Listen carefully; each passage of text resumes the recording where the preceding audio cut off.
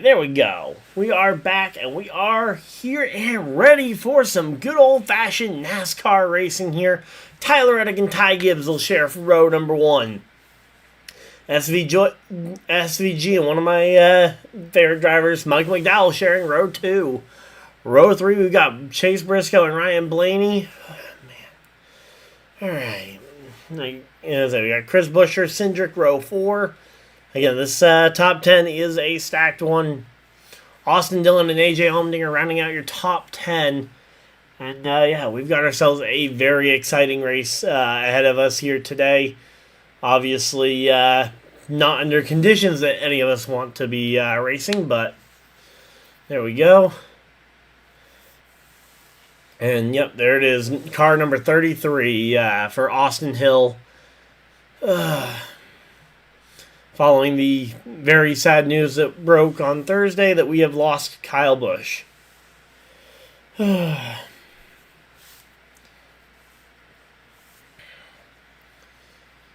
yeah, there we go. Racing with heavy hearts tonight.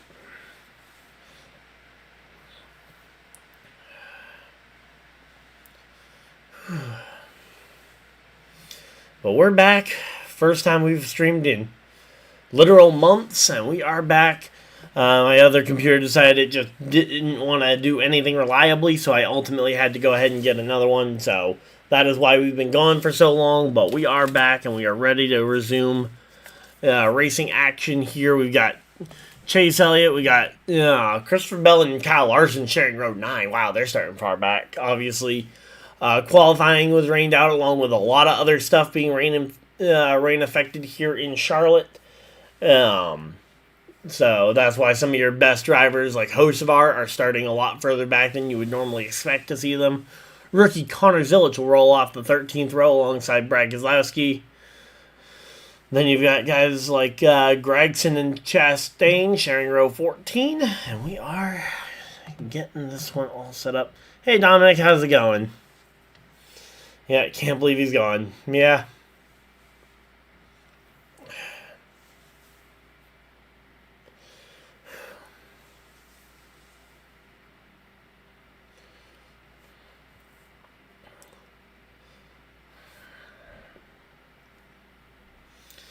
Alright, there we go. We are here, though. And yeah, they're finishing out the starting grid as everybody's rolling out there onto the track. We had a really good Indy 500 earlier today.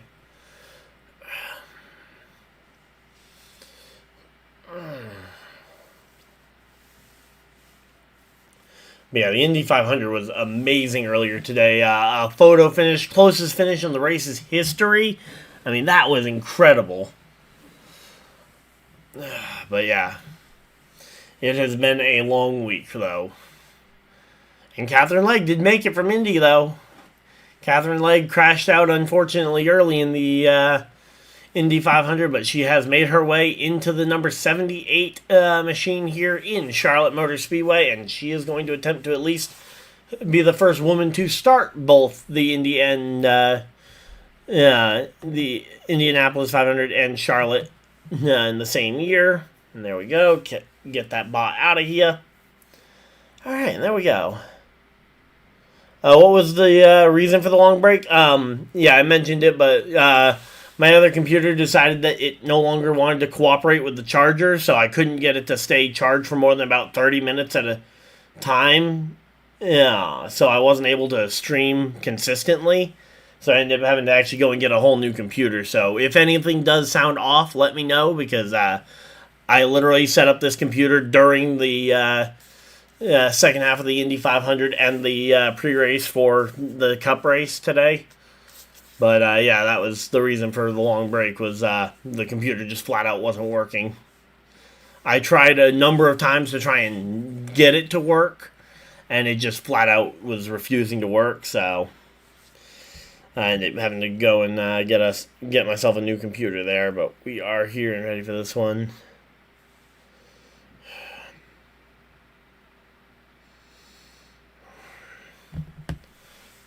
So 70 degrees, high humidity, 91% humidity. That sucks to be there that would suck to be there in the stands.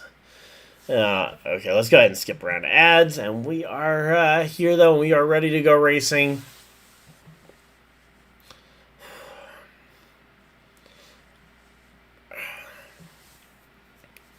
Yeah, we're ready to go racing here, and let's see what we got.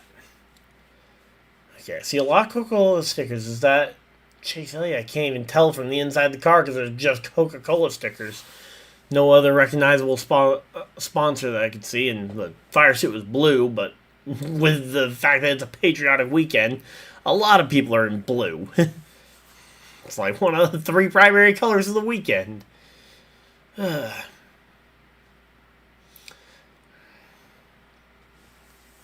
But yeah, obviously, I wasn't alive back in 01 when Dale passed and everybody had to move on from that. But I have to imagine that this is pretty similar.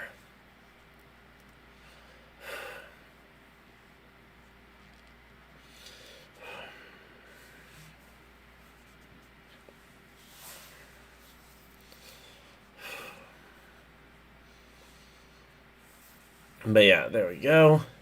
But yeah, if you go back to almost any of my other streams prior to the break, you'll probably hear me complaining about the fact that my computer wasn't really working all that well. So there we go. All right, and Tyler Reddick is hanging back from the start here. There we go. Yep.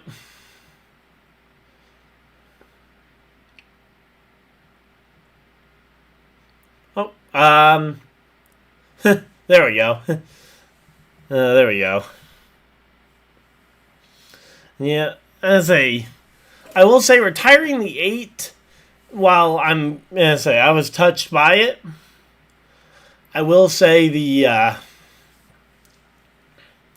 8 is nowhere near as much Kyle's number as 18 was, but still, nice to know that everybody's already planning for Brexton.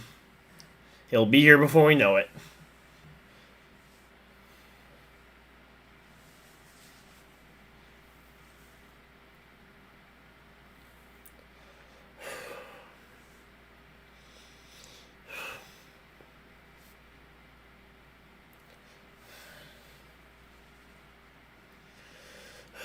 Hey Trev, how's it going?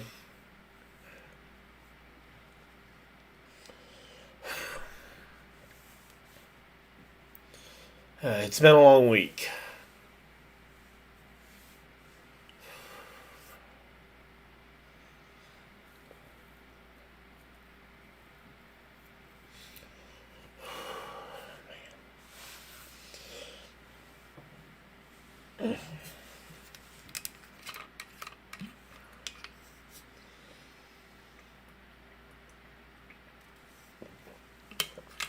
There we go.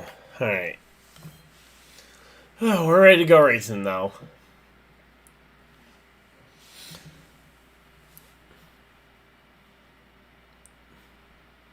Yep.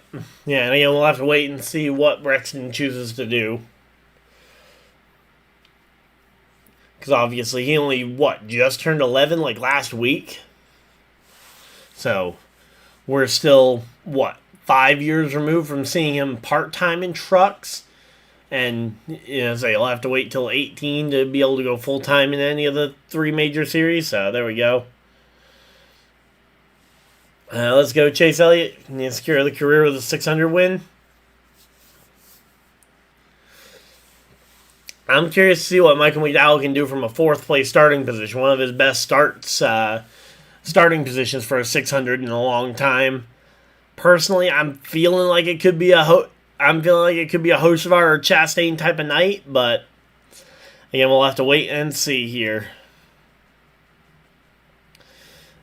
I will say though, I will be expecting some big throwbacks though in the O'Reilly series from William Sawalich these next couple of weeks. Obviously, they didn't have nearly enough time to do anything super special for the O'Reilly race at Charlotte that ended up finishing late last night. But But yeah, the Joe Gibbs number 18 in the O'Reilly series should have some really cool Kyle Busch throwbacks throughout the remainder of this year. All right, we're getting the 1 to green. I'm assuming the rest of the inside line will move up now and fill in that one car gap for the number 8. And yep, there we go. Tyler Reddick has moved up to the front row. So there we go.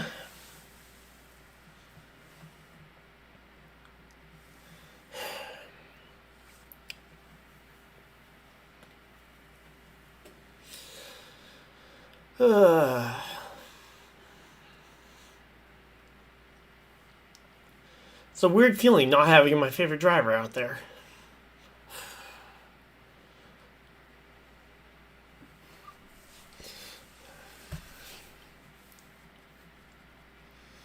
Let's see. Not just the JGR cars. I saw Reddick also had the Rowdy sticker on the name rail too, and I see Bubba Wallace also has the Rowdy sticker on the name rail.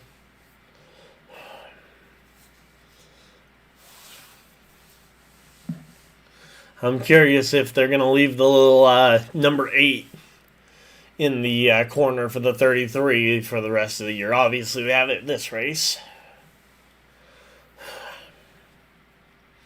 All right, lights are off on the pace car. We are ready to go racing.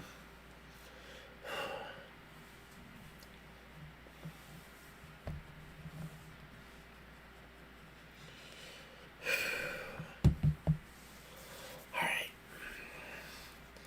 Let's see. Pace car is off. Feeling the hands of Tyler Reddick and Ty Gibbs as they go green, green, green. Green flag is out. We are racing here in Charlotte.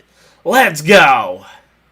Racing on time for the first time this week because Charlotte has been plagued by rain all week long. We finally get some good weather and we finally managed to get this one going. 400 laps split up into 4 stages. 100 laps, 100 laps, 100 laps, and 100 laps. Let's go.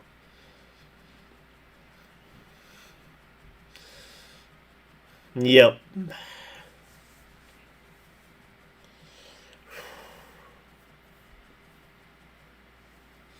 Alright, there we go. Tyler Reddick jumps out to the lead.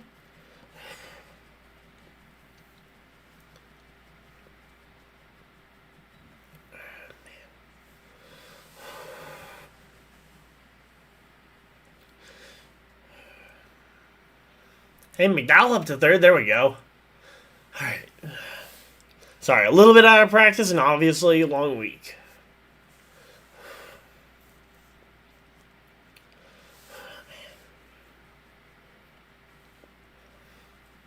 It's nice to just see cars racing, honestly. Alright, Blaney versus Shane Van Gisbergen currently battling it out for the 4th position. That's the first side-by-side on track. The front 3 have broken away a little bit.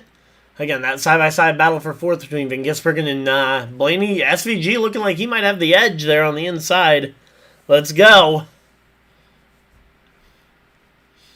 I hope they can find a good driver for the 33. Personally, I think Jesse Love would make a good option, or as good an option as they probably have, at least for right now. But obviously, they've got Austin Hill in there this week. 1, because I don't think they realized it was going to be a permanent change, and 2, Austin Hill works with Derek Nealand, Kyle's Cup spotter, in the O'Reilly series. So, same voice. Austin Hill's a little bit closer to Kyle's build, so not having to change out too much of the seat and stuff. But I'm curious to see going forward if Austin Hill does get named the long-term successor of the 33. Isn't Love going to Legacy Motor Club? I haven't heard that confirmed at all. I have heard people mention that the fact that Love didn't get tapped for the 33 seat this week could be a sign that he has a contract somewhere else, but I have not heard, and maybe it's just because I haven't been in the news media for the last, week or two. Jimmy loves Love, yep. Yeah, again, I mean, Jimmy has definitely spoken highly of Jesse Love. But again, if I was Richard Childress and I was having to make a bet, I would certainly bet more on Jesse Love becoming a star in this series than I would on him. Oh, here we go. Ryan Blaney has run down Michael McDowell for the third position. Michael McDowell trying to hold on to it, but he has kind of lost that front duo here. Reddick and Gibbs out in front of the field. Blaney looking to the inside, about 2.5 seconds back. But yeah, there we go. Tyler Reddick starting lap number 8.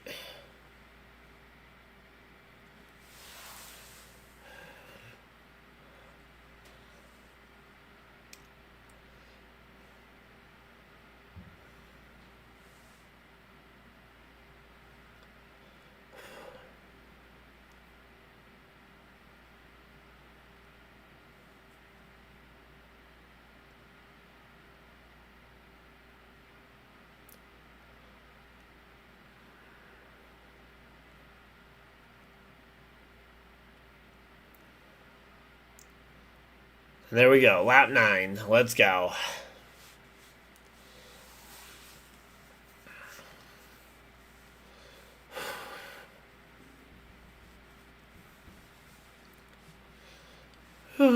Man.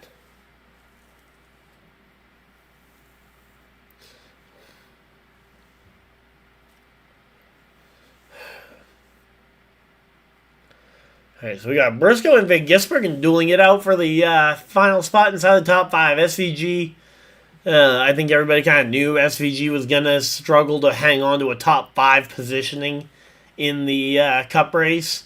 He had a good all-star race, and that's why he got to start that one. I didn't actually get to watch a whole lot of the all-star race, so because I was actually out of studio last week. Otherwise, I would have actually been back last week, but I was out of studio, so was not able to get that done. But yeah, SVG had a pretty good all-star race. That's why he was able to start as high up as he did. Between that and the points that he gained from the win at Watkins Glen, allowing him to have a better points position. But yeah, Ryan Preece up into the top 10. There we go.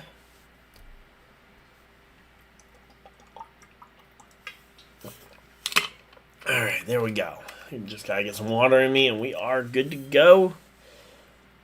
Ready to rock and roll here. Again, Ryan Blaney going to be trying to chase down the front runners here. Meanwhile, Mike McDowell still holding on to a 4th place finish, but he is sliding back fast. Again, just clearly not quite the same speed that the front runners have. Again, right now, Reddick and Gibbs are really the class of the field. Blaney has dropped to about 3 seconds off the back of Tyler Reddick. Yeah, Gibbs is a half second off of Reddick, but again, he is a whole lot closer than anybody else is to Reddick, and I feel like we've said this a lot throughout the year up to this point. Tyler Reddick is in a class of his own. I mean, good job, Tyler Reddick. Absolutely has been crushing it this season. Now we need a new favorite driver. Yep.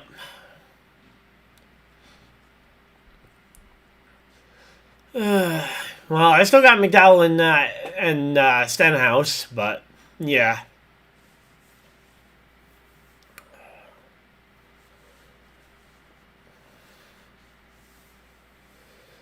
But yeah, there we go. All right, let's lock in here. We got Allmendinger up into 11th here. Suarez to 12th. Hamlin's up to 13th. Larson climbing all the way to 14th here. Yeah, he will always be the favorite.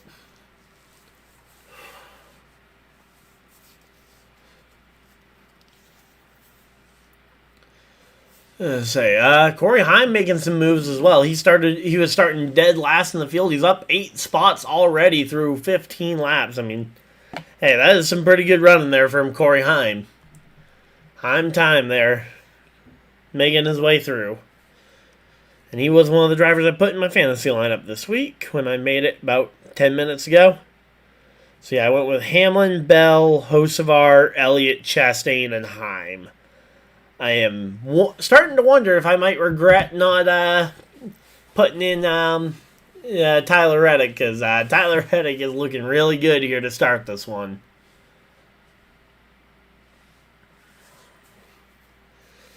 But yeah.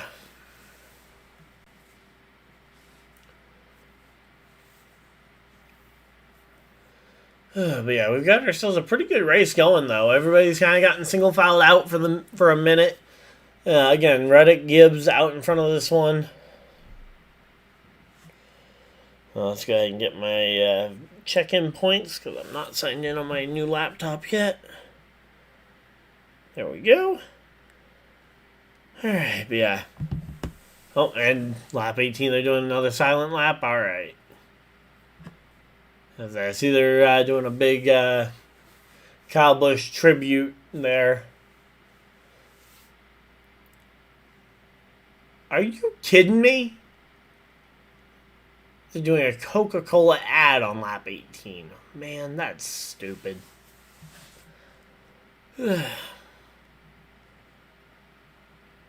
Say, for whatever reason, my scoreboard on my computer is still saying 17. Oh, there we go, 18.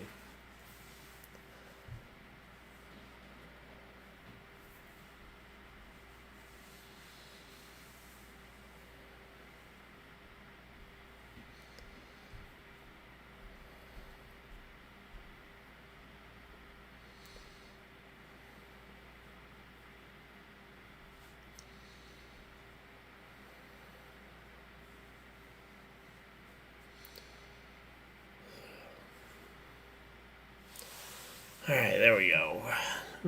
Stayed quiet for the duration that we were on lap 19. Not sure as to why why the TV decided they were going to a commercial break for lap 18, but good choice, Prime. I mean, I've been very much behind Prime Video there. Ooh, Navy JROTC veteran. All right, nice. Well, thank you for your service there. All right, so yeah, we got 80 laps to go here in stage number 1. Again, so far it has been Reddick and Gibbs absolutely whacking the entire field. Ryan Blaney in third place is 4 seconds back of the leader.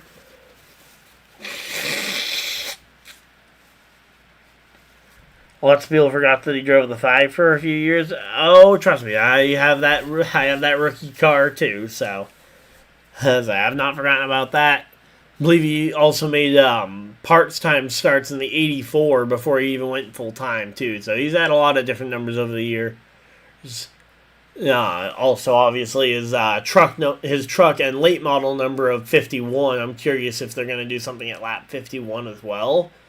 Obviously, that wasn't a number overly associated with him in Cup, but for those of us that got to see him race at the super late model level, I know every May he made a trip up this way for he and his spotter, who's actually from up this way, made a trip up here to race in the past super lates. And, 54 in Xfinity, yep. But yeah, 51, though, is the number he drove both at KBM in his trucks as well as in his super late model career. So yeah, there we go. But yeah, Briscoe up to 4th place here, so Mike McDowell starting to slip McDowell and Vin Gisbergen both starting to slip further back. Buescher making his way up into the top 5 here. There we go.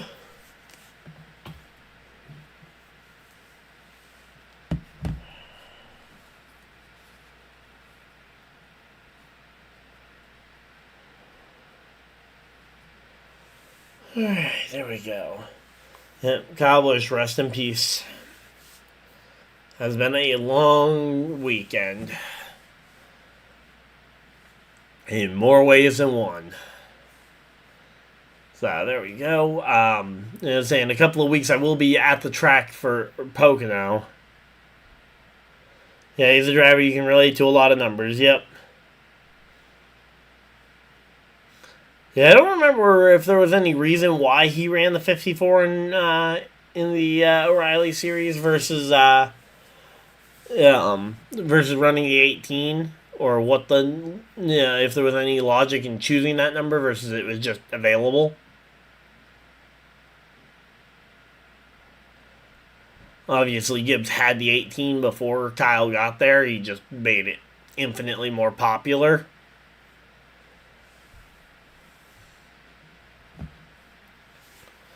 But yeah, right now, though, Austin Hill has dropped all the way to 21st, so he's not having the best of days. Timmy Hill and Catherine Legg both have dropped off the lead lap now. Bit of an update, though. Cody Ware has not fallen a lap down quite yet to Tyler Reddick, as Tyler Reddick is starting to storm the field. Byron looks like he's a lot further down, because it looks like he's coming up on a big patch of traffic, but he's not the leader, and he's... And saying the leader doesn't have that many guys lap down. Okay, yeah, he's in 20th, so that's just a cluster of cars. Yeah, about 15th on back that he's probably coming up on. But 28 laps in here. We are working our way through this one, though. Hopefully everybody's having a good time. So, again, they got Trevor Bain on the broadcast along with Corey LaJoy for the Prime booth, so that's a pretty good group. Chase Briscoe comes up, storms past Ryan Blaney. Okay, the 18 was a full-time spot and 54 was free. They made it a part-time car. Okay, so was 54 a number they had previously, or was just curious as to why they didn't why the 54 specifically? I want to make Riley numbers align with Cup numbers. Okay, so. Because I know 11 was taken by Colleague, but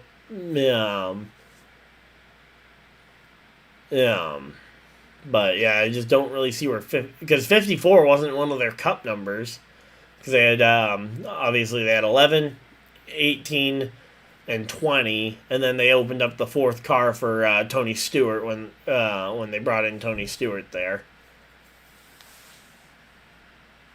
Or, no, they opened up the fourth car when Carl Edwards came in the 19. So, yeah. Yeah, 54 just always seemed like a weird one, and now it's kind of become Ty Gibbs' number, so it's cool that Ty Gibbs has a number that's his own. They rolled the dice. Fair. Honestly, that sounds about right. But man, Reddick and Gibbs now have a 7-second lead on Briscoe. That is insane that these front two have gotten away that far from the field. I mean, they are putting an old-timing beat down here. And I'd say Denny Hamlin up into the top 10, trying to knock on that door of Austin Dillon, trying to get by him for the 9th position. And there we go. All right, we're working our way through this one, though. It's going good.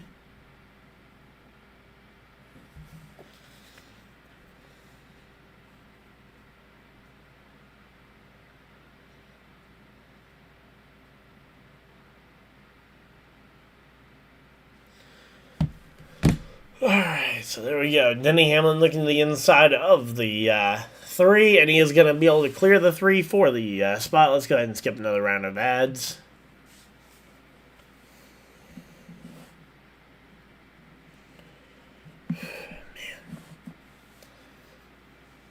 As I say, Corey Heim continuing to march up the leaderboard again. It's a slow march. It's a long way to go, but car by car, Corey Heim is knocking him down. 33 laps in. Again, we are cruising through this first stage in a hurry. 33 out of 100 laps done. 54 has been around a long time, actually. Okay, well, I guess the more I know. Okay, yeah, 2014. Okay, that when you say around for a long time, I question how long, yeah. I mean, when you factor in comparison to the Joe Gibbs O'Reilly program, I mean, that O'Reilly program has been around a lot longer than 2014. So,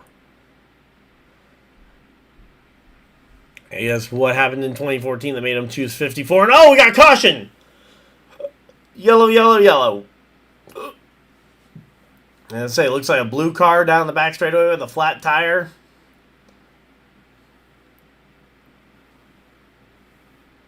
And we are at a Napa commercial. It was the 21 of Barry, it looks like, with some kind of issue here. And we got our first caution flag of the evening here.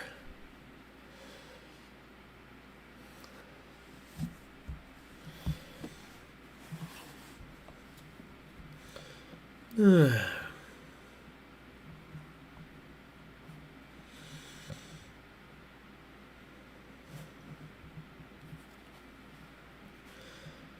let's see how Fantasy is doing. All live scoring. I am in dead last. Of course I am. Because I've got... Oh, I've got host... What is Hocevar doing that far down? I say, not that it's much better to be putting in Heim over Hocevar, but... Was Hocevar in that wreck or something? He's back 34th. That is definitely a weird spot for Hocevar to be in. He's normally the guy who's storming to the front and either spinning out or he's spinning out trying to get to the front.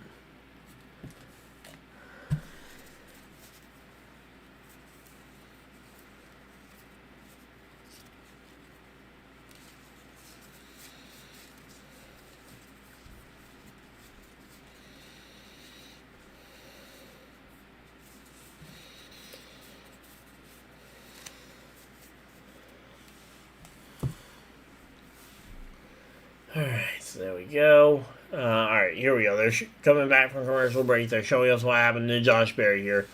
Right up against the fence and just slips out from behind him. And here we go. Pit road is open. Reddick, Gibbs, Briscoe, and SVG, the other one they're going to show us. Alright, I'm curious. Let's see how SVG does on this pit stop. Alright, nice quick stop there by the SVG crew, but he wasn't in 4th place prior to this, I don't think. And there we go. Reddick is gonna... Oh! Reddick and Gibbs... Oh, no, sorry, that was Reddick getting out ahead of Gibbs. Sorry, I mixed up Reddick and Briscoe's car. So, Reddick, Briscoe, Gibbs, the front 3. Then we got Ryan Preece jumping up a spot. Denny Hamlin up 4 spots. SVG losing 2. Cindric, Larson both gaining spots while Buescher loses some. And Austin Dillon stays put right in 10th place. So, there we go. We are set up and ready for this one. They're going back to another commercial break. And we are just chilling here. Hopefully everybody's having a good time. I will say, it does... As rotten as the circumstances are, it feels nice to be out here and at least being able to hang out, talk with you guys for the first time in a while. Yeah, I'd planned on being back a lot sooner, but yeah, again, technical stuff.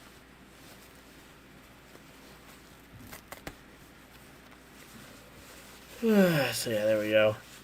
Okay, since 2013, alright.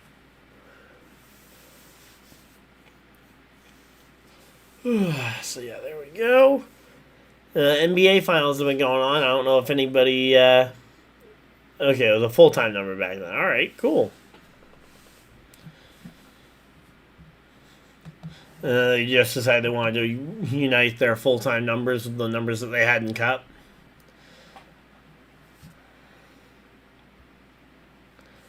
Alright, let's see. NBA playoffs.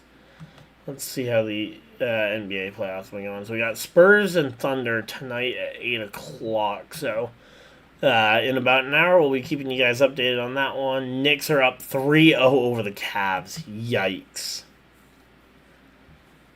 It looks like the New York Knicks might be going on to play either the Thunder or the Spurs in the finals. So far, though, Spurs Thunder has been a really good series. As I know I've got a few people who care there. Okay, full time, but it was shared between different drivers. Okay, so kind of like how the number I'm trying to think of it, but yeah, kind of like how the number 7 or 77 cars are in the trucks are in the truck series, where different all stars will fill in there.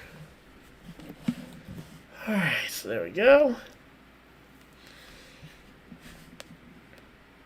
Getting this one all set up. We are chilling here. Hopefully everybody's having a good time.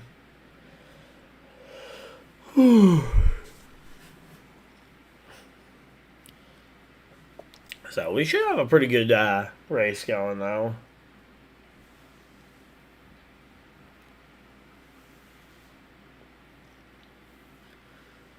Charlotte is one of the few tracks I have actually gotten to visit, and it was a great experience getting to see the Charlotte Motor Speedway in person.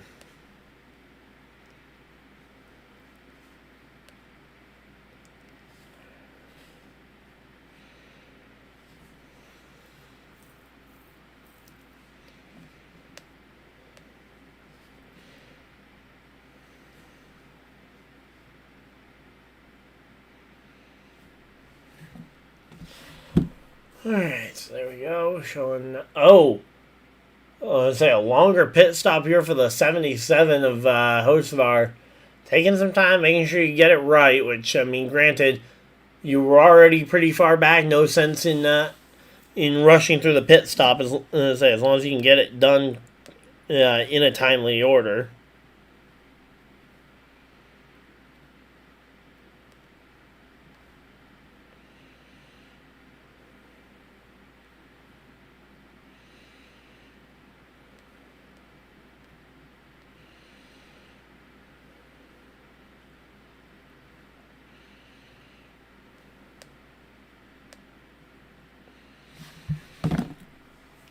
Alright, so here we go. Back to green flags out. We are back to racing.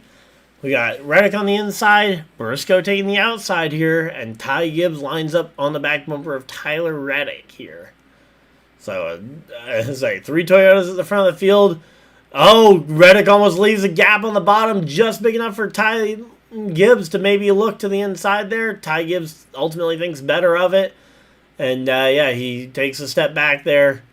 Holds up Priest in the process, and now here comes Denny Hamlin around the outside, going to try and make it a Toyota foursome at the front of the field here. There we go.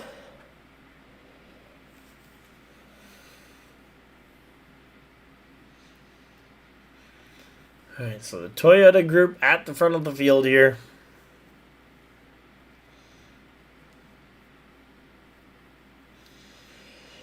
Alright, here we go. Let's see. What do we got? Again, Reddick out front. Briscoe, Gibbs, Hamlin. Priest holding on to that 5th spot here. SVG trying to hold on to 6th here from Chris Buescher.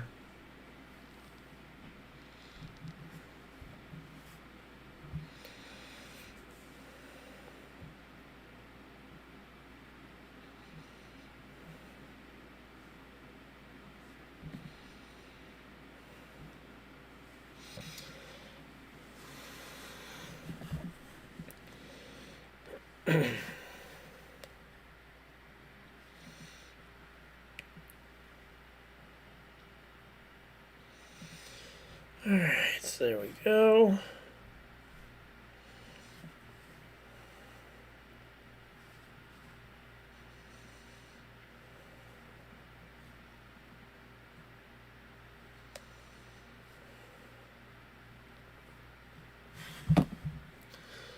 Alright, so again, Hamlin locking in here. We're working our way through this one.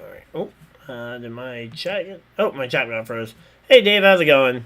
Nice to see you again as well. Again, wish it was a better weekend to return, but finally got my new computer, and we're back up and running, and we should be back on the weekly, so... shouldn't have any worries about us going away again anytime soon, so... Alright, there we go.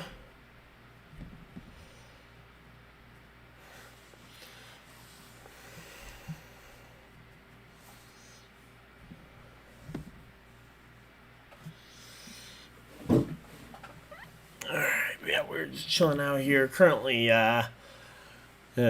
fresh off the restart here again. Reddick and then 3 Gibbs cars right behind him. Briscoe, Ty Gibbs, and then Hamlin in a line, lined right up behind him. Then Buescher, Bubba Wallace have lined up in 6th and 7th place as SVG continues to free fall. Kyle Larson up into the top 10. Austin Dillon still hanging on to that 10th and final spot there. Curious if Hocevar has found any speed there in his car. Okay, 28th, that's better than he was running.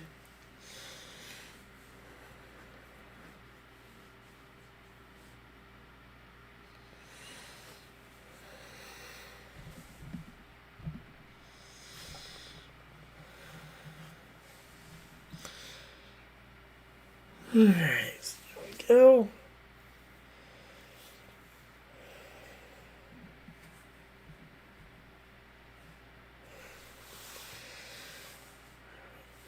Alright, we're just chilling out here. Hopefully everybody's having a good time. Alright, let's see what happened to Bell. Didn't see qualifying. Nobody did. Qualifying was rained out.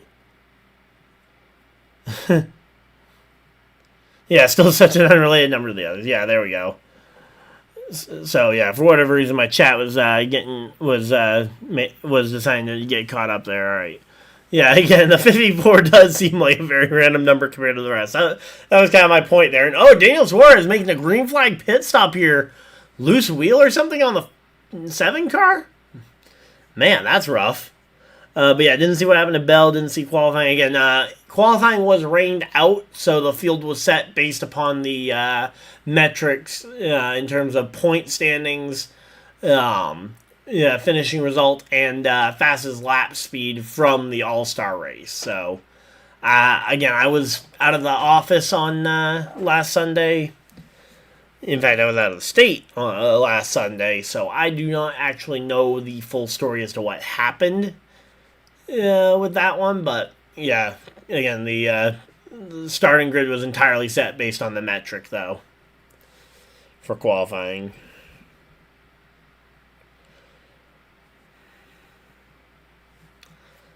Alright, so there we go. Yeah, the Indy 500 was excellent. It was a great racing all the way through. I was rooting for Little Dave. Came up just a little short, but Little Dave is going to have a lot more Indy 500s to try and win it. He is almost certainly going to win it one of these days, although I feel like we said the same thing about Marco Andretti after his rookie debut in the 06 Indy 500, and he came up so close in one of the closest finishes of all time. And, well, we know how Marco's career progressed. But Little Dave looks really strong. I'm looking forward to seeing it, but yeah, there we go. Love seeing all the battles from Riggs and Chastain, yep. Yeah, I saw the battle from Chastain last night. That was awesome. Again, great respect being shown between competitors because at the end of the day, the drivers, sure, they have their disagreements. Brad Keselowski, cue the clip that everybody has in mind. Not going to show it for copyright reasons and the fact that I don't have it prepared. But, in spite of all that, ultimately, at the end of the day, they're all essentially, co-workers out here working together to put on a great show. And again, they can hate each other, they can hate each other's personalities on the track, but off the track, I feel like they all genuinely respect each other, for the most part, so. Yeah, I've loved seeing a lot of the, whoa! Big crash! Okay, that's a big one there from the, Tua Cindric, the 88 of, 88 of, who is that? That's, Zilich. But, yeah, I've been seeing a lot of the, just kind of story times and stuff that all these other drivers have shared this week. Talking about Kyle. And yeah, but man, that was a massive one there. Yep, professionals, exactly. But yeah, we all know the Brad Keselowski quote though and clip that I'm absolutely thinking of. Cindric, you're missing one of your springs. There we go. Gotta love seeing Cindric climb out of that car because that one was torn apart. Alright, so he gets loose off the nose of not sure who that was, and then gets the front end of his car. Ooh, and yeah, then as Zilich is sliding on the apron trying to avoid the wreck, the back end of Zilich's car ends up colliding there with Cindric's front end, and that's what did the brunt of the damage. Oh, man. So that is almost certainly day done for both Cindric. As Byron narrowly avoided that one as well. Man, good job Byron there. But yeah, again, Zillage sliding on the apron, hoping to try and avoid him, and then just the 2 car came down the track just a little too slow there. Got loose off. Oh, that was Christopher Bell's? Oh, yeah, Christopher Bell's got that awful, interstate car this week. I completely forgot to be looking for that one because I had looked through the paint scheme preview to see what all the patriotic paint schemes looked like earlier this week, and I completely forgot that Bell has that atrocious paint scheme there.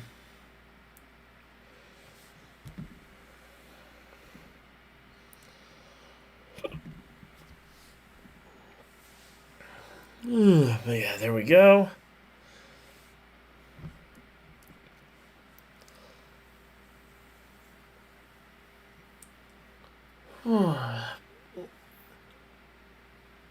Okay, is it white camo? Okay, I had just seen that it was plain white with green lettering. Maybe just the paint scheme preview. Yeah, I knew that was you, Greg. I recognized the CEG Sports Media name. But I say maybe it just didn't come over well in the paint scheme preview that they the preview photo that they posted. But it looked like it was flat white with green lettering on that one. I still feel like they could have done more with, because like Interstate has had some awesome paint schemes. Now, at least if it's white camo, I at least understand the sentiment behind it for the holiday weekend. But all right, let me see the paint scheme preview photo again.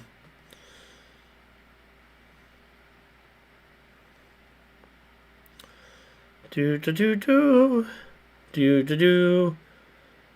yeah, there's a little bit of camo to that. I still feel like they could have done a little bit more, like maybe have the white interlaced with like red camo bits or something. I don't know. I at least like to have seen some of Interstate's normal kind of reddish orange that they usually use in the Interstate colors, but yes, I don't even have to really look at Bowman's car to know that Bowman's camo looks better than that. Because again, it is camo, but yeah, Bowman is doing camo right. There we go. That scheme reminds me of Harvick 2019. Oh yeah, with the atrocious millennial car. Could you imagine if one of these drivers did a Gen Z car with like all the stupid sayings that the Gen Zers and even younger, like Gen Alpha at this point is doing, like the whole 6-7 joke and all that, all over the car. I mean, that would be atrocious. Yeah, and I feel like those cars would just get worse and worse over the years.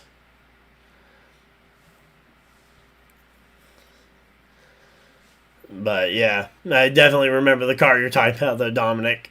Yeah, the 2019 millennial car. I believe that was the year as well that he did that. He also did a Gen X version that just looked a whole lot better. And again, maybe it was just because obviously Gen X was adults at that point and it had kind of aged a little bit better. But all right, 2 tires for Priest, 2 tires for Buescher, 2 tires for Zane Smith. Then 4 tires for Reddick, Briscoe, Hamlin, and Gibbs. Each one of them losing anywhere between 2 and 4 spots, just based on where they came out in that order. And there we go. All right, we are chilling here. So it looks like they are going to send us to a commercial break here. 600 miles of racing. They got Bowman talking about the service member on his car. Barry's got Barry going through his one. Blaney's got, they're all going through their service members. I will say that is a pretty cool tradition.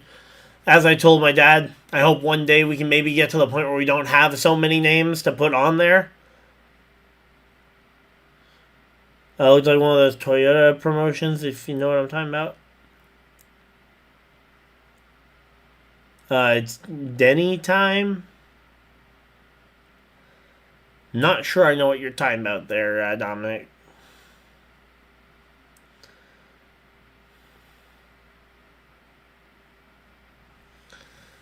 But yeah, let me see if I can find it real quick.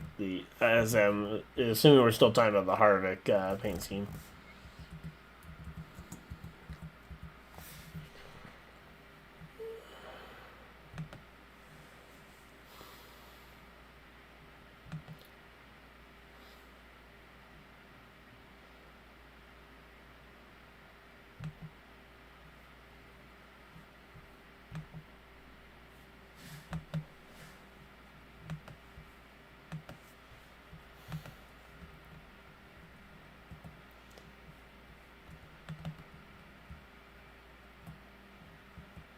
Oh, nope.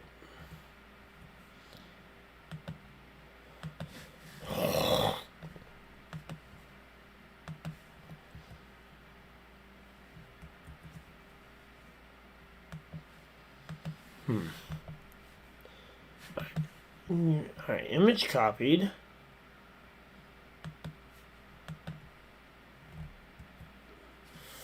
Okay, I don't know why that's not working, but... Alright, well, we'll deal with it later. Alright, but yeah, there we go. Fans designed the car, but they didn't actually run any. Forgot what it was called.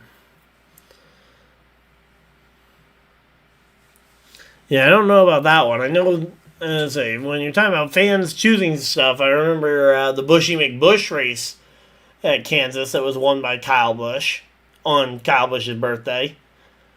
That was a lot of Busch. Which I still find it weird that Busch Beer never sponsored either Busch brother, primarily. I mean, come on. That was a perfect promotion right there. Kyle Busch, Kurt Busch. Maybe they can do it with Brexton Busch when he gets up there. But, I mean, come on. I know they did I think they did a Harvick beer car one time. As a kind of throwback to the fact that, oh yeah, it's not actually Busch. It's Harvick in the car, but... There we go.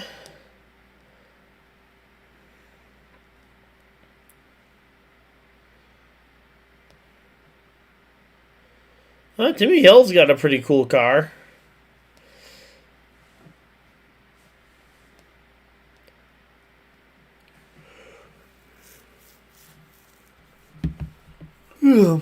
Alright, but yeah, here we go. Again, we're getting ready to go. Back racing here.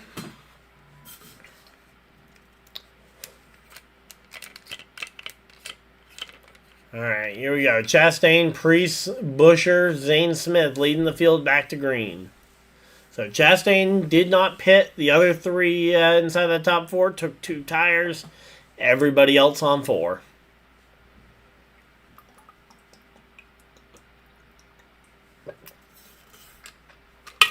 And the guys on 4 tires smartly hanging back a little bit. And Bubba Wallace in trouble. The 23 of Bubba Wallace dropping way back here. As we got guys dueling it out 3 wide for the lead. It looks like Chastain's going to slide back just a hair. Meanwhile, Zane Smith and Ryan Preece are going to duke it out for the top spot here. Ryan Preece leads the lap. And here comes Bubba Wallace jumping to pit road. Something is seriously wrong with that car. Bubba Wallace has brought it to pit road for one reason or another here. Mike McDowell back up in the top 10. Let's go. As Denny Hamlin considers a 4-wide move and thinks better of it. Kurt drove for SHR when SHR had Busch. Yeah, but they never... Busch sponsored Harvick. They sponsored Boyer. I don't remember a single race where they sponsored Kurt Busch. But, yeah, I feel like that's got to be one of the most missed opportunities in marketing history.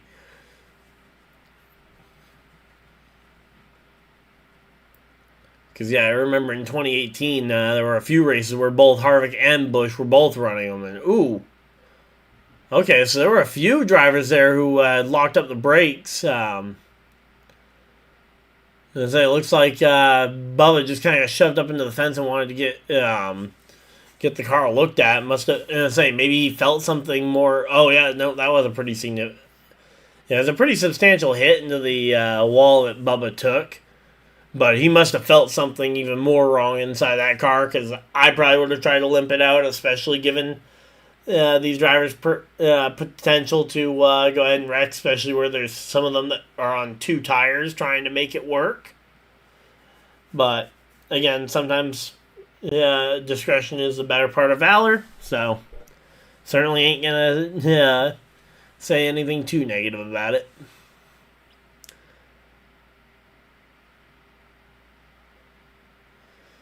Yeah, well, but again, they could have switched the Haas sponsorship over to. I mean, Clint Boyer had his fair share of Haas races in the 14 as well.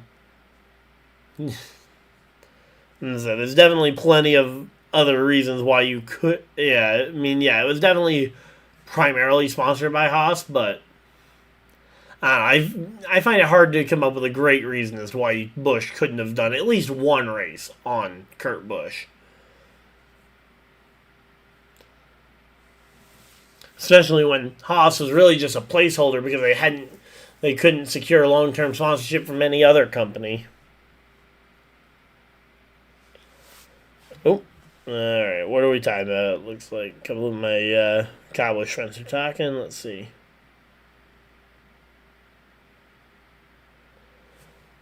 Oh, that's pretty cool.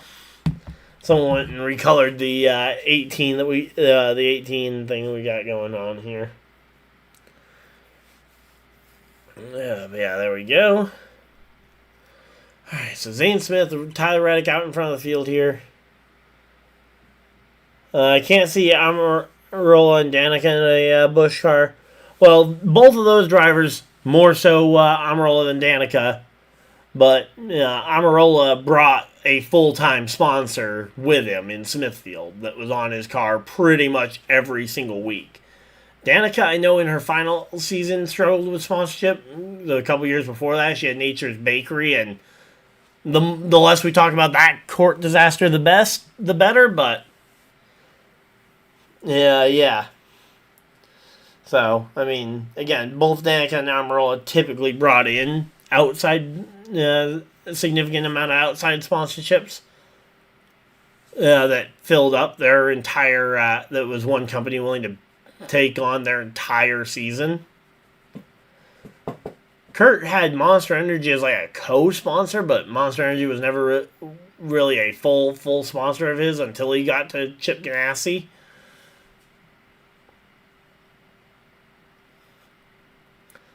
But yeah, there we go. Again, we're just chilling out here. Hopefully everybody's having a good time.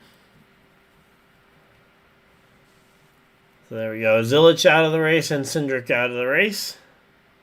Yeah, that's why I can't see them in Busch cars. Yeah, exactly. Again, both of them brought significant sponsorship. Kurt Busch, though, especially when he first got to SHR there, he was coming off of an off-the-track scandal that left him in his spot where he had to drive for Furniture Row Racing and what was the other one? The 51? I don't even remember what team that was at the time because that was in the pre-Rick Ware era. But yeah, he had to drive for some real back.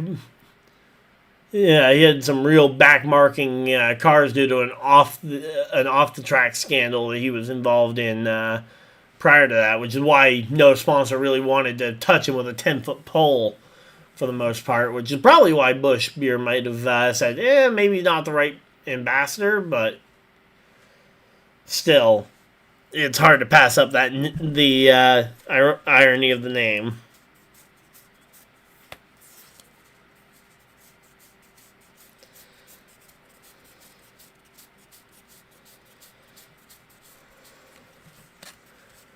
Alright, so there we go. Again, we're just chilling out here. Hopefully everybody's having a good time.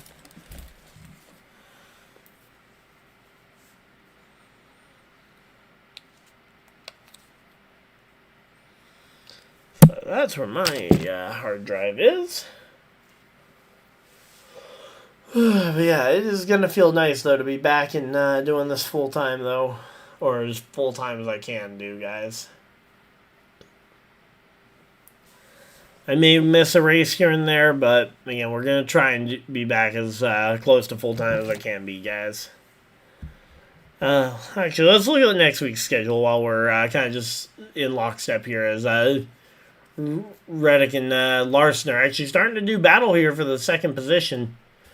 Zane Smith, though, holding on to that front of the field with a two-tire call. Good job, Zane Smith. All right, let's see. Schedule. Nashville, Sunday night. Should be able to do that one. Friday night. And Saturday night. Should be able to do all three. We'll have to wait and see how I'm feeling Nashville weekend. But that should be a weekend that I should be able to do all three. And we'll see how I'm feeling tiredness-wise. But yeah, there we go.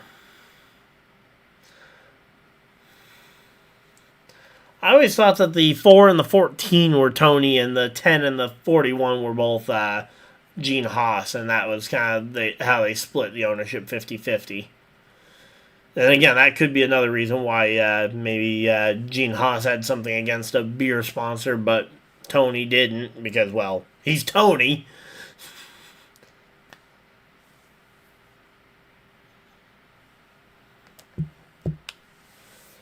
But, yeah, again, we're just chilling out here. 25 to go in stage number 1. Wow.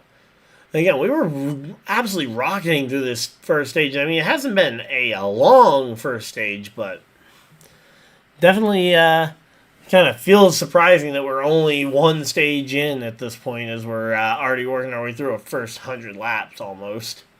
It's definitely going to, I mean, there's a reason they call it NASCAR's longest night.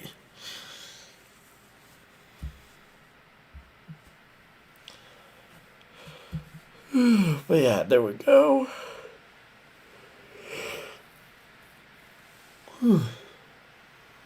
Alright, yeah, 24 to go here in the stage. Again, if Zane Smith holds on for the stage win, we have got ourselves a really big question mark to be had there. Austin Hill has dropped all the way to the 30s in spots. Mike McDowell and SVG dueling it out for 10th. That's pretty impressive to see those two guys up there.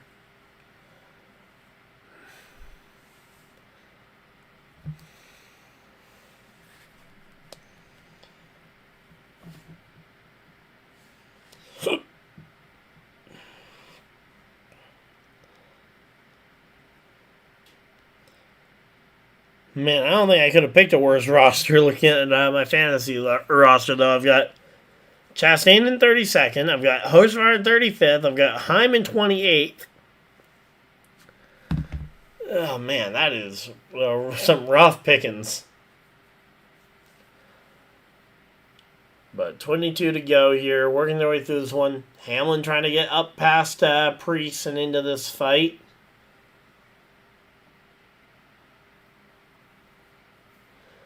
Seeing Elliott's digital rear camera from the in-car looks cool. Not sure why. Okay. As I didn't happen to notice it, but 20 laps to go here. Working our way through this one pretty efficiently here.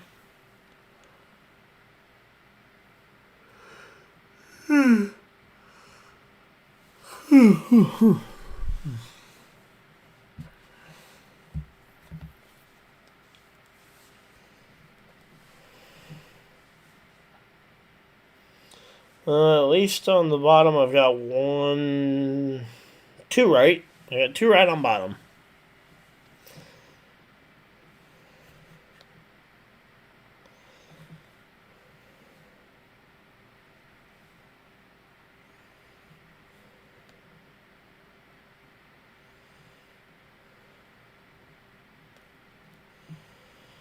Alright, there we go.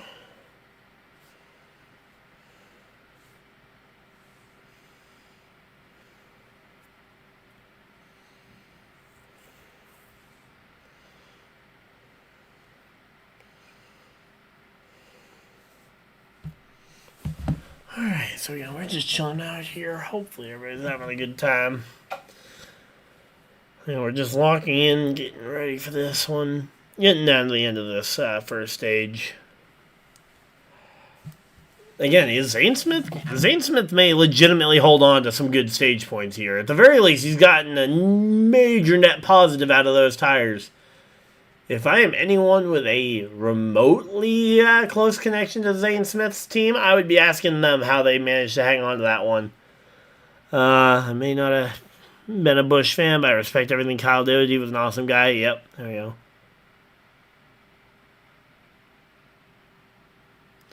Doesn't Coca-Cola sponsor like half the drivers? Get them in Coke cars for this race? Yeah, I mean, I remember the stories of the Pepsi versus Coca-Cola wars when Pepsi one time ran literally, I think, 8 or 9 Pepsi cars in the Coke 600. Yeah, one year, and they ended up losing to one Coca-Cola sponsored car that ended up winning the race. So quantity is not always better than quality, and well, Coca-Cola is already going to have their name in victory lane regardless of who wins it. And it's a lot cheaper to sponsor sponsor the race versus having to sponsor 20 cars in the race. But yeah, I still remember the Camping World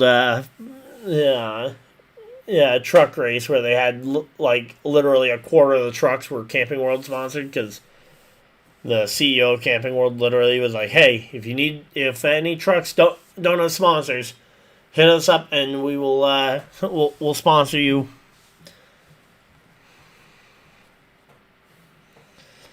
Oh, but yeah, that was funny. But yeah, there we go. Again, Reddick and Denny now dueling it out. Now that Denny's gotten by Larson, and still nobody even able to really make any sort of inroads on Zane Smith. Yep, the Camping World Takeover of 2021. Yep, that was the one.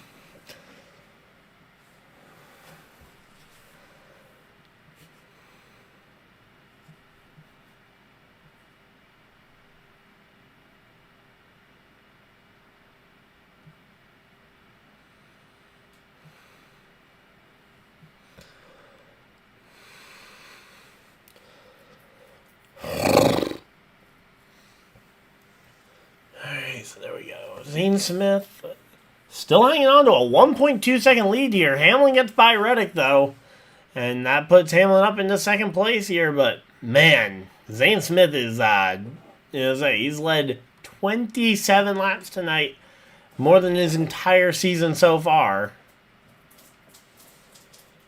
Oh, all right, remote died. Gotta plug in my remote control here to keep being able to control one of the cars in the field. They should give Chase Elliott the Mountain Dew scheme and make it could be code red with the dragons and everything decorating the can, like the cans. Yeah, I mean, Mountain Dew hasn't sponsored Hendrick Motorsports in a while. In fact, I think Chase Elliott's now a Coca-Cola sponsored driver, I believe. He's one of the Coca-Cola family of drivers.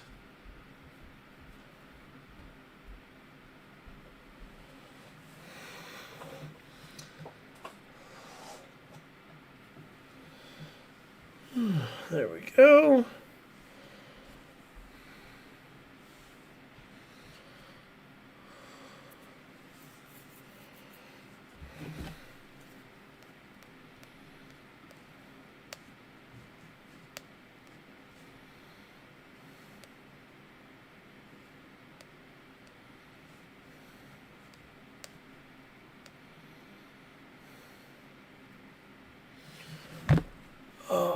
Look down for a second, and we got a caution flag, 10 to go. I remember when the Monster Energy logos used to have were lacking because of Mountain Dew, yep. Yeah, HMS used to cover up the Monster Energy logos because of their Pepsi deals. But yeah, now Chase Elliott is one of the Coca-Cola family drivers, by the way. Just went and looked it up.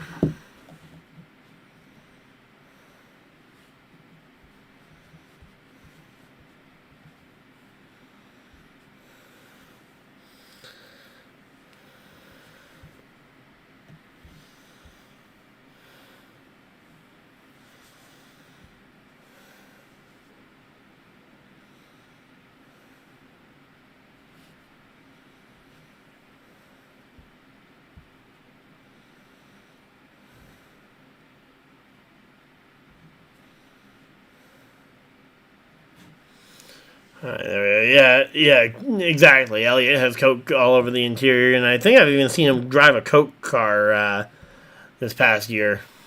Yeah, I know Elliott crushed the front end of his car in bringing out the caution flag we're currently under. Again, Elliott appears to be okay, which is always priority number one when we see a big crash like that. But yeah, just got loose there. Looks like maybe a little bit of help from whatever red, white, and blue car that was behind him. But yeah, there we go. Yeah, we just had to talk about him. Yep, of course. Yep, exactly. The commentator, or dire curse, depending on who you ask. Because if you ask some of my friends, they will say it's specifically a me curse. But here we go.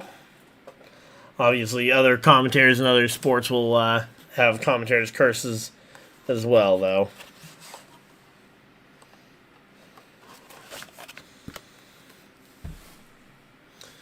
Alright, so yeah, we're just chilling out here. Hopefully everybody's having a good time. Pit stops are underway. Denny, Zane Smith, Gibbs, and Reddick all on pit road, along with others. It's going to be a race to see who can get 4 tires on there first. Denny Hamlin, a 9.2 second pit stop there. Ty Gibbs, a 9.7. Reddick still ticking. Zane Smith, actually a faster pit stop than that one. There we go. So McDowell, Nemechek, Ware, and Chastain stay out for the points. Jones takes 2 tires. Zane Smith, the first with 4. Hamlin, Reddick, Gibbs. Wow, they actually managed to hang on to it. There we go. I'm impressed.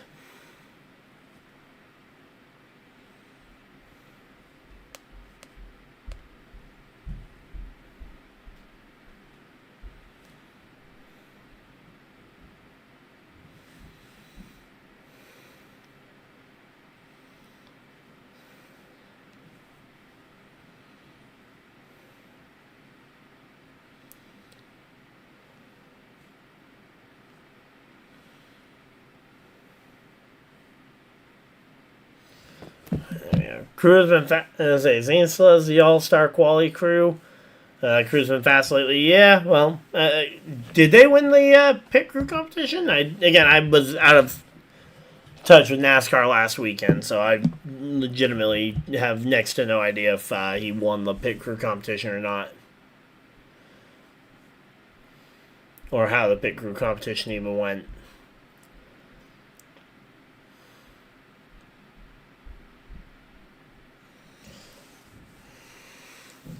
So I saw there were a host of issues with the All-Star race qualifying performance. Okay, he started pole. Okay.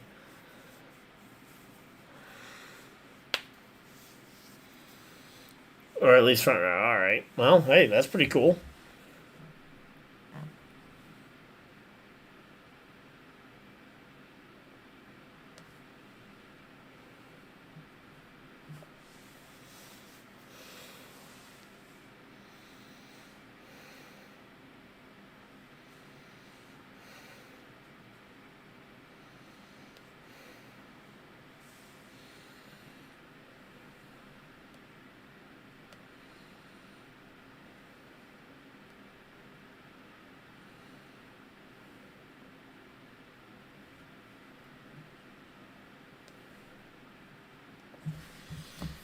Alright, there we go. True to the team name. Yep, there we go. We're still under caution flag here. I'm expecting we'll see them go back racing with about 5 to go probably in the stage. We're just chilling out here. Hopefully everybody's having a good time. But yeah, it has been a long week.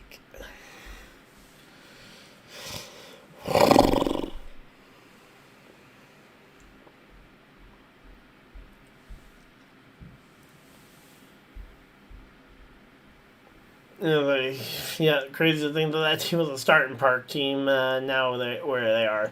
I mean, think about Furniture Row racing as well. I mean, Furniture Row was a single car starting park team, and they won a championship with Joe Gibbs Racing help.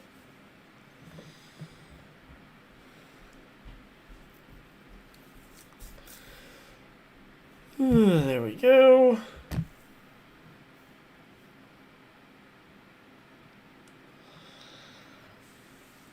But yeah, we are chilling here. Hopefully everybody's having a good time.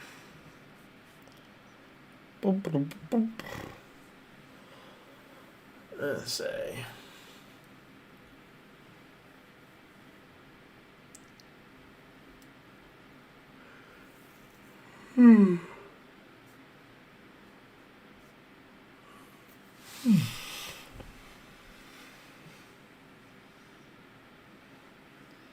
Alright, yeah, I guess you really would have to squint hard, especially for a car moving at 100 plus miles an hour. You'd really have to squint to see that interstate car's camo. Especially if you were...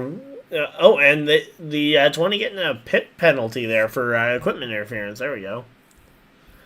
I'm sure if they were getting equipment from a powerhouse, MTJ had a caliber driver they could be racing for cups too. Yeah, maybe, but we'll never know, I guess. But here we go. Coming to the green flag. Green, green, green. Green flag's out. 5 laps to go.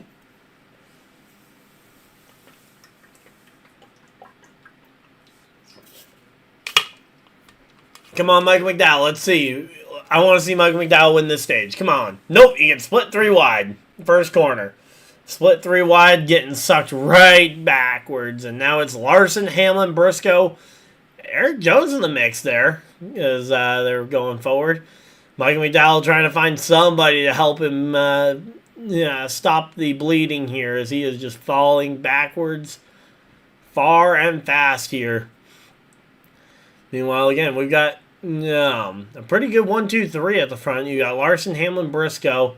But then Eric Jones battling it out with Reddick for that next spot.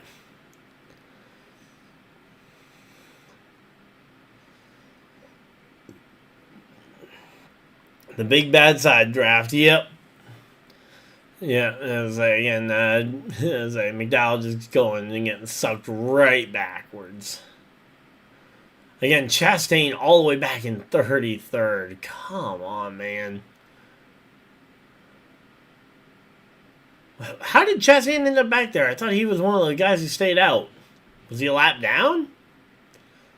Yeah, I thought he was one of the 4 guys who stayed out to try and get some points here in this stage. But he's back in the 30s, in 33rd already at the very back. He must have had some sort of penalty. And say, if they said it, I apologize. But yeah, I've got no idea how Chastain ended up that far back. But here we go. 2 laps to go. Pit road is closed for the stage end here. Blaney making some progress. You got Priest, Stenhouse making... there's a lot of racing left yet, but points are paid here in 2 laps. Now 1 lap to go. 1 lap left here in stage number 1. And we'll be 25% done this race. And here we go. A whole host of Toyotas right behind the leader. But right now it is Kyle Larson out in front of the field. And let's see. Can Kyle Larson in the 5 car hold off Briscoe here? Briscoe, the only challenger really close enough to try and make a run at it. Don't think he's going to have the momentum. Off the corner, Kyle Larson is your stage 1 winner in Charlotte. Briscoe, Reddick, Hamlin, Jones, Blaney, Gibbs, Priest, Stenhouse, and Van Gisbergen, the rest of the top 10. Great run there for a lot of guys. All right, I'm going to run and use the bathroom while we are at the break. I'm going to run a quick ad and we'll be right back. Yep, survive the first 300, go for it in the final 100. Yep, exactly. You can't win it if you're not in it.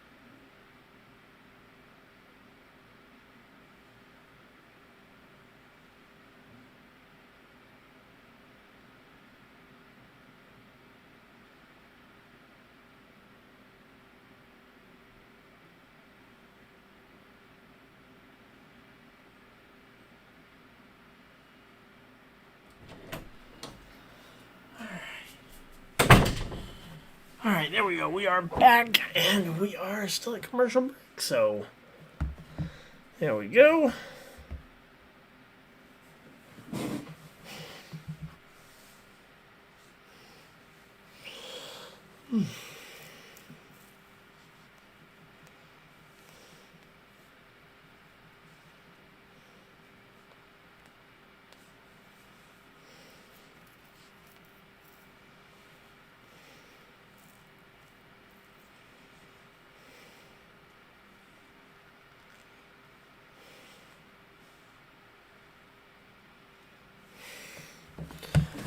Alright, so they're coming back from commercial break, showing the pit stop here on the 43. As, a bunch of people coming down for, who came down for just 2 tires, coming down to get the other 2, or doing a 4-tire change entirely.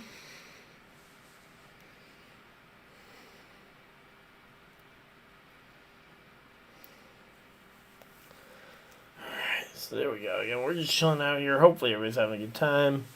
Yeah, Larson destroyed the Toyota party. Well, hey, you know what? I say, if we can see a Kyle win this week, I think that will I think that'll help a lot of people to see a Kyle win this week.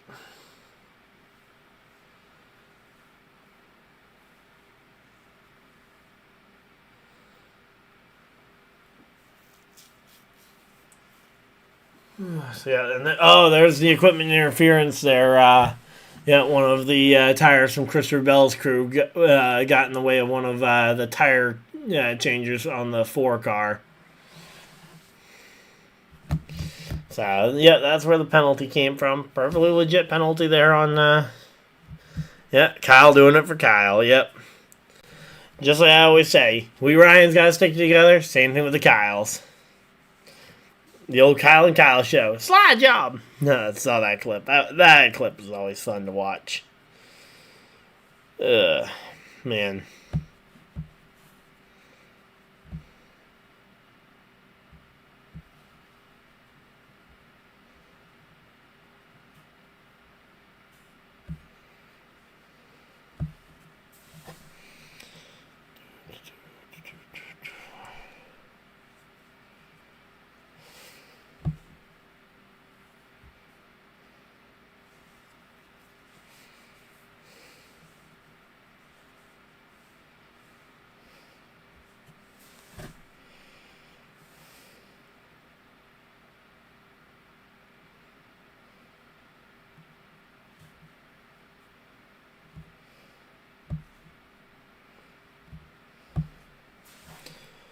There we go. We're still under commercial break here. Junior commentating never gets old. Yep.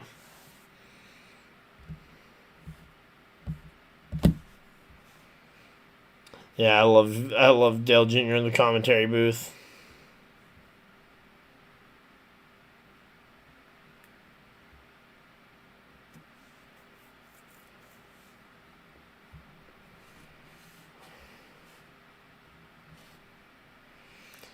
Alright, come on, let's get this thing back to full screen now. Let's get back to racing here shortly.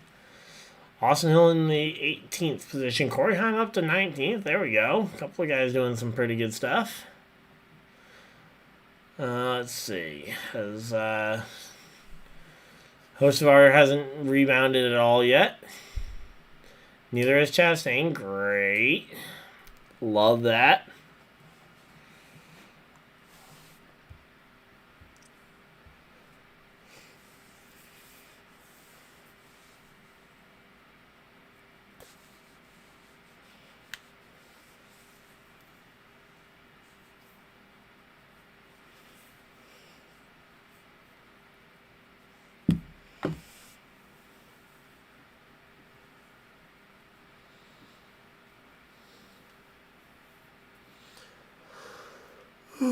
There we go. We're just chilling out here. Hopefully everybody's having a good time.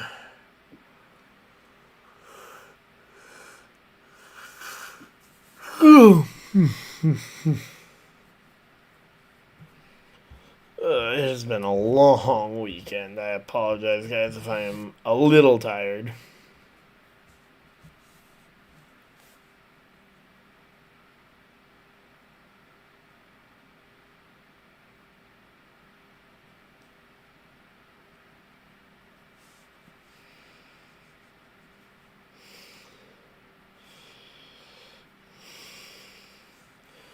Alright, let's take a quick peek at the basketball stuff, because we're coming up on the start of the game.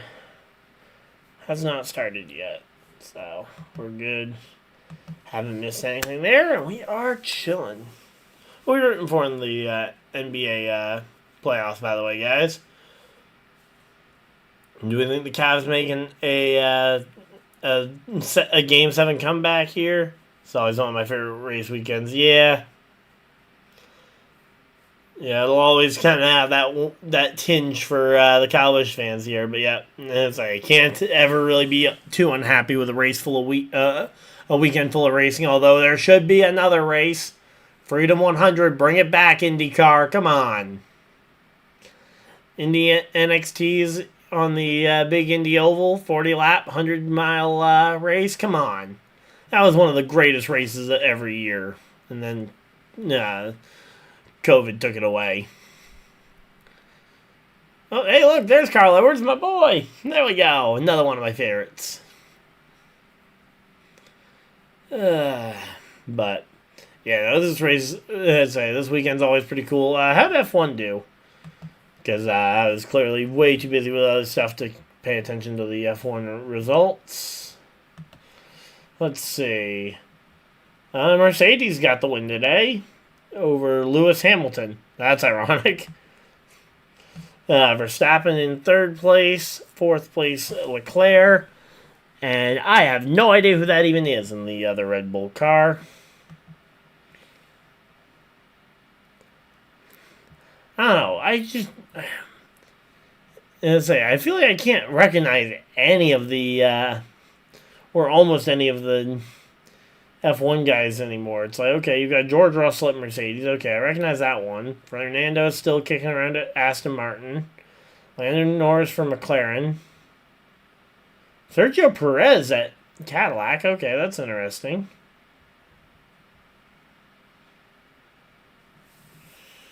Valtteri Bottas at Cadillac. Okay. Didn't even know Cadillac had actually started this year. Audi has their own team, or Audi has a team now. But yeah, like, I have no idea who Antonelli is, or this Hajar person. I apologize if I butcher some of these foreign names. But yep. I got beat by your replacement. Exactly. Yeah, with Mercedes beating Lewis Hamilton there. Yeah, Hulkenberg's not bad. It's just weird. I feel like it all really started with the team, with the Kick RB team or whatever it was really when I started being like, I am struggling to recognize these brands. Because it used to be the F1 teams were just the car manufacturers that they drove for 90% of the teams, like Ferrari, Mercedes. Yeah, for 90% of them were that, and it was easy to recognize. Now it's like, okay, you've got Kick RB, but then it's like, okay, does RB stand for Red Bull? But Red Bull's already a team. And here we go. 3 wide on the restart. Green flags out. We are racing at Charlotte. We got action all over the track here. Larson, Briscoe, Hamlin, Reddick, Blaney, the top 5. Stenhouse making an appearance inside the top 10, though, up into 7th place here for Ricky Stenhouse Jr. Josh Berry making an appearance up in the top 10. Same thing with Suarez. Suarez had an unscheduled pit stop earlier. He's been able to recover up into the top 10. Good job there. Yeah, Kick Sauber, that's another one. I thought there was like a Kick or Cash App RB team as well at one point.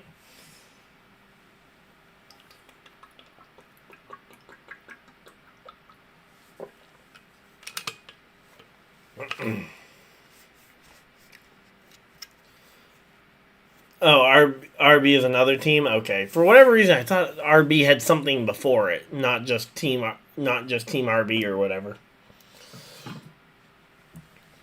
Is that just Red Bull's way of getting 4 cars on the grid instead of 2?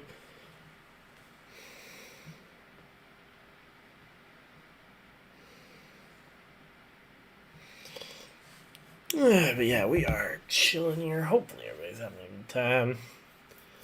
Reddick and Ty Gibbs dueling it out for the 4th and 5th positions here.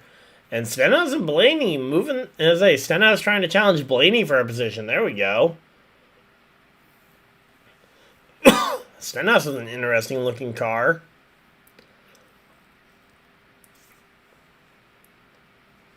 But yeah, there we go. RB is a development team for Red Bull. Okay. Yeah.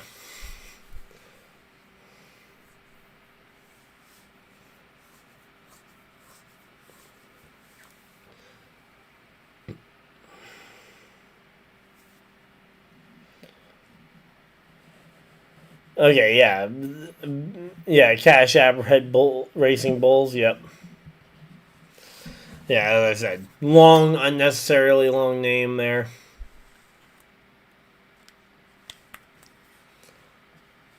Alright, so there we go. We're just chilling out here. Hopefully everybody's having a good time.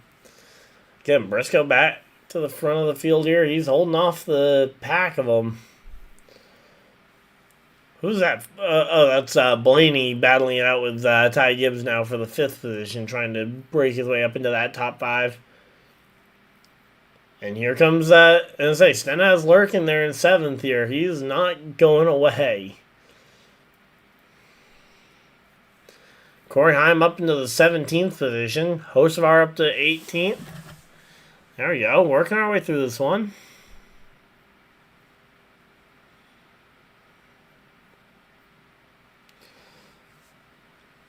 Alright, so again, we are chilling here. Hopefully everybody's having a good time. Again, feels good to be back.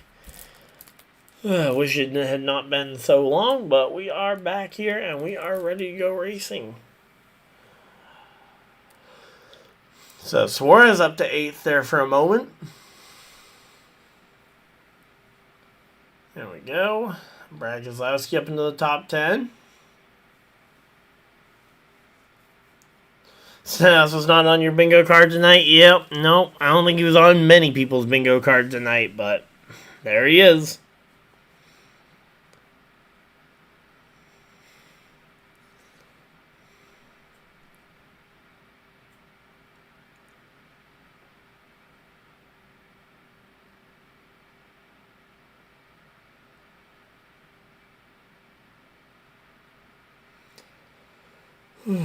Man.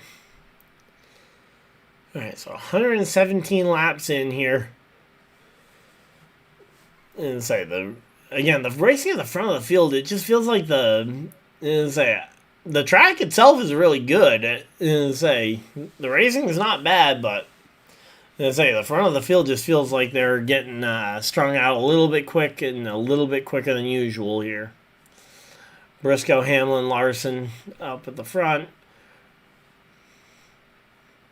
As the closest battle for position is either Larson to Reddick in 3rd and 4th or Reddick to Gibbs in 4th and 5th. There's a little bit of a pack going on there. Reddick challenging Larson for the position here as he looks to the bottom of the racetrack.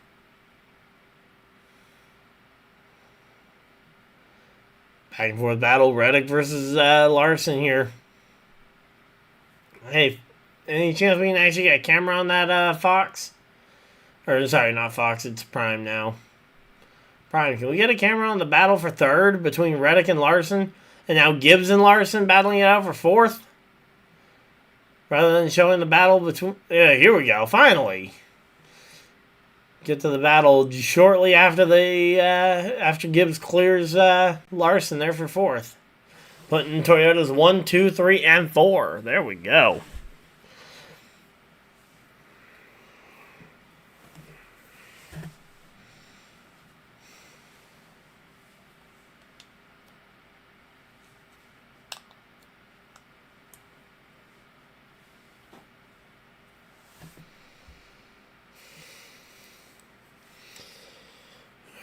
There we go. Again, we're just chilling out, having fun. Gotta get some airflow going.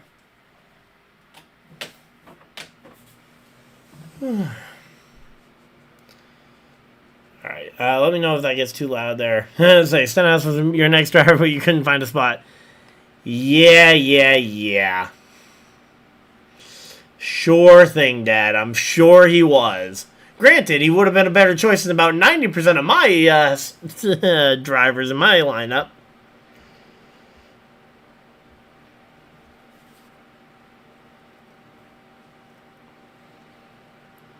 Because, yeah, between Chase Elliott, Chastain, at least Hocevar is up into the top 15, so I actually have a respectable roster now. Elliott was not on the bottom, so I didn't pick Elliott for anything other than my garage, I guess, where he will probably stay now that he's out of the race.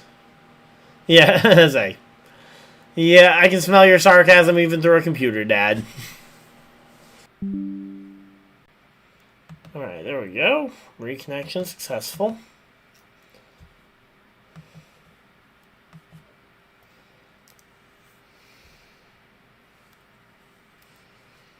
Alright, there we go. Everything better? Alright, are we back?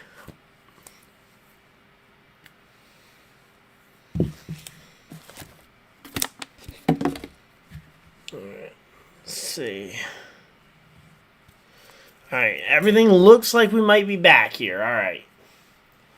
No idea why my streaming software just decided to go ahead and start messing up, but yeah, Dad, I don't know if you heard me before, if this was before or after the thing froze up on me, but I would recommend swapping out your garage guy, put Chase Elliott in your garage, save a usage of Elliott, since he and Zilich are going to earn you the same points. I assume you have less Elliott's left than you do Zilich's.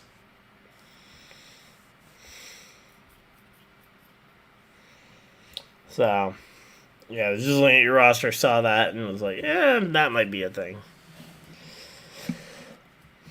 And Mom's roster could actually be better than it is right now, but I don't know if either one of us really want to be the one to tell her that. Say, if you want to be the one to tell her that, go right ahead. Alright, so Briscoe and Hamlin have broken away to a 4.5 second lead over Ty Gibbs.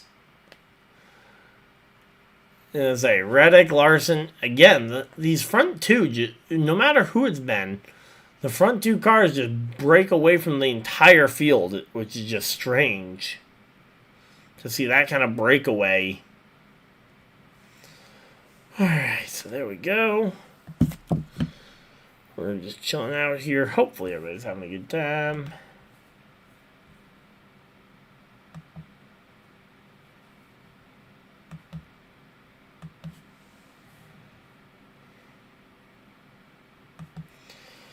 Alright, so we're getting ready for NBA playoff time. Alright, and there we go. Hamlin looking to the bottom of the racetrack, looking for the lead on Briscoe. Hamlin to the bottom, and he clears Briscoe off of 4. Coming to line, it's going to be Hamlin out front. Denny Hamlin to the lead of the race. Nearing halfway in the stage, we're going to say they're talking about green flag pit stops, potentially being able to make it green to the end of the stage here. You can pit anytime between now and probably about 20 laps from now. And oh, here we go. Here comes William Byron, the first driver onto pit road here. Let's see, is William Byron going to be enough to bring anybody else to pit road with him? William Byron on pit road. Going once, anybody else? Any other takers? Going twice. Looks like it's just Byron. Oh, no, Todd Gillen. Todd Gillen jumps in at the last moment to join Byron on pit road. Byron with a slow stop there, and this time Austin Dillon jumps to pit road. Austin Dillon going to join on pit road along with Daniel Suarez, Austin Hill. Other drivers jumping down to the bottom here. We got John Hunter Nemechek joining him on pit road as well. And there we go. Once you get one driver going, the rest all start piling right on in. Alright, so there we go. Austin Hill getting his pit stop done. Got the number 8 there on the side door. Man, that is something. Here comes the 6 coming into the pits. Number 6 for Brad Keselowski. Got the American flag pit sign there to help him find his pit box. So Brad Keselowski jumps onto pit road, and here comes Briscoe. Okay, this should be the one that dragged everybody else to pit road. Hamlin, Gibbs, Larson, Reddick, Blaney, Bell, they should all be jumping on pit road here following this one. And I say, here comes Priest and Heim jumping on pit road this time by.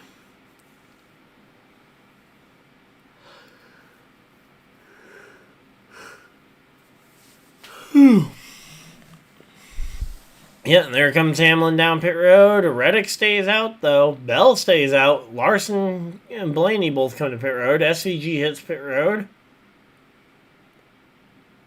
Logano and Hocevar choose to stay out. So here we go. Nice quick stop there for Denny Hamlin.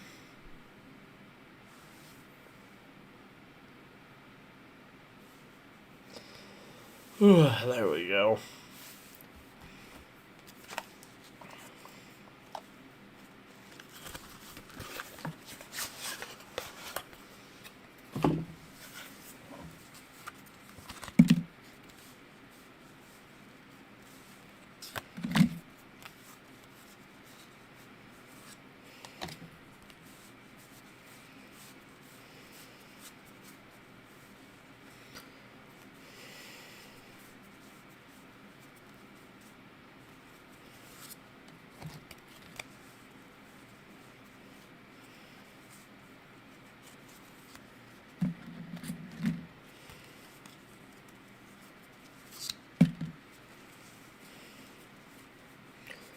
Alright, here we go. Stenhouse jumping on pit road. Riley Herbst had a pretty good pit stop there. Herbst has actually had a pretty good run the last couple of weeks, so credit to him.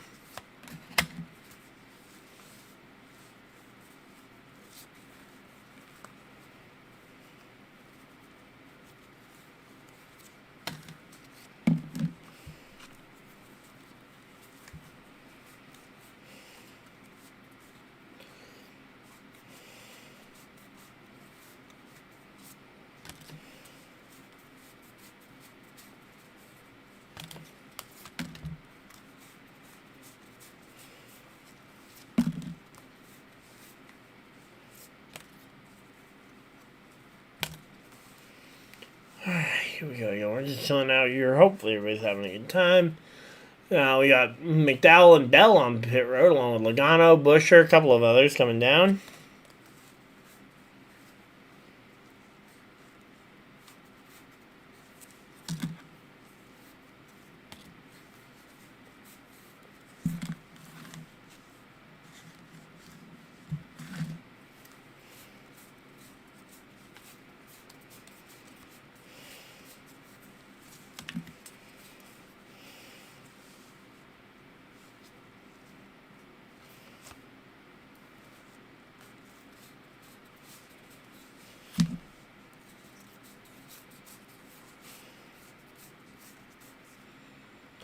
No, it was a stream issue. Yeah, for whatever reason, my computer was having issues, and I don't know what I did that fixed it, but yeah, I went away for a bit, yeah. Yeah, I kind of assumed that people were going to go away for a bit while I was trying to get it figured out, but everything seems to be fixed now. And there we go. Yeah, we're just chilling out here. Hopefully everybody's having a good time. Alright, well, glad you're back. Glad it seems to be fixed. But, yeah, I got no idea what was going on. But, yeah, it did seem to be an issue on my end, not yours. I ended up unplugging and replugging my computer into the internet because I am hardwired to the internet. So, Hocevar still has not come to pit road yet. He's only 15 seconds ahead of Hamlin right now. He is banking on a caution flag coming out here. Oh, no, Hocevar comes to pit road. Okay, never mind. I guess he's not going to try and bank on the caution flag coming out, and he decides to come down pit road, and he is just going to bite the bullet and probably drop quite a ways back. There we go. Hocevar hits pit road. Gets the right side. Oh, oh, no. Issues on pit road for Carson Hocevar. That sucks. Carson Hocevar issues on the right side, on the right rear tire. Causes them to have to go back, reset, get that one back up. And now they are looking at a 29.2 second pit stop. Carson Hocevar. That sucks. A nearly 30-second pit stop for Carson Hocevar.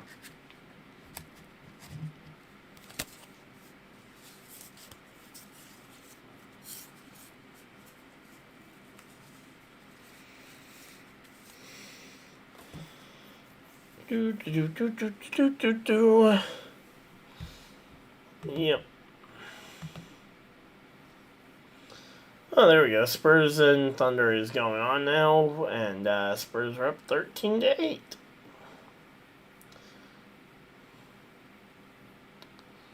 Alright, so there we go. Man, again, Hocevar is finally starting to find his rhythm up inside the top 15, and then everything comes crashing down with a bad pit stop, and now he's got a long way to fight right back.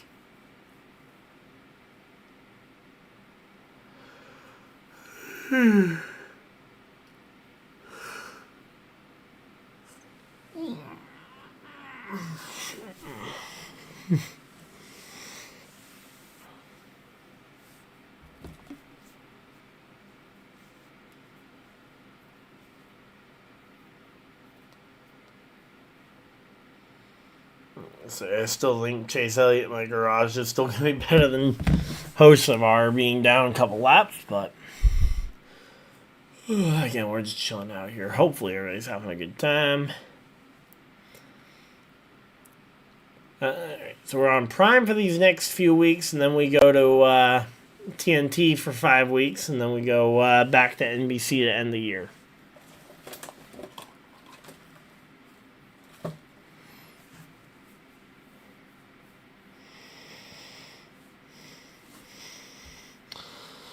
Alright, so Bubba Wallace probably not outdoing Brad. The other three I think I reasonably could get right. Just need Bell to pass Larson, which is not impossible. Do I have Hocevar in my lineup? Unfortunately. I have Hocevar, but I already have Chase Elliott, who's in my garage and out of the race, so yeah. I definitely have Hocevar in my lineup.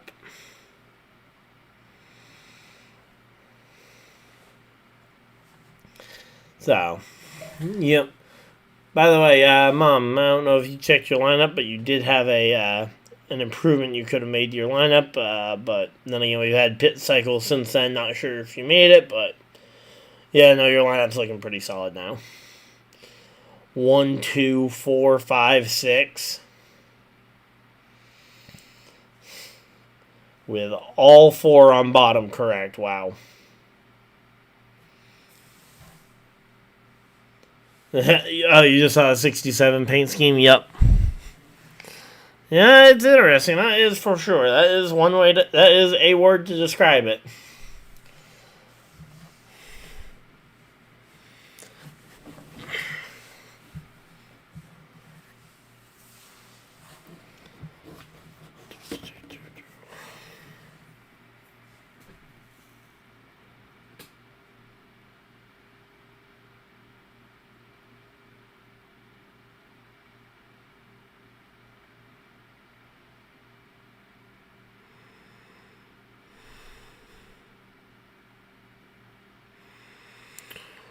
Yeah, we're just chilling out here. Hopefully everybody's having a good time. 64 laps into this 100-lap stage. And Denny Hamlin, a 4-second lead on the entire field. Yay.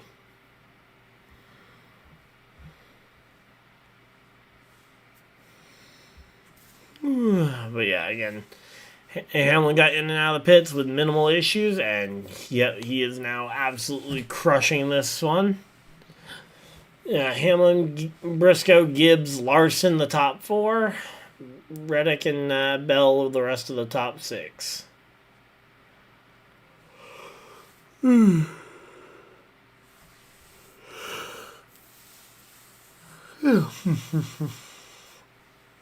It's definitely, yeah, it's been an interesting race so far. Usually it's been the front two breaking away. Now we got Hamlin on a solo breakaway trying to run away from the field.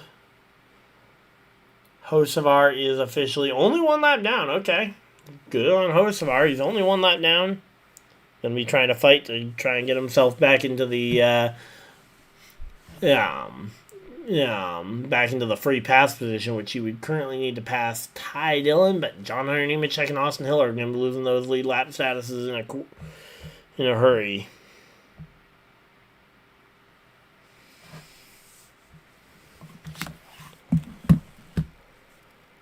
Ooh, there we go.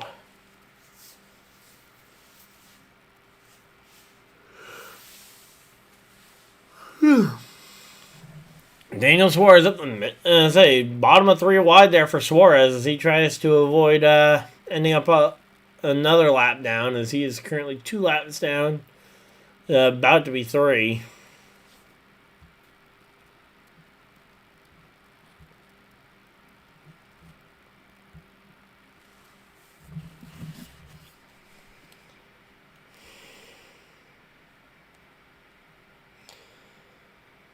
Yeah, no.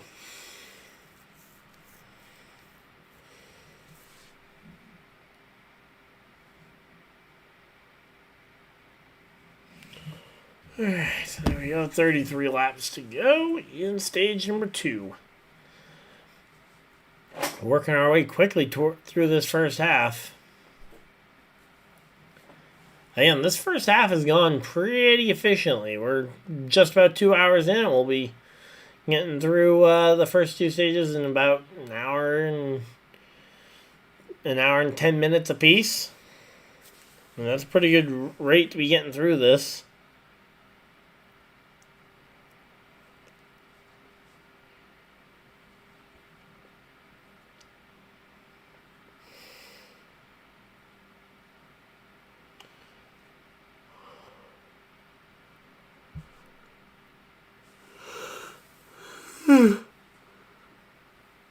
Oh, man.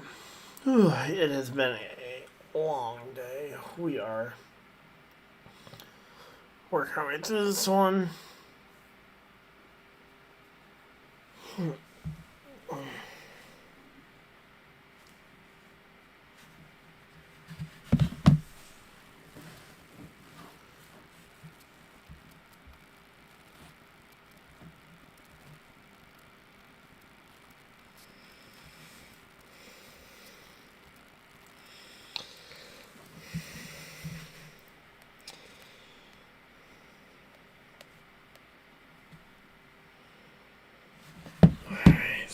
Go. And we got Ty Gibbs knocking on the back bumper of Briscoe, battling it out for that second position.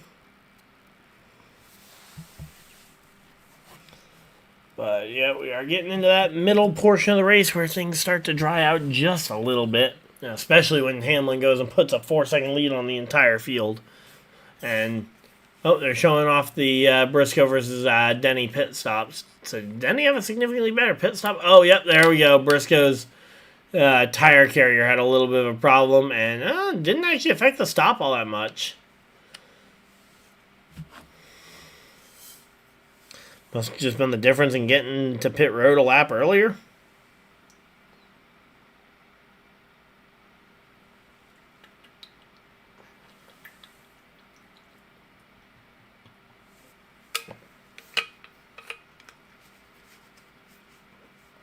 Yeah, so a 2-second difference on the pit stop time because Briscoe was a bit slower on the driver portion in addition to the crew being about a second slower on the crew portion.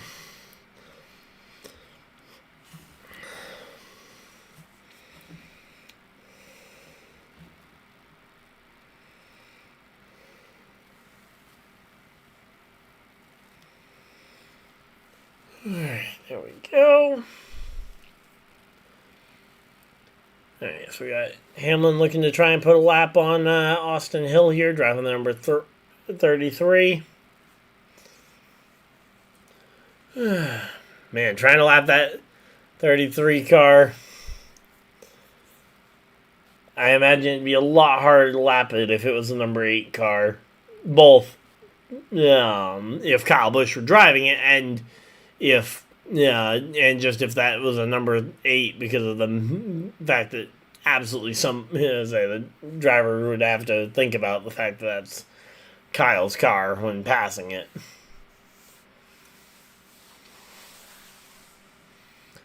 So Hocevar has gotten himself up to 30th place here, trying to get to that first car lap down status to see if he can get the free pass. But again, since Hill just got lapped, that's another driver he's got to catch. So he's got to pass Gregson, Nemechek, Dillon, Wallace, and Hill before he gets to the free pass position. Exactly my point, is it would be extremely tough for anybody to really put any sort of move on the number 8 car, given everything that happened this week.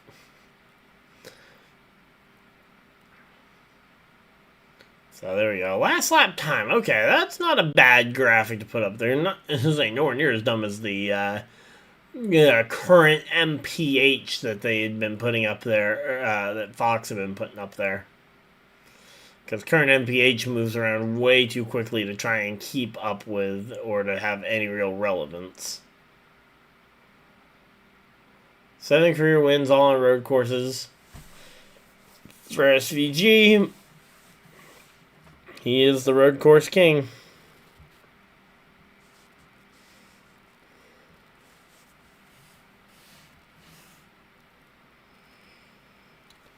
Alright, so there we go. Again, we're just chilling out here. Hopefully everybody's having a good time. SVG versus Stenhouse battling back in 9th and 10th. I don't think anyone's really caring there. Trying to make fans do math to understand the race. I mean, hey, I like the math aspect of it. I love fuel mileage racing. That is one of my favorite fuel mileages to watch.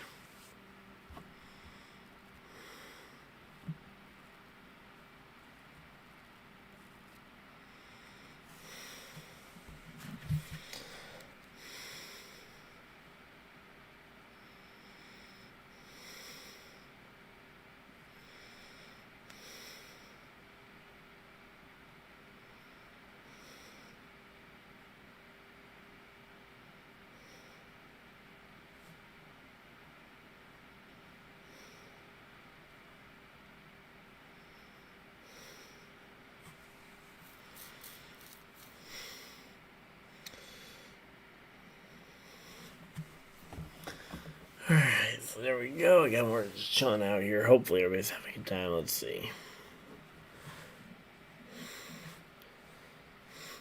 But yeah, going to the commercial on lap 18 was dumb.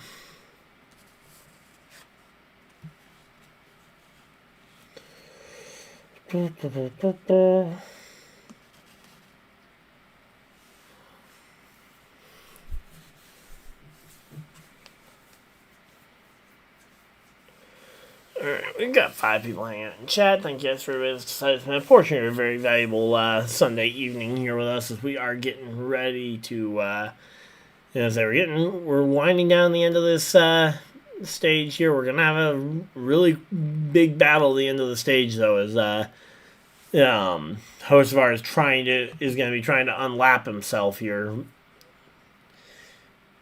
Wow. Spurs have 10 unanswered points in a row. That is insane. Let's get another NASCAR leaderboard up so I can scroll without messing up the on-screen graphic for you guys.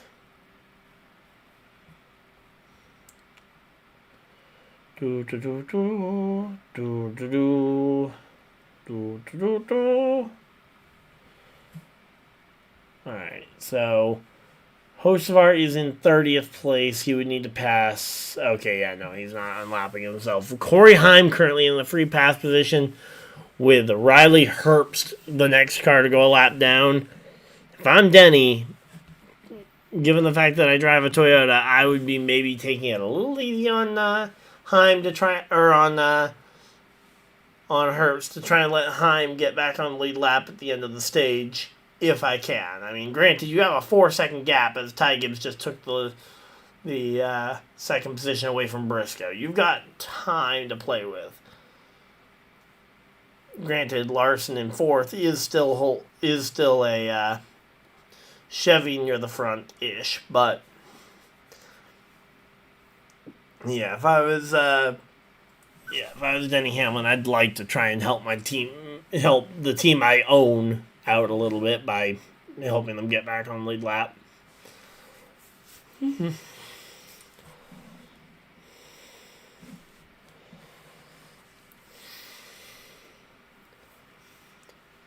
There we go. Ooh.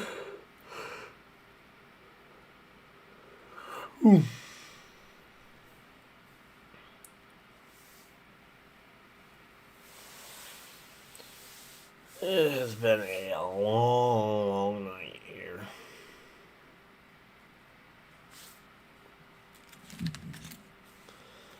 We won't be peaking out early, but it is going to be a long night. So at the stage break, I will be going upstairs to get some water, and hopefully we'll figure something out, but yeah, that's a good boss. Exactly. That would be what I would be trying to do, but not sure that's Denny's plan here, as he's on the back bumper of Riley Herbst, looking at the inside, and he's trying to he's about to put his employee a lap down. Yep, he just went and lapped Riley Herbst, which is going to keep Corey Heim trapped a lap down as long as Corey Heim can't pass Riley Herbst. Yeah, before the end of the stage, we do have 13 laps for that to happen, but that also gives Hamlin 13 laps to try and lap somebody else. Oh, did Corey Heim fall even further? Oh yeah, Corey Heim fell behind Austin Hill and Bubba Wallace, so he is even further down a lap than he was before, so not really much to help your team out there, at least not when it comes to Corey Heim, who's the one I need. Ooh, lapping McDowell, okay. Gonna lap Mike McDowell, and that now puts Herbst out of the free pass position, so Denny Hamlin's just trying to lap as many cars as he can.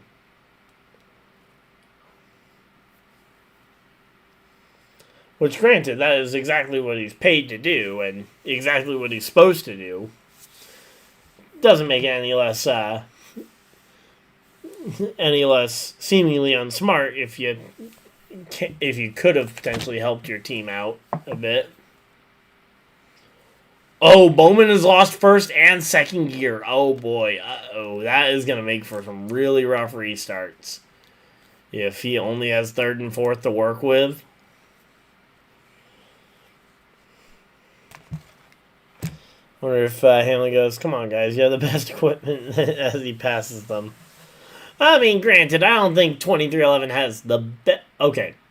Reddick might have the best equipment, but I'm not sure that the other the other 2311 cars have the same resources Reddick does.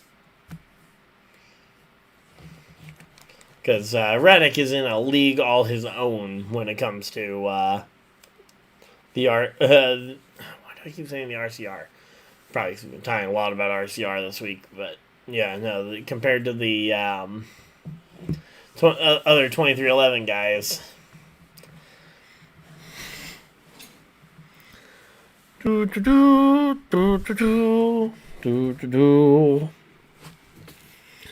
yeah.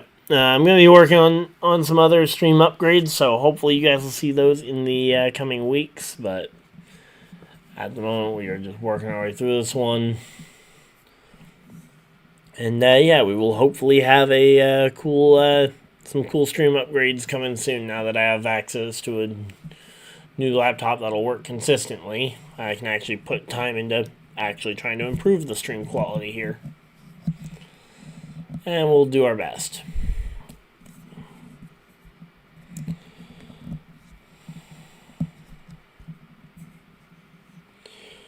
But yeah, Again, I literally threw this. So I was able to throw this together in about. Calling a team 2311 and focusing on the 45. Well, again, it's Jordan's team, and the 45 is absolutely an important number to Jordan.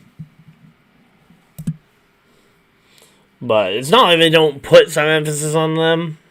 Are you going to any tracks? Yes, I will be going to Pocono later. I say later this month. Technically next month. And then I will also be at New Hampshire later this summer. Those are the two tracks I know for sure I'm going to. I don't know if I'm going to go to any chase races or not. We'll just have to see how everything's looking at the time.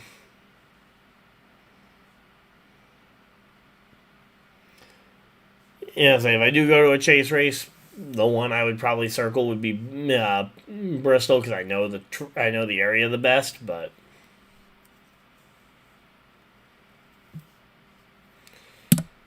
there we go.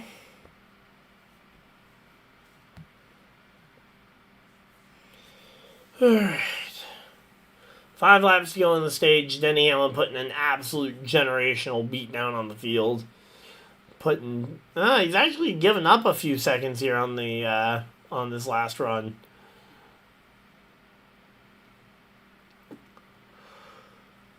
Are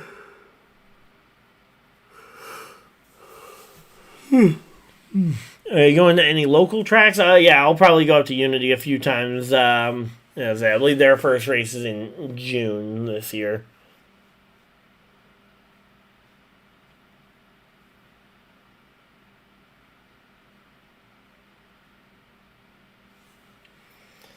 Yeah, well, again, Bubba Wallace was a big part of why Michael Jordan got involved in the sport. Now, again, should the 23 try and step it up? Sure. But that'd be like saying, okay, why is Hendrick's number 5 the best team when the 24 is their most iconic or the 48 is their most historic? I mean, granted, it's not like it's 24-48 motorsports necessarily, but still, it's one of those where, again, Bubba has done absolutely nothing to deserve getting kicked out of the 23 ride. And honestly, I don't really see any real need to switch the numbers around.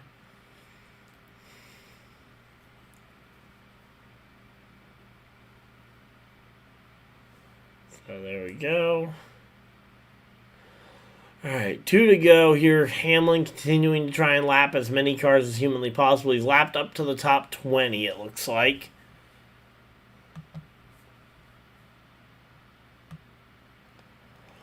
They've lapped up to 18th with AJ Allmendinger and going to try and see if he can lap Ross Chastain by the end of it. But, again, right now, Hamlin just on cruise control here. Final lap. Zane Smith dropping back. Not sure if that's it. So he is a lap down already. And here we go. Crosses the line. Denny Hamlin wins stage number 2. And it looks like that will be free pass going to AJ Allmendinger. There we go. AJ Allmendinger getting that one. But yeah, there we go. Yeah, well, again, last year the 23 was their best car. Yeah, the 23 last year was the best car for 2311. It was the only car that won a race. Alright, so we got the stage end. I'm going to go refresh my water, and I will be right back, guys. I'm also going to run a quick ad.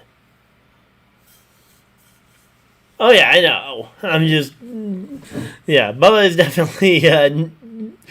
Yeah, Bubba is certainly more than qualified, but yeah, it is kind of funny that the 23 isn't the best car this year, and that the 48 or the 45 is leagues ahead. But again, that's just an this year thing, because last year, again, that car went winless. So, not sure why.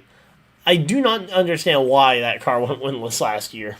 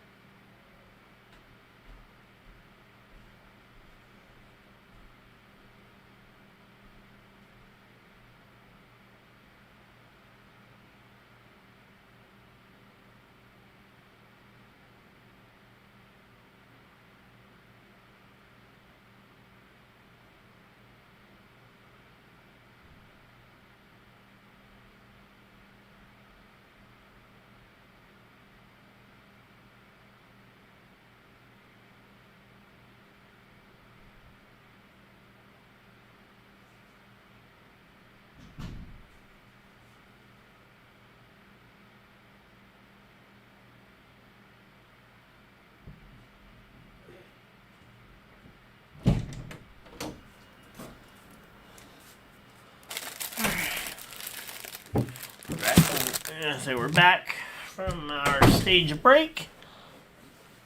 There we go. As I do see a lot of people say Bubba's not an amazing driver, but yeah, there we go. Also, on my walk back down here, I happened to walk past a collection of my trading cards, and I figured I'd grab one that is definitely a pretty cool story time, especially given this week. So, but yeah, the one and only time I ever got to meet Kyle Busch, I got him to autograph one of his trading cards. Got Kyle Busch on the front and spotter Derek Nealand on the back. So, yeah, the one and only time I ever got to meet Kyle Busch. We actually got this autograph on live stream too, so yeah, that's really cool. Yeah, when he was up here visiting the Oxford Plain Speedway. So that is definitely a really cool card that it will be in my collection for a long, long time. Yep. Yeah, definitely glad I got that autograph when I did.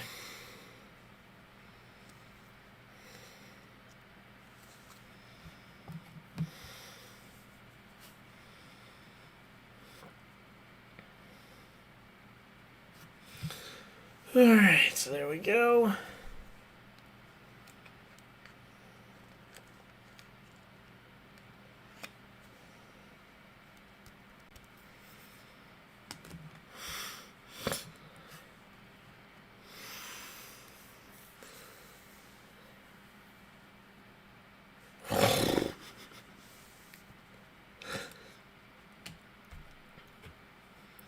There we go. Again, and that buddy of mine who's at the track just sent me some photos of the America 250th anniversary firework display. So yeah, there we go. But yeah, still can't. Yeah, it's hard to believe that Kyle isn't gonna be back, but yep. Where's some money down the road? Oh, it's staying in the collection. But yeah, there we go. I'll show it off again. But yeah, that is that is definitely a prize piece right there. Especially for the double auto, getting that one. 1 week ago, he was kicking butt in trucks. I mean, I've said this to a couple of people who've asked me, like, okay, well, or who weren't like the closest NASCAR fans, who have been like, "Oh, is he was still racing?" Like, yeah, he was still winning, and again, he was close to retiring because again, he said his plan was to retire, to semi-retire to trucks once he could share a truck with his son, and then fully retire and hand the truck to his son when his son turned 18, and obviously, that plan is a little bit derailed, but. We'll still absolutely support Brexton the second he gets to the truck series. Honestly, the second he gets to ARCA, I will be featuring as many of his races as I possibly can.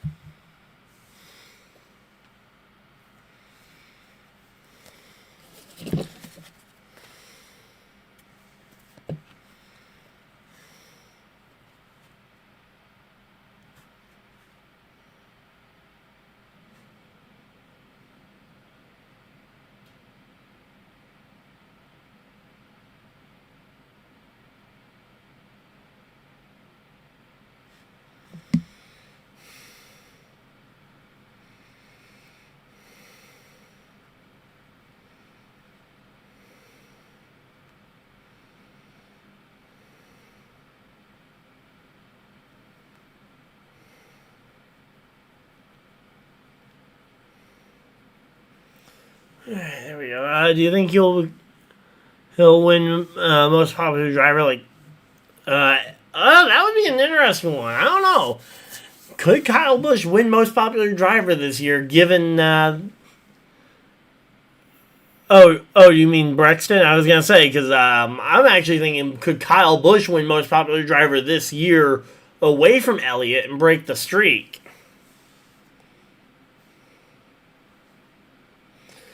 But I don't know. Again, the Elliott came up through the Earnhardt family. Elliott's and Earnhardt's have owned that award going back decades, and in fact, the only prior to Bill Elliott winning his first Most Popular Driver award, the only non-Elliott or Earnhardt to get it was Darrell Waltrip.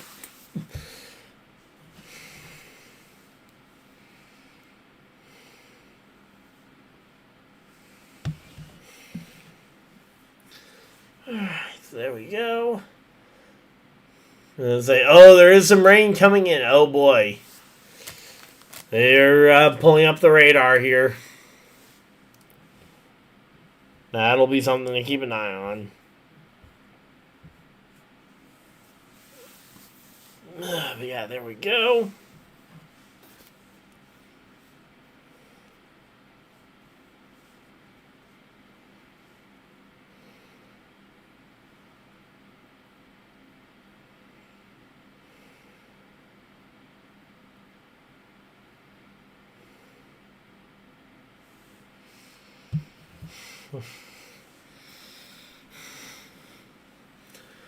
Alright, there we go.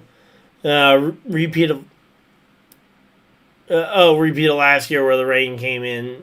I think that was 2 years ago when the rain came in and ended the race short as soon as Kyle Larson arrived. Yeah, I was about to say, I'm pretty sure that was 2 years ago because that caused the whole controversy of, okay, Kyle Larson never actually made it into the car for the race and whether or not he was actually going to get approved for a playoff waiver. Absolutely should have and did, but still was a question that people were asking. And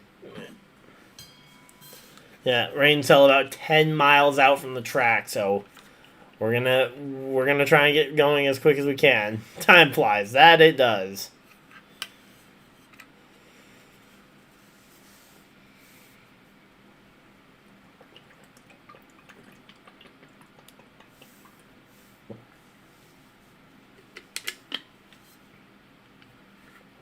Yeah, time flies when you're having fun, and well, these last couple years of racing have been a lot of fun. Alright, so there we go. Again, we're just chilling out here. Hopefully everybody's having a good time.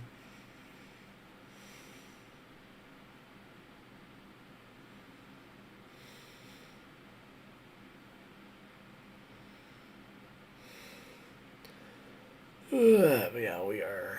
Again, we're 2:06 right now out of the 400 total distance. We are over halfway, so if it does rain, the race can be called. Will be official tonight. Whatever we get through is what we will get through.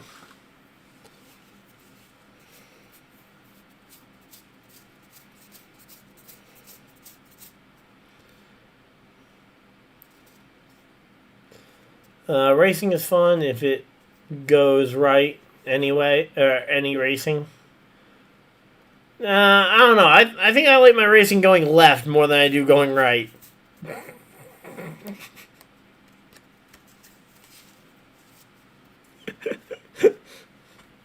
I understood what you were trying to say there, Dominic.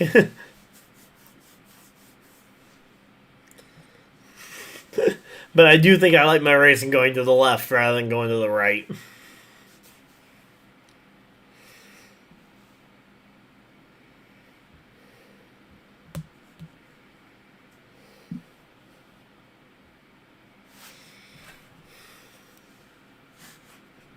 Yes, you did.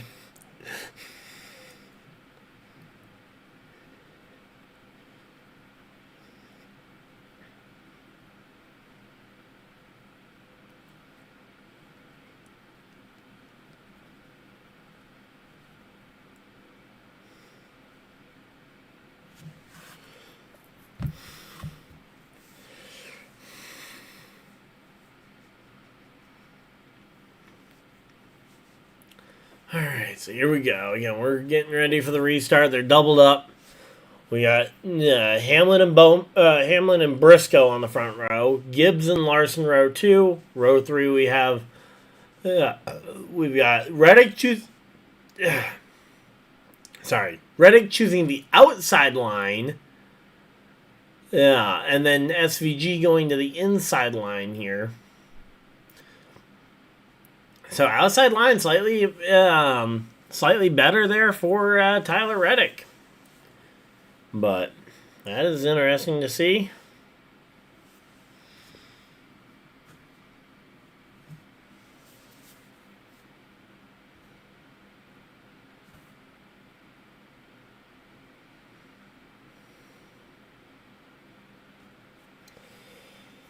Alright, here we go. Green flag's out. We are back to racing. Hamlin and Briscoe doubled up, down through one. Alright, let's see. First guy to pop out of line, trying to make it through wide. It is not Briscoe, Busher on the outside of that car. Looks like he's trying to make it through wide around the outside. Goes the outside of Stenhouse there. Another car jumps up to the top. Looks like Reddick trying to ride the rim. Not necessarily overly successful trying to get through wide on Larson. Then again, if you get to the outside of Larson, you should probably get a sanity check because Larson loves that outside line so much. Yeah, if you're on his outside, you're probably in the fence. So, there we go. Yeah, we're just checking this one out. Oh, no! Catherine Legg, slow on the apron. Is Kyle Busch the most successful driver to never win the Daytona 500? I don't know. Again, I think the question of most successful, I look at Tony Stewart. I know Kyle has... Oh! Catherine Legg lost a tire! Oh, no! Yeah, that's going to be a caution. Caution flag is out. I was like, Tony Stewart's definitely up there in terms of most talented driver or most successful driver never to win a 500. Then I think of guys like Mark Martin, obviously no championship, but 5 runner-up points finishes. Another one up there. Now, if you're talking about just purely all-time wins list, I believe I believe there's a good chance that Kyle Busch is the highest on the all-time wins list to never get the 500, but I don't know. Again, Tony Stewart, 3-time champion to never get it. That one might be slightly higher. Brad, too, but Brad 1 is still going, and 2, Brad only has 1 championship and less wins. Because when I look at who the best driver to not win the 500 is, Brad has less wins and less championships than Kyle, so both of those stats being lower tells me that he's probably less. But most champions, again, I don't think championships purely determine it. Like, for example, when we get into the GOAT of the GOAT debates, I'm not taking, I'm not going to take someone over somebody else. Like, I tend to actually debate where Pearson goes on the all-time wins list, because obviously he's up there on the all-time wins list. Only 3 championships for David Pearson, but yeah.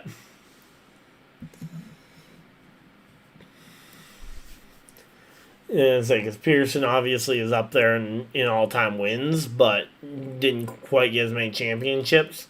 Still think he's a better driver than some of the others would. Like, I put him ahead of Gordon despite the 1 championship more, because he has an extra, 7-8 wins on Gordon. Oh, let's see. Oh, Alex Palou has been docked 5 points. Over on the IndyCar side of things. Hey, Kenneth, how's it going? I've been doing okay. It's been a long week, obviously.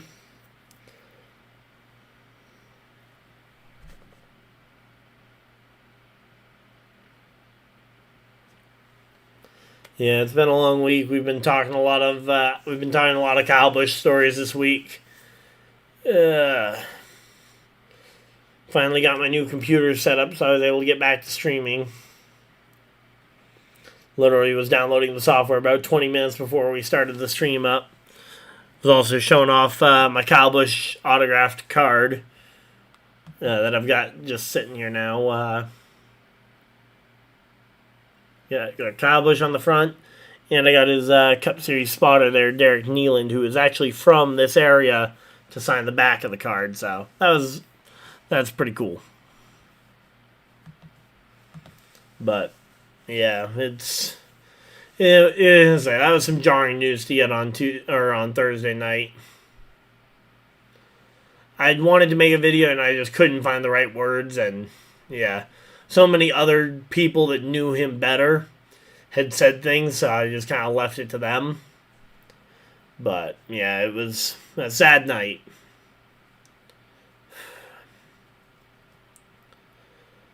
But yep, so at least for tonight we got Austin Hill driving the 33 car in his place.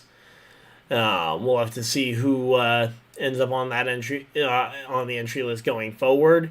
If they're gonna try out a couple of different drivers, if they're gonna keep one specific driver in there, that's kind of like the guaranteed to get that car next year. I think Love would be a good spot there, but yeah, coming back to most successful non-Daytona 500 winner.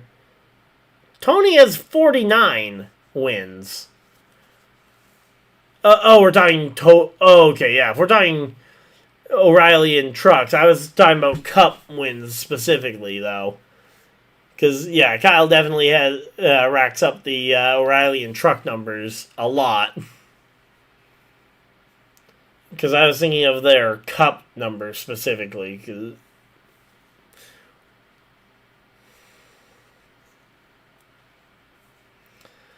Yeah, but again, when you factor in that like 90% of those wins are O'Reilly and truck, I do feel like there is at least some level of asterisk to be put on that. Because, I mean, he's a Cup champion jumping into the best equipment in trucks and O'Reilly to absolutely decimate the field.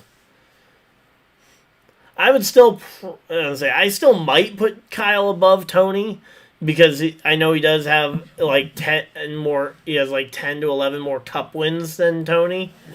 But I do give at least some nod to the fact that he has so many O'Reilly and truck wins. So I would probably go with Kyle Busch over Tony. But again, I think it's a closer conversation than just automatic. Oh yeah, it's got to be Kyle. Let's see.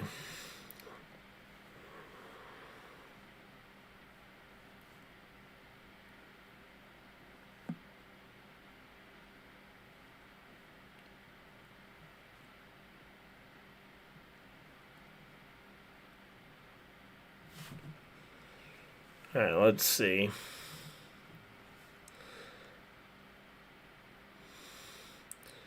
Yeah, I mean, Rusty Wallace and Carl Edwards don't really hold much of a candle to Kyle Busch, so I would say your big three would be probably Kyle Busch, Martin, and Stewart.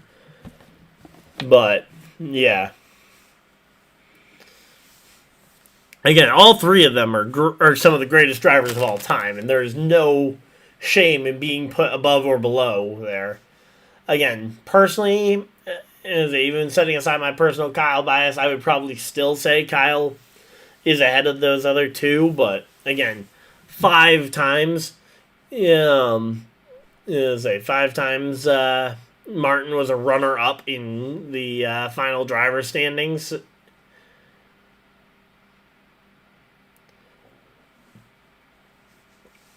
So that is definitely something I'd be. That is a stat that I would give a lot of. 5 runner-up finishes and points is definitely something to keep an eye on.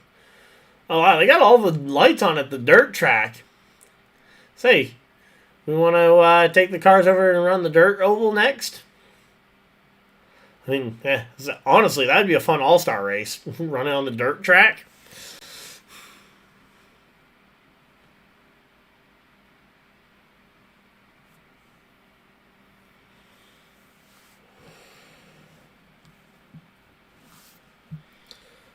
But yeah, there we go. Yeah, one of Kyle's championships was missing like 8 races. Yeah. And we're going back green flags out. But well, for me, I'm okay with is if you want to discount that championship, I feel like you almost have to give him some credit for 2018 when he won 8 races and earned the and would have, at least based on Winston Cup points, would have earned the championship that season. So I mean, for me, I still think no matter how you try and reshuffle the deck, Kyle is a 2-time champion. Because I know there's a lot of people who will argue the Jeff versus Jimmy, which one's the 7-time champion, but ultimately, you erase the format that is there. But ultimately, with Kyle, if you want to discount the 2015 season, the 2018 season more than makes up for it.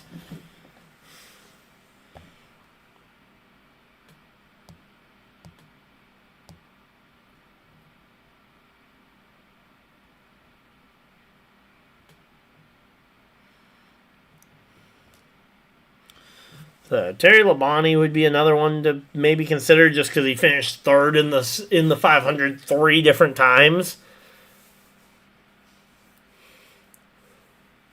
Oh yeah, well, there's no way he would have gotten it without the playoff system in 2015. Yeah, and again, that's just why I say, like, yeah, you erase the system that's there, and that's why I will always argue with people who say, oh yeah, Jimmy's not a 7-time champion because he wouldn't have gotten there with the Winston Cup format. It's like, well, if he was racing the Winston Cup format, he probably would have driven differently. But yeah, Terry Labonte would be one.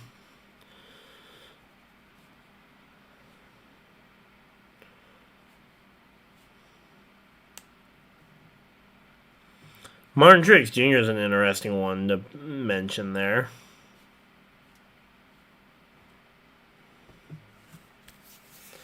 Because obviously Truex didn't have nearly the longevity that Busch did to his career, but his highs, his spike years were some of the greatest we'd seen.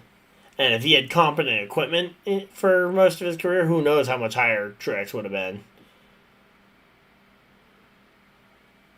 Exactly. I mean, yeah, that's the thing I always say when people are like, oh yeah, only look at what the Winston Cup points would be. And it's like, but those aren't the points they're actually racing for. So, but yeah, we're back. So we've gone back racing. We got a pretty good battle for the lead going on. Reddick dueling it out with Denny Hamlin, door to door, side by side here. As they're coming up on Catherine Legg in a hurry as well. Yeah, coming to lap Catherine Legg, putting her a 9th lap behind the race. Credit to her, she's at least stuck in it all night. So I think, a less mentally prepared driver would have parked it after going down 6 laps or so. But again, we're working our way through this stage here.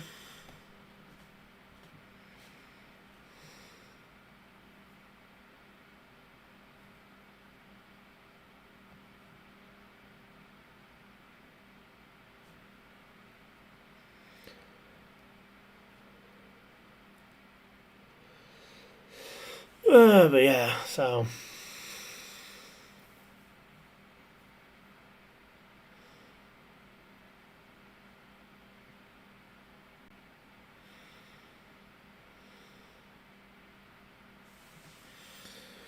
Again, we're just chilling it out, though. Hopefully everybody's having a good time. Reddick does end up getting out ahead of Hamlin once they finally break free of the side-by-side battle. I'm impressed, though. SVG has hung around in this top 10 all evening long. I mean, that is impressive for SVG. And say Stenhouse as well. I think some credit definitely needs to be given to Stenhouse, because Stenhouse has been able to hang out in the top 10 as well. But SVG, for as much credit as people don't give him for being a good oval driver, which fair enough, he has not done much oval racing. in his life compared to his road course racing. He's hung around the back half, the top half of the top 10 for a decent chunk of this race. I mean, I don't think I've seen him drop much further. He's basically been bouncing back and forth between 6th and 10th for like the entirety of this event so far. I mean, that right there would be a great value pick to have picked for fantasy if you had any way to reasonably say that, yeah, that's how that's going to go.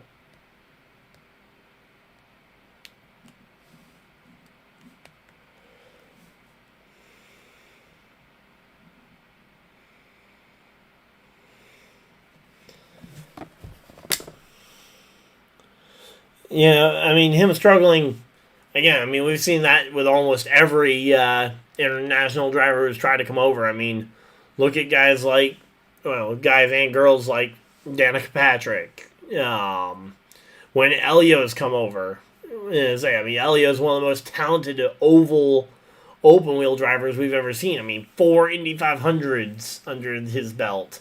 His teammate just went to Victory Lane earlier this afternoon. But when he came over, he really struggled on the ovals. People outside will just say, just turn left. Yep.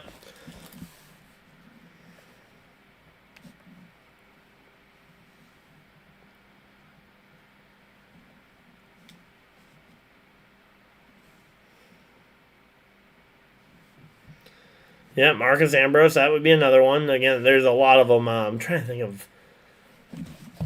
Who is the other driver I'm trying to think of? I mean, we've seen, like, Kimi Räikkönen. I don't know if he... I think he only ever raced Watkins Glen. But we've seen other drivers come over and try the ovals and not really take to it all that well. There's one driver specifically I'm thinking of that I'm just blanking on the name. I mean, say Casey Mears was a open wheel guy who came over here and just really struggled with the adaptation to ovals. Ultimately did get a win, but Jenson Button, he wasn't the one I was thinking of, but that's another good example. Again, the fact that there's so many of them.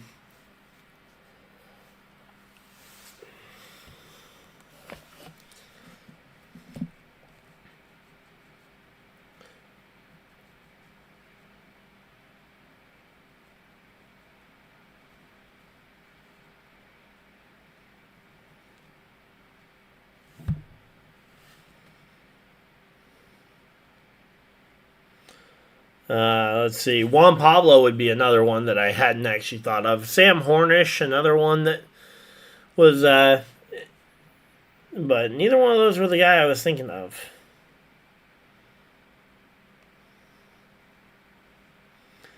But again, Juan Pablo would be another example of a guy who was an amazing road course racer in IndyCar and really struggled in NASCAR.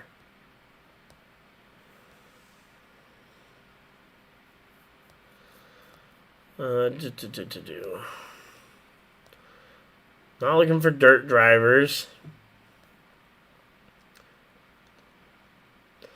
Leffler doesn't fit.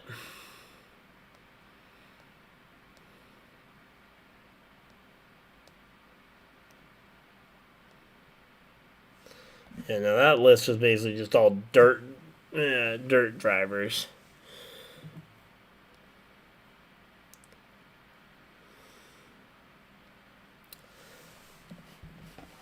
Yeah, I'm not sure which open-wheel driver I was thinking of.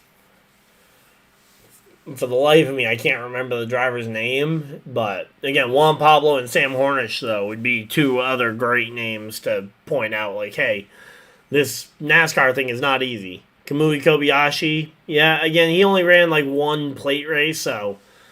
the guy I'm thinking of, I think, ran, like, a handful to potentially a full O'Reilly series season at some point.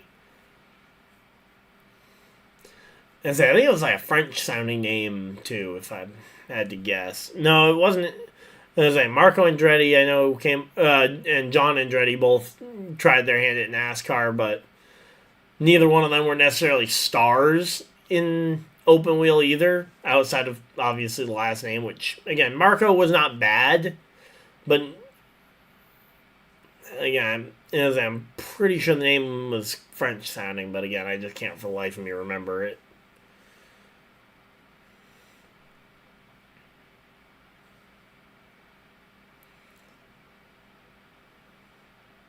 Yeah, it was a driver that came in around the same time the Danica hype was going on.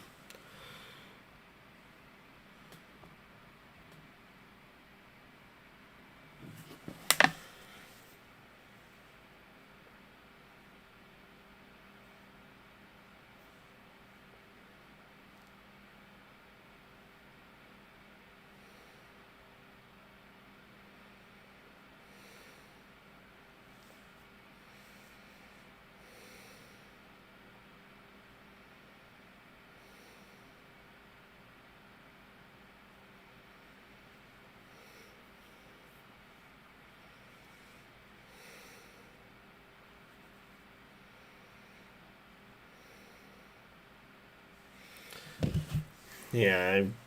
No, I'm thinking. I'm thinking that this driver was an O'Reilly Series driver. Figgy Earnhardt. I haven't. That meme is not ringing a bell in my head. But yeah. I tend to remember this person racing again in the O'Reilly Series around the same time that the Danica shoe incident happened. If you've ever heard of the Danica shoe incident.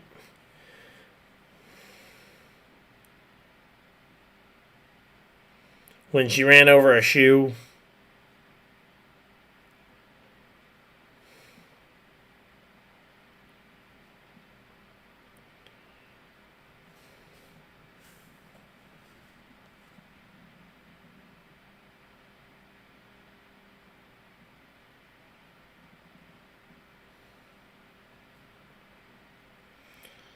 Yeah, the Montreal one, yeah.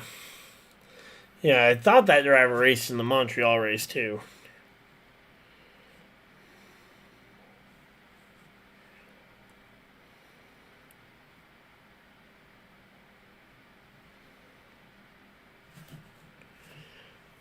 It was. Montreal definitely sounds right for where the shoe incident happened. Just trying to remember. Let's see.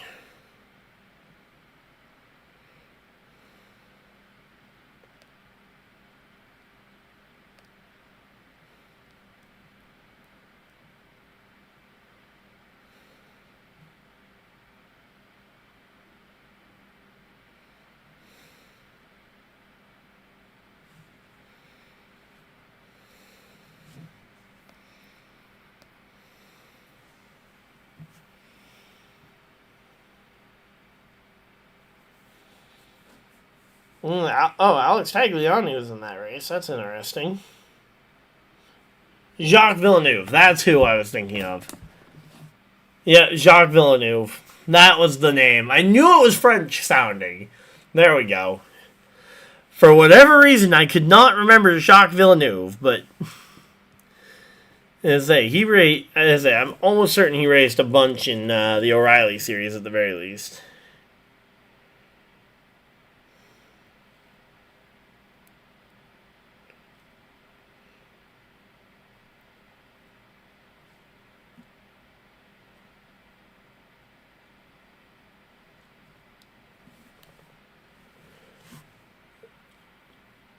The 2022 Daytona 500, that would be a very old 500 to have started, because he would have been in his 50s at that point.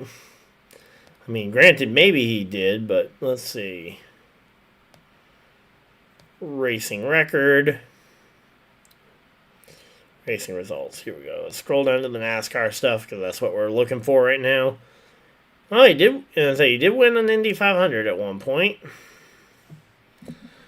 So he did race in the 2022 Daytona 500 for Hessenberg. Okay. He also failed to qualify for the 08 Daytona 500. But yeah, in Cup, the only real result that wasn't a Daytona, Talladega, or a road course. Yeah, he had a 41st at Phoenix, a 29th at Indianapolis. But, yeah, the Nationwide Series from 08 to 2012, he ran a few of them, although it looks like it was mostly road courses, but even those he wasn't perfect in. But, yeah, Jacques Villeneuve was definitely the driver I was thinking of, though. We spent like 45 laps trying to find that, but there we go. Yeah, Hessenberg did. They disappeared almost as quickly as they appeared. Because that was the same team that, so that was the same team that had a couple of other, international drivers drive for them, but, yep. Man. That was fun.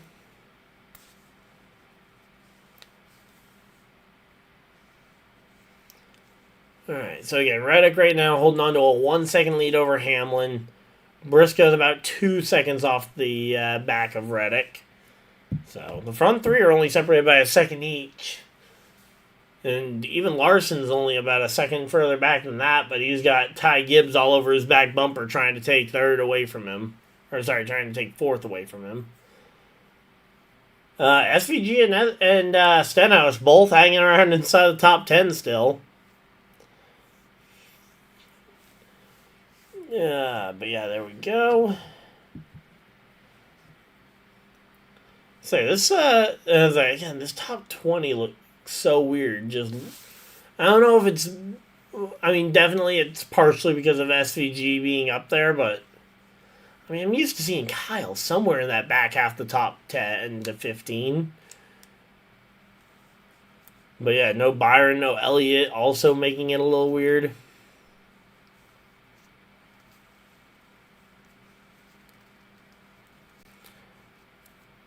But yeah, it is definitely a changing of the guard for the Cup Series because there are a lot of drivers that just, we're having kind of we haven't had a lot of the young guys kind of develop quite yet.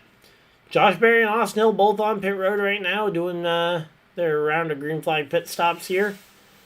Gibbs and Larson continuing to go at it. So there we go.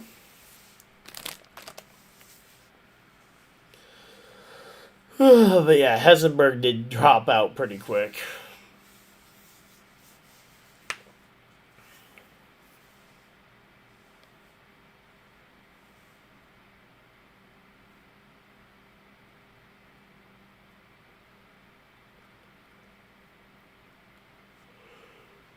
Here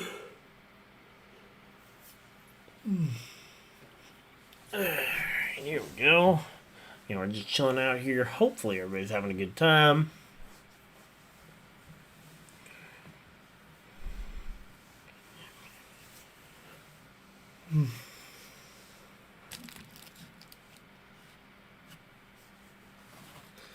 Alright, so Chris Buescher. Oh no! Trouble on the pits for Chris Buescher.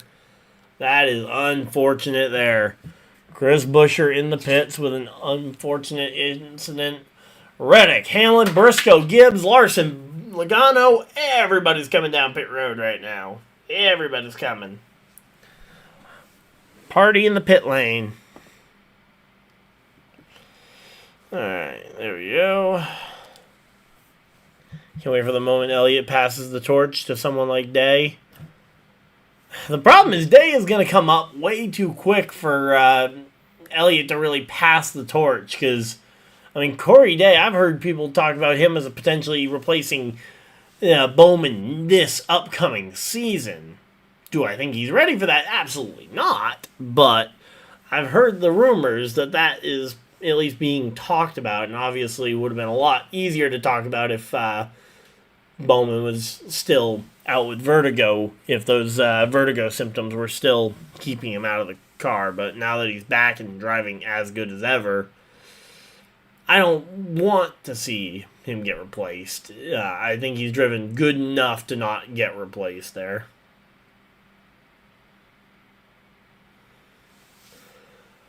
There we go.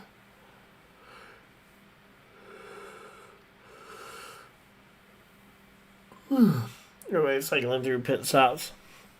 Yeah, as I say, I will give Day his flowers. He's developed a lot.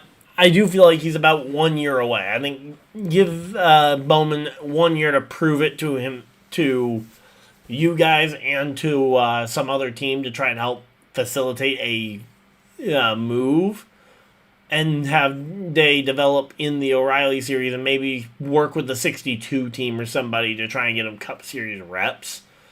Because I do think that Cup Series experience is important to rookies. Yeah, Daytona and Atlanta, he was hitting a lot of stuff. And again, I will give Day all the flowers that I possibly can. He has improved a ton. Again, I feel like maybe just one more year in O'Reilly, and then help Bowman to transition to another team. Or at least have him, as I talk with him about options to try and don't just have it pop up and be like, okay, yeah, we're kicking you out. Good luck finding another team. Like, kind of like what Gibbs did to Kenseth, where, now again, I don't know how things were going behind the scenes, but I know Kenseth kind of got replaced mid-season and wasn't able to find anything for the next season until midway through the year. He got to split the car with Trevor Bayne. But, yeah. I'd like to see Bowman find a full-time seat somewhere. Priest is going to be another weird one because, again, the RFK doesn't have a charter for that car next year. Here comes Bell onto pit road.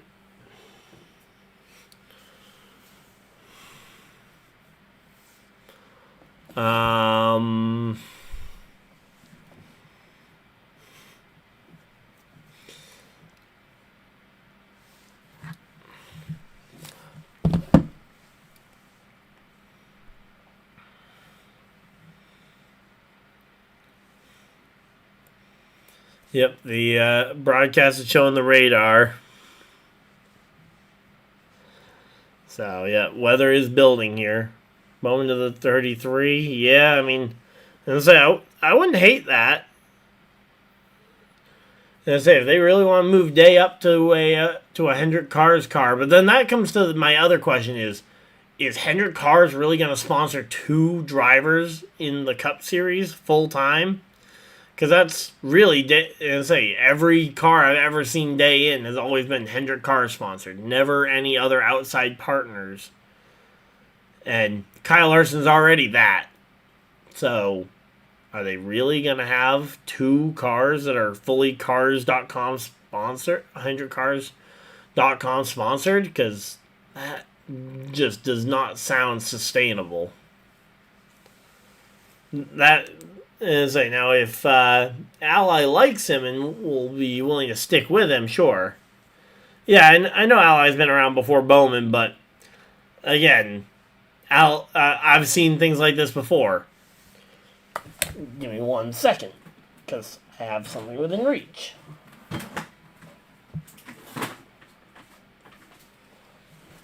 And Eris was around before was around there before. The Eris name was around before Daniel Suarez got to Cup, but suddenly when he left Joe Gibbs Racing, he took Eris with him, and then Eris kind of faded out. But yeah, O'Reilly, I imagine, is a lot less expensive than a Cup budget, but. Yeah, again, if Ally does stick around, that'd be great. But I could also see Ally going with Bowman, because again, they've developed a great working relationship between the two of them. I mean, to the point where they've helped. Bowman has helped with inspiring / designing the teal elements on the Ally cars. Yeah, a lot of that teal, from what I've heard, is specifically an Alex Bowman design choice, so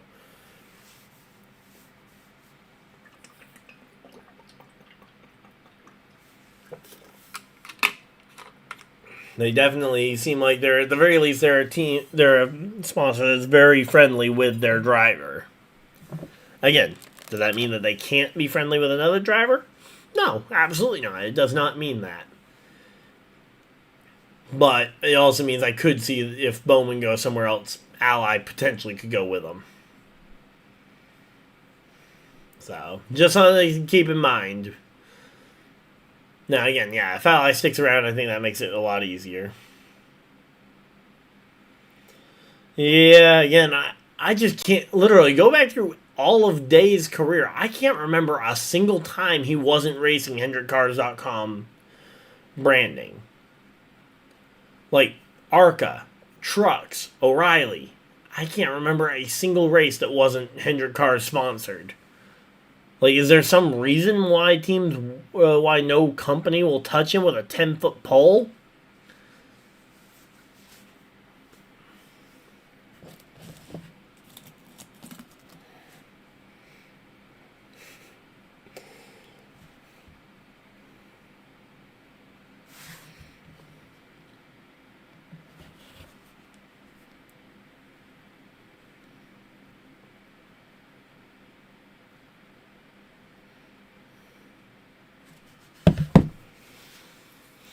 Alright, so there we go. Again, we're just chilling out here. Hopefully everybody's having a good time.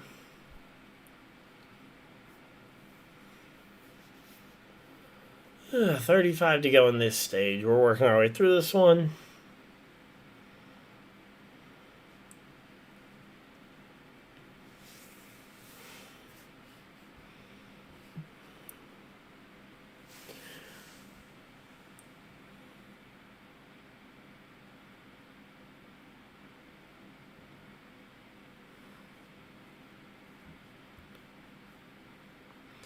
Yeah, I mean, like when Elliott was coming through the Hendrick development system, he had his own sponsors with Napa. When Byron was coming through, I mean, yeah, he had some, I'm sure he had some unsponsored races, but he had a lot of Liberty University too coming through the pipeline with him. And then Larson wasn't really one of their pipeline guys. In fact, he actually started out as a Toyota driver. Could you imagine if Toyota had found a way to hold on to Larson? We might legitimately have a absolute juggernaut of Toyota teams. Like, imagine if Kyle Larson was just leading Legacy Motor Club at this point. I mean, you would literally have 3 juggernaut Toyota teams. That would be insane.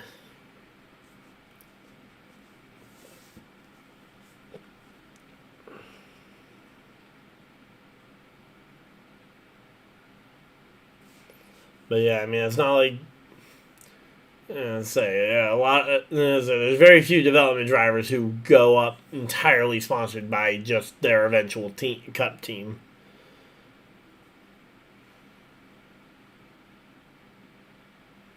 Well, yeah, if Larson didn't say that word, he was already a Chevy driver at that point. He was already being circled for the Jimmy Johnson successor. The only difference I think that would have happened if he hadn't said that word is he would be in the Ally 48 and Alex Bowman would be in the 88 with whatever partners he still had, like Nationwide or Exalta, potentially.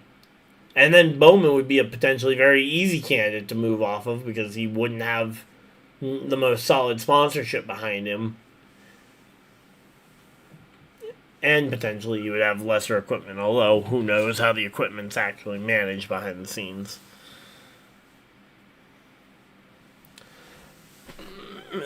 So yeah, there we go. Again, 30 laps to go here. Briscoe and Hamlin dueling it out for second here. Reddick out in front of the field by cleared by a second to a second and a half. But yeah, these the front few guys though continuing to just stomp their way through. But yeah, imagine if Larson had stayed in the Toyota system though. That would be an absolute juggernaut of a Toyota system. Because, I mean, imagine the system they would have had in, like, say, 2019. You have MTJ, Kyle Busch, Denny Hamlin, and then you have Kyle Larson at that team. I mean, that is a juggernaut team if I've ever heard of one.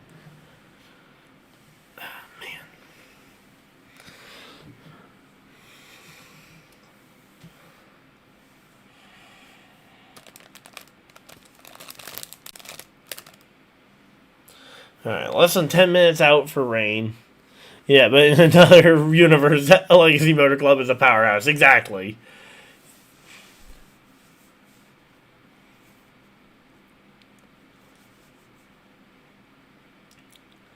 I still can't believe how little Ford is involved in the O'Reilly series still.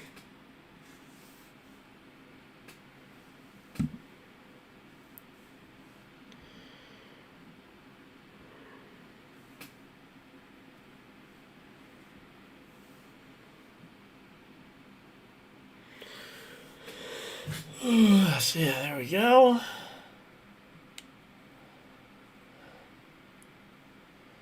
Again, they're working their way through this one. 26 laps to go. They're working. It's going okay here.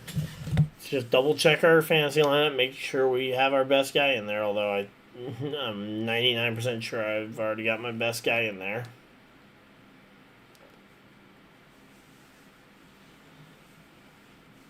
The Chevrolet Part Toyota series. Yeah, exactly.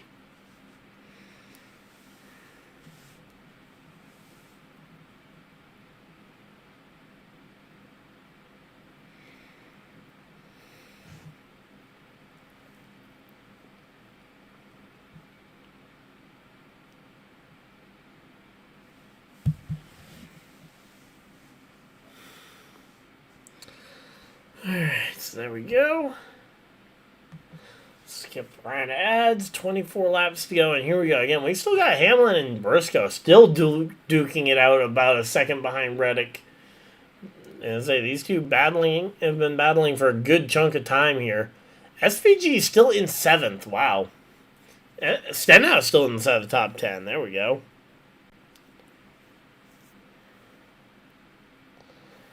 But yeah, we know rain. It sounds like rain is about 10, maybe 15 minutes out. If we do get an extended rain period, I may end up deciding to just call it a night early, and hey, we'll see what the result is in the morning.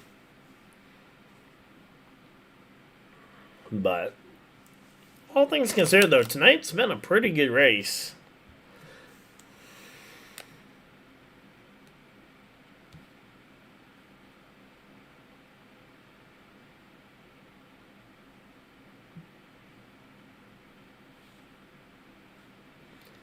Have you heard about the CUVs? You mean SUVs? Or what are those?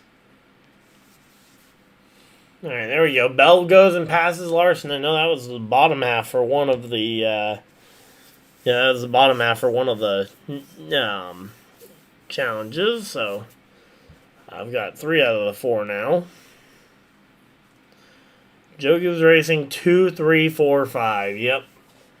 Joe Gibbs Racing holding down 4 of the top 5 spots, and the only one that isn't held by them is 2311's Tyler Reddick.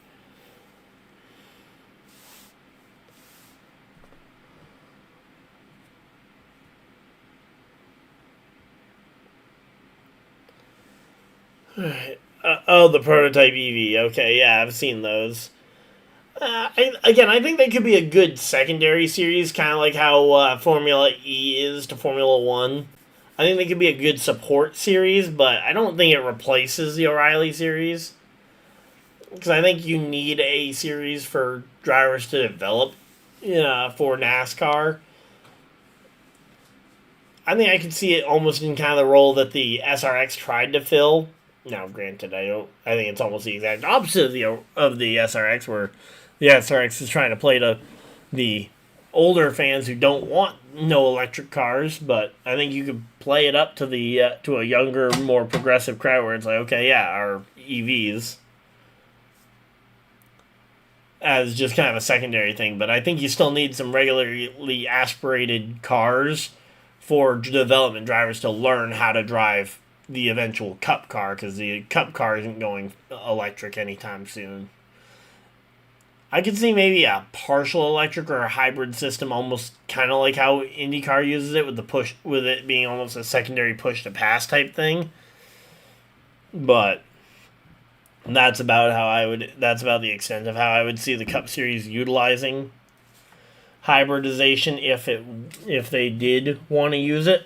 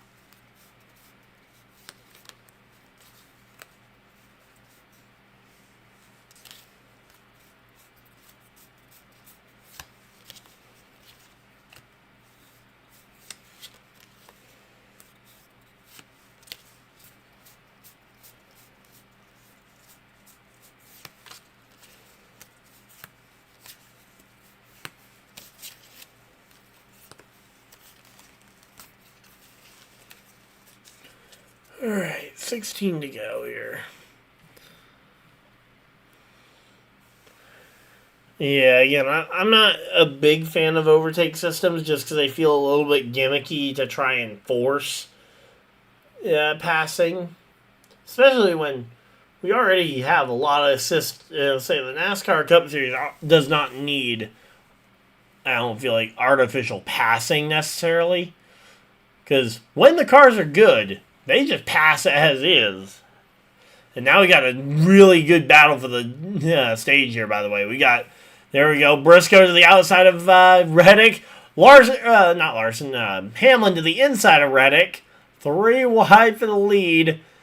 And so those two drivers both split Reddick, and now it's Hamlin versus Briscoe for the stage win. Here comes Christopher Bell to the bottom on Reddick. Gonna go ahead and pass him right by.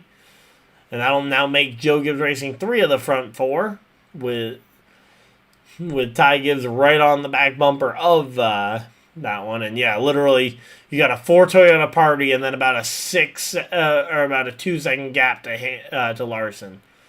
And there goes Ty Gibbs to the bottom, and he is now going to dispatch of Tyler Reddick, and it is Joe Gibbs Racing 1, 2, 3, 4.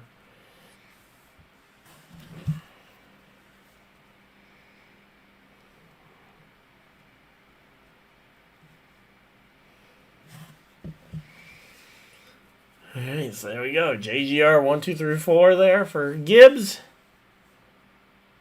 Yeah, one second behind, you get a boost. Yeah, again,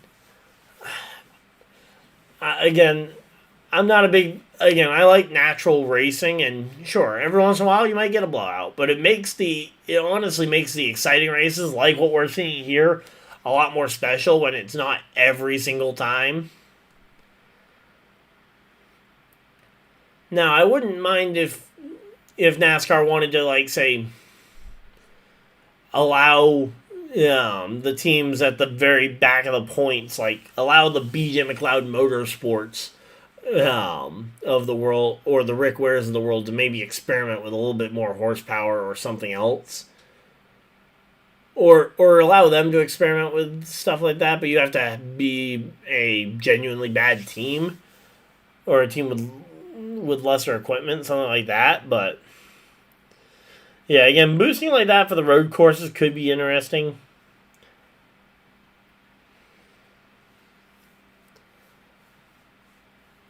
Yeah, again, I'd be curious to see how they would implement it. At the road courses, I could see it helping.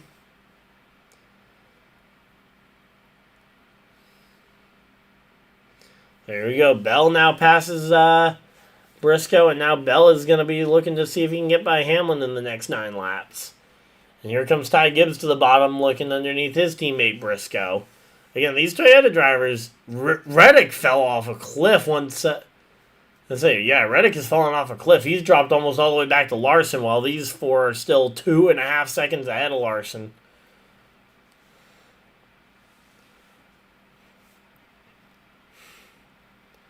So, yeah, there we go.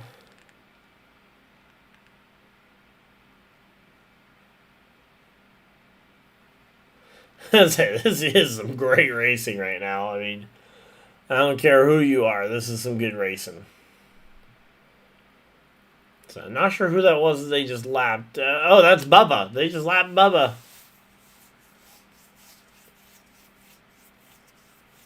Yep, Joe Gibbs Racing Party. Denny, Bell, Gibbs, and Briscoe.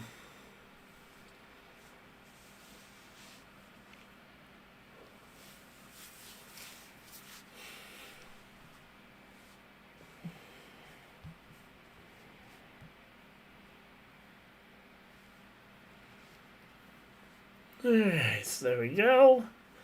Again, Denny Hamlin versus Christopher Bell. This could be a good battle down the end of the stage here. Yeah, this is the Juggernaut team we were talking about. Yeah, exactly.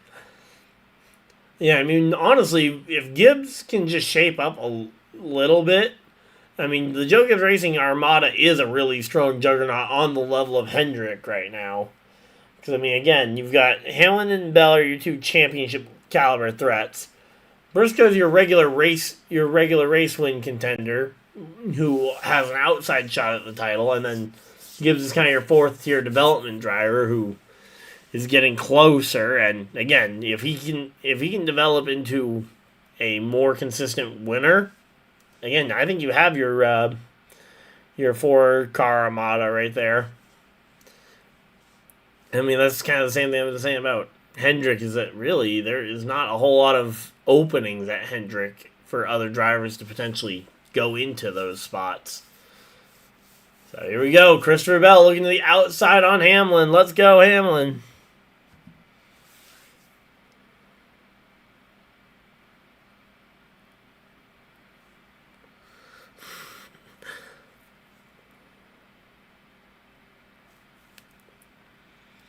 Yeah, first one is always the hardest. That it is.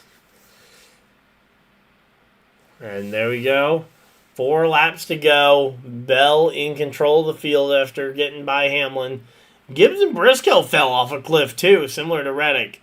Reddick actually got passed by Larson. Wow. So yeah, Tyler Reddick fell off a cliff there at the end.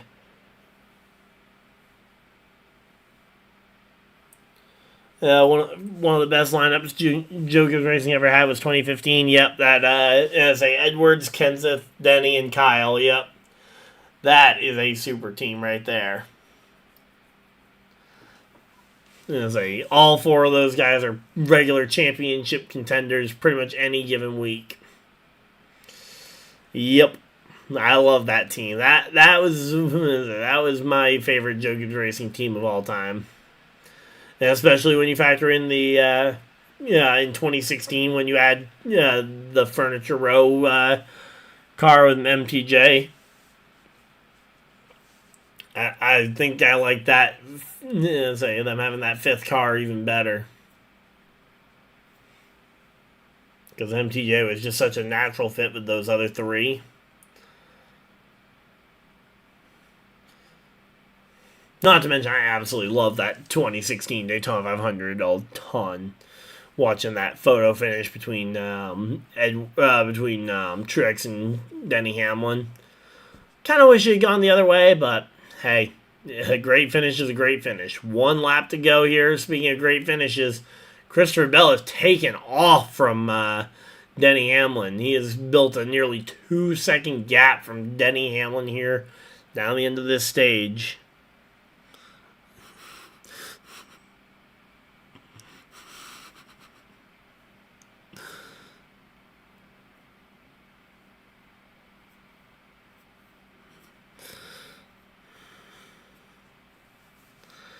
Alright, there we go. Christopher Bell holds on to the lead. Denny Hamlin about 2.5 seconds back. And the Joe Gibbs Racing cars do finish 1, 2, 3, 4. Larson 5th.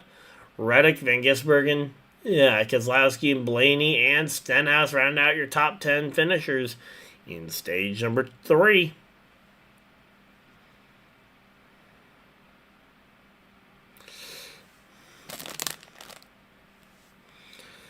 Alright, so there we go again. I've heard we're pretty close to some rain, so we'll have to wait and see if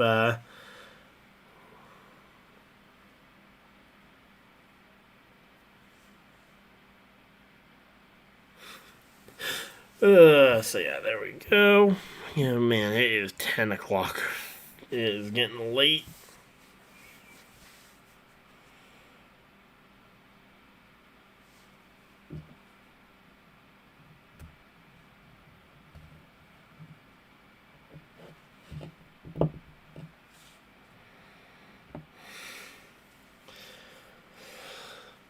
Alright.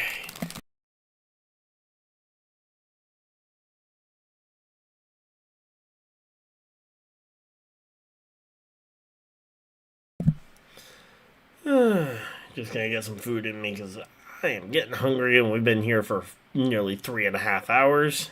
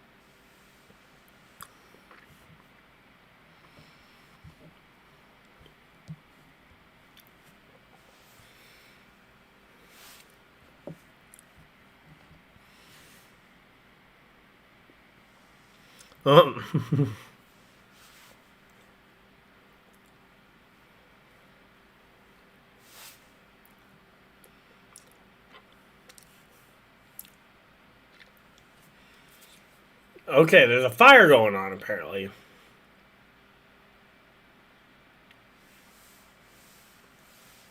Now we're gonna ignore teams and contracts and make the best team possible. Okay.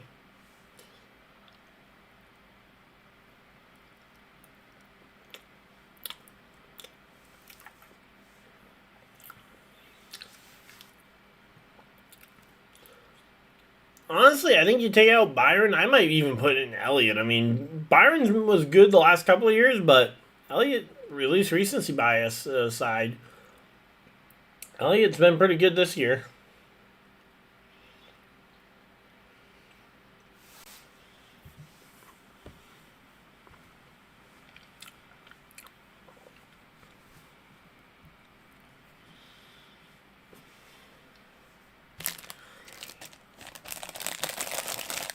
Oh, it's Timmy Hill.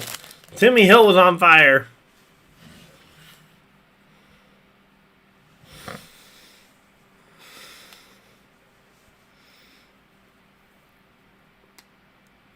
Yeah, Elliott is quiet but strong, and yeah, I would absolutely probably, at the very least, consider that one.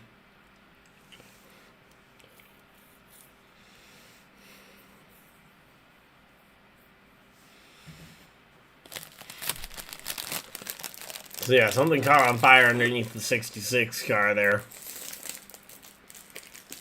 Looks like maybe the brakes caught fire or something, but yeah, they're trying to put out that fire.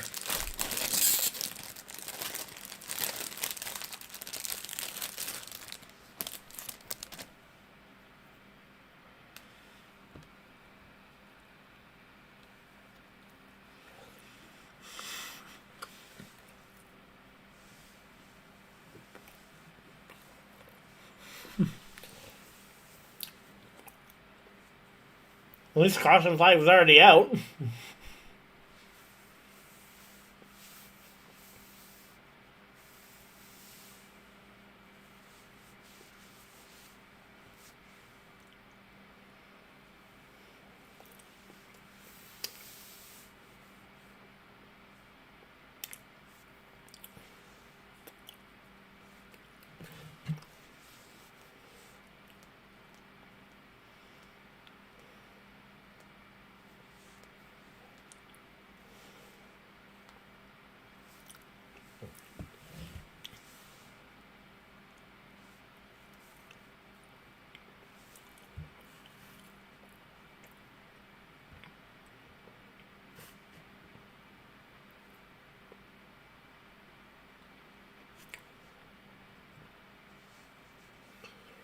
Alright, so there we go. They're showing off the Hall of Fame nominees. Kevin Harvick, Jeff Burton. Kevin Harvick was a no-brainer. Jeff Burton getting in over Greg Biffle, a little bit surprising, but still not really a problem. I just kind of wish Greg Biffle had gotten in, obviously, given everything that happened.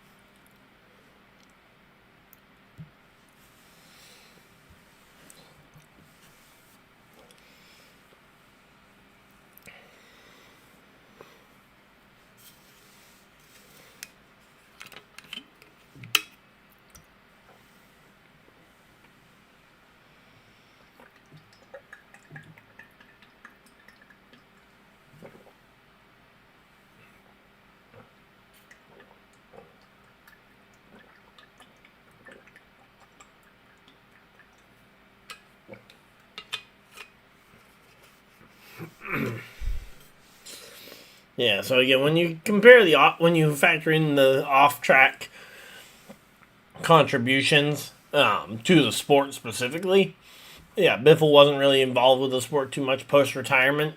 He was busy saving lives, while Jeff Burton has been a commentator for NASCAR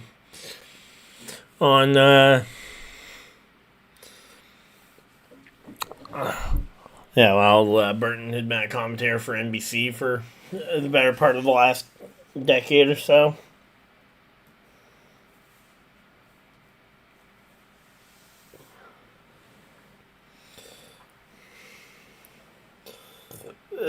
Yep, be like Biff. And again, that's why I'm like, it's hard for me not to want to root for Biff to get in, especially this year, but I can also acknowledge that, okay, yeah, the off-track contributions to the sport, yeah, he didn't really contribute much post-retirement to the sport, specifically, because, again, he was too busy saving lives. Granted, again, saving lives is not a bad thing. But due to this fire and almost certainly an oil spill, we've not been able to open pit road, and we are sat here waiting.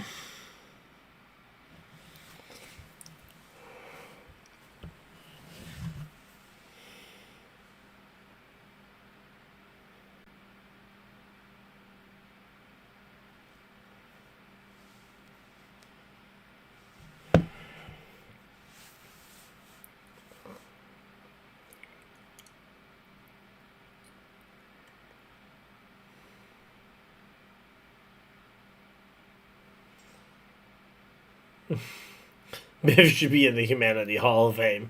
Problem is, that Hall of Fame would be so small because there's so few people in it.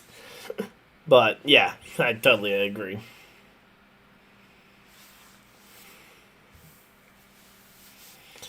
And unfortunately, he doesn't have... his kids were on the plane, too, so there's not really anyone to give any sort of humanitarian award to.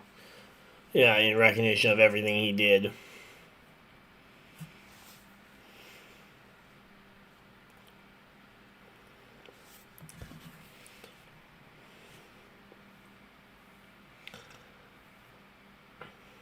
That's why it's special. Yeah, it's just one of those things that, okay, after how many years can you keep finding people to add to it? Because it's like, okay, first few years you could probably put some people in there, and then you'd start to run out of people after a year or two.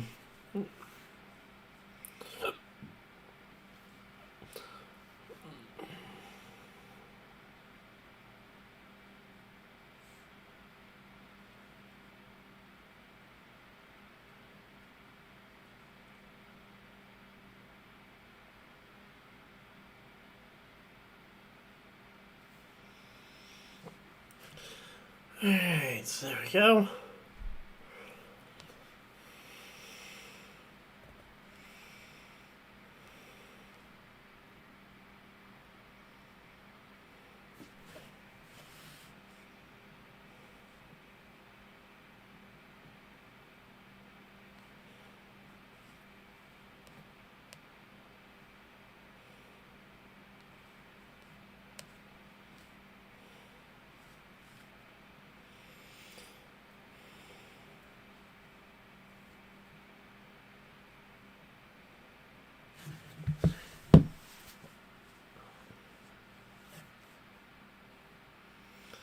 Alright, so here we go. I believe we are going to be opening pit road this time by, and we should be seeing people coming down very soon, hopefully.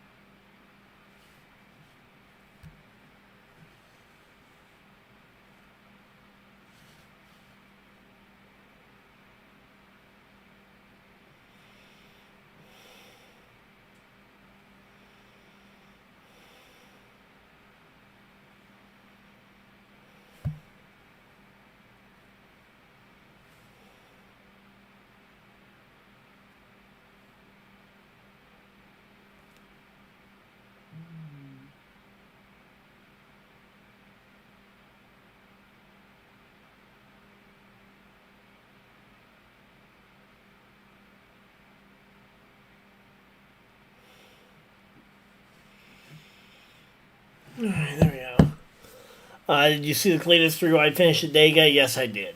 That was awesome.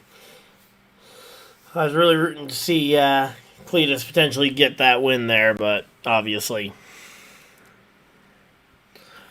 that one not quite going Cletus's way. If he gets another couple shots though, I think he can win an ARCA race at Daytona. Alright, here we go. Coming down pit road, and it's Christopher Bell leading the pack. Yeah, he's learned a lot, yep. Definitely don't disagree there. Still not enough. Nope. They still needs to learn more to get there, but again, he's making progress, which is the biggest thing a lot of us have asked for at this point.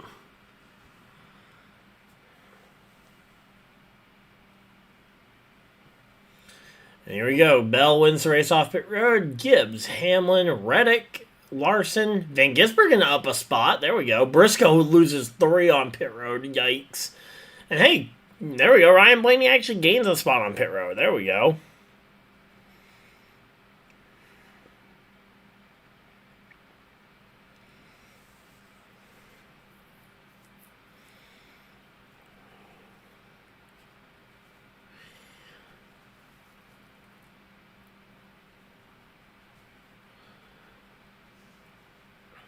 He did well at Kansas. Yep. That he did.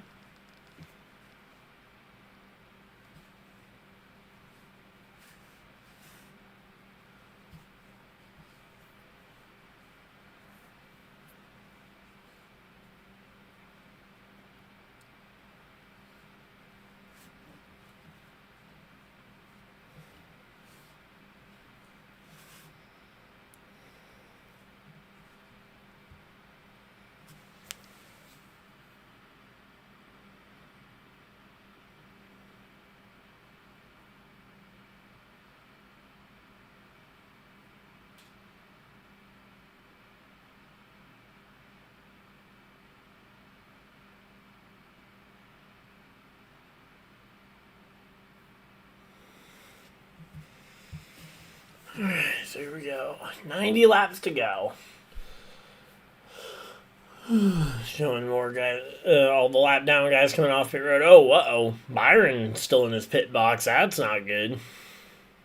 Alright, he's leaving now. Hopefully everything's all good. Looks like a slow tire there.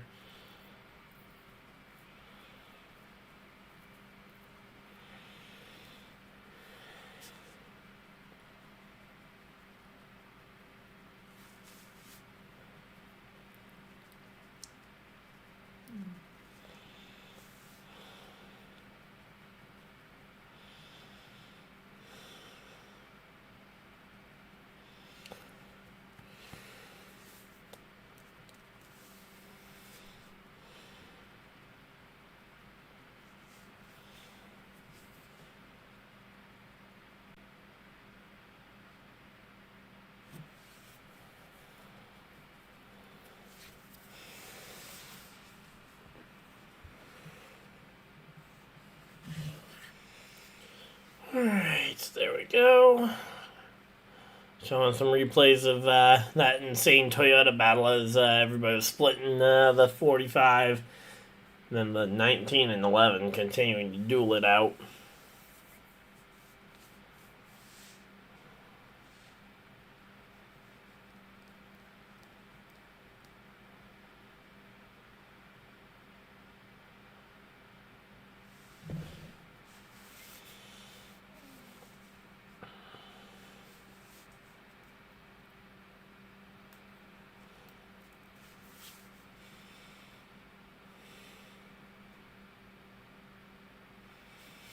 Alright, so here we go. So Christopher Bell, equipment interference penalty, pitting outside the box penalty, has passed 62 cars and won the third stage.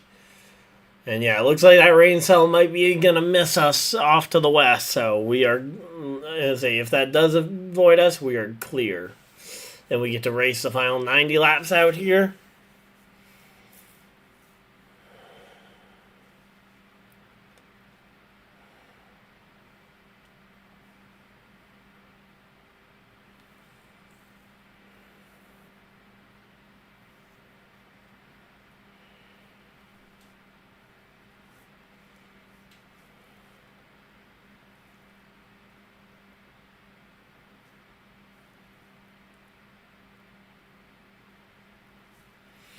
Alright, here we go. Green flag's out. We are back to racing.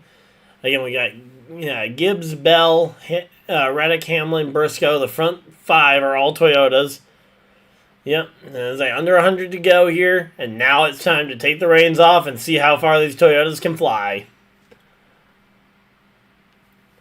And speaking of Toyotas flying, Denny Hamlin is flying backwards like he's got a parachute on because that did not go quite the way he thought it was.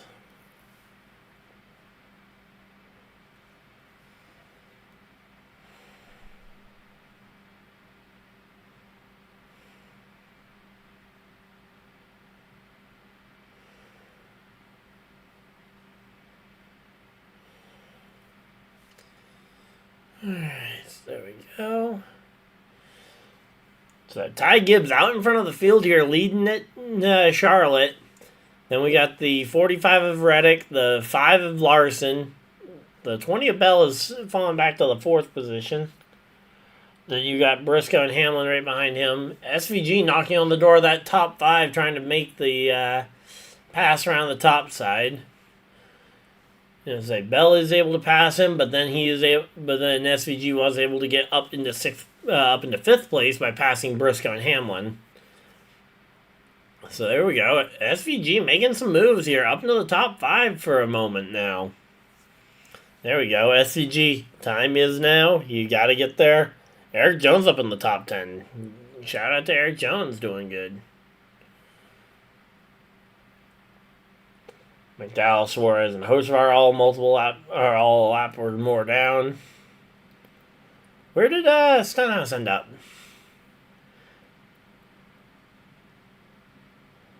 Okay, he's in 15th. Okay, he's not too far back. Did those two even take tires? Who? I think they all took 4 tires at the end of the stage.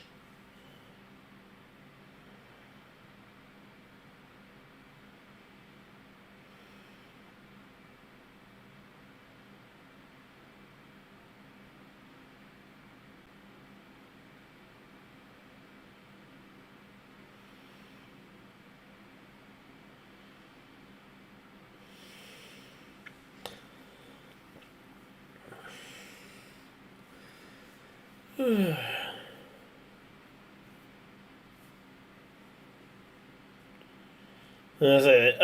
19 and the 11 they fell off so hard. I think they took tires. I don't know why they struggled so far. And oh no, the one of Ross Chastain around hard into the inside wall. Hopefully he's okay, because that's a big hit there for Ross, the boss Chastain. And yep, that is one wrecked race car there. Caution flag is out, and we are going to be back under a caution flag here for the 8th time, for the 9th time today. 8th? Maybe 8th.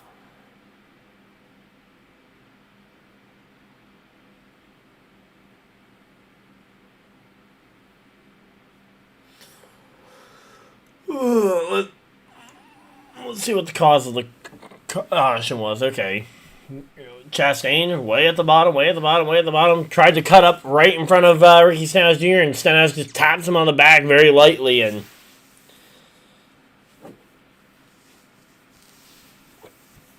he will not complete the triple duty. What do you mean, triple duty? Because Chastain didn't win the truck race. Oh. And I was like, that one was not on Ricky Stenhouse. That was a bad block by the one. And I don't know what more you could have asked Ricky Stenhouse to do there. Unless you wanted him to completely lift off the gas.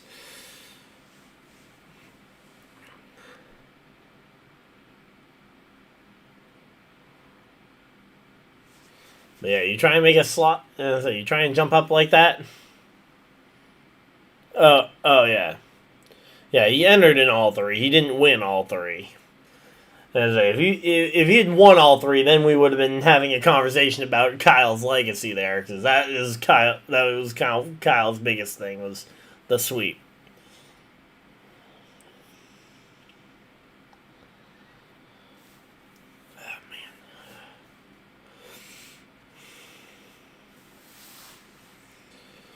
But yeah, here we go. We got this all under control here.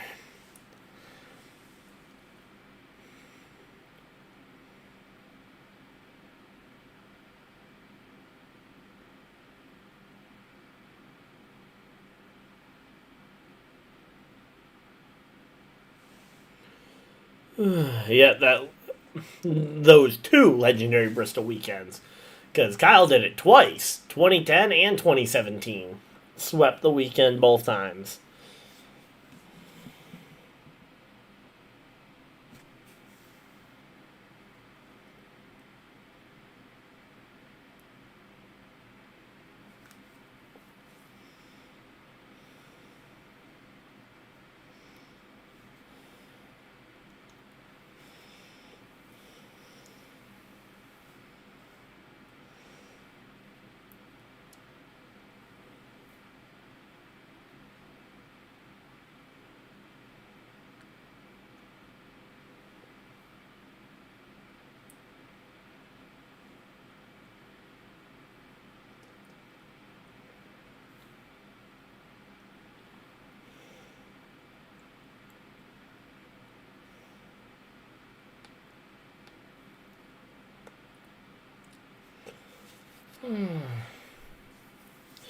So yeah, right now we're just chilling out here. Hopefully everybody's having a good time.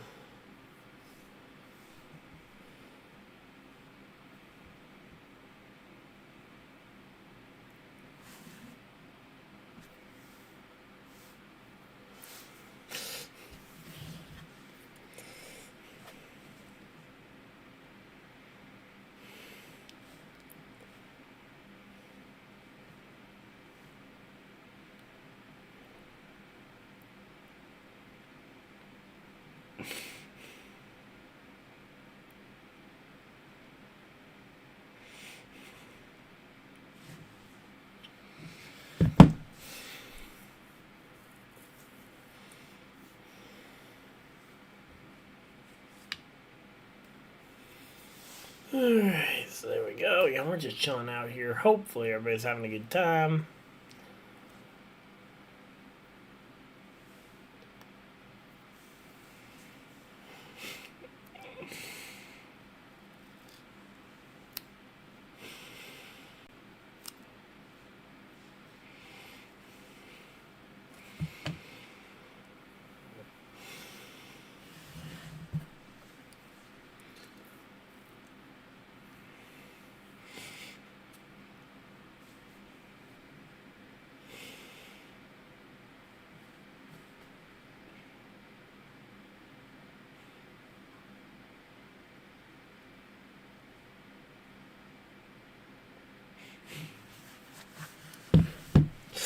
Alright, here we go. Again, we're just chilling out here. Hopefully everybody's having a good time. Man, I still can't believe we went caution-free through Stage 2. And honestly, Stage 3 was almost caution-free too if it wasn't for the early wreck. So yeah, we've had a really, overall, pretty clean 600.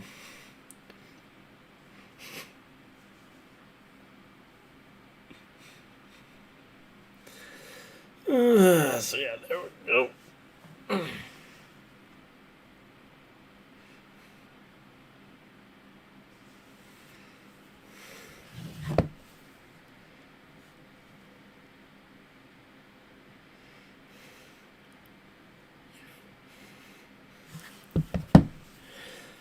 Alright, there we go. Alright, so Gibbs and SVG stayed out.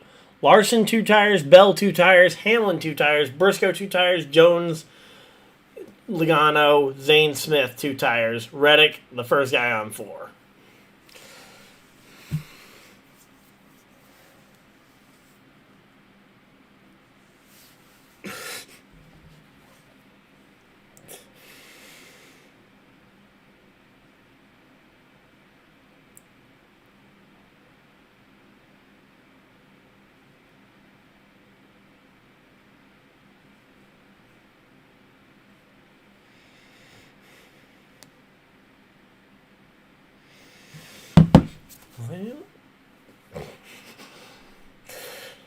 Alright, there we go. Yeah, we're just chilling out here. Hopefully everybody's having a good time. 90 laps to go.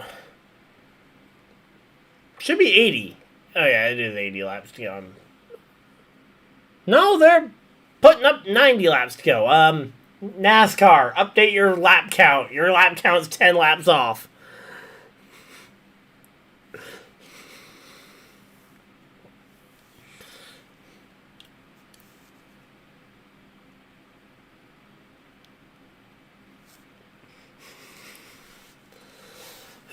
There we go.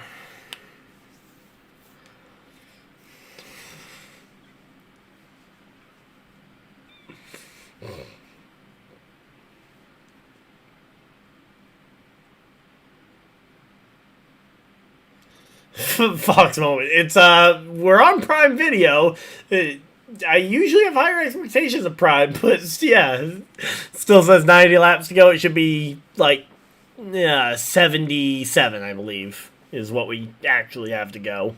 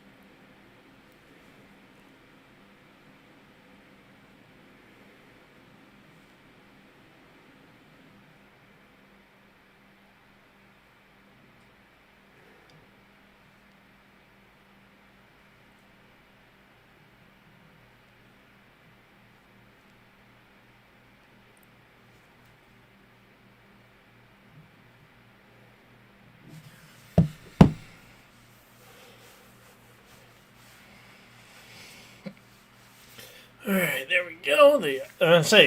When they're showing the actual numbers, the numbers are correct. We're at 230 or 325 out of this one, so we're coming up to 75 to go. But they removed the turn 3 catch fence again. Okay, I have not seen that, but yeah.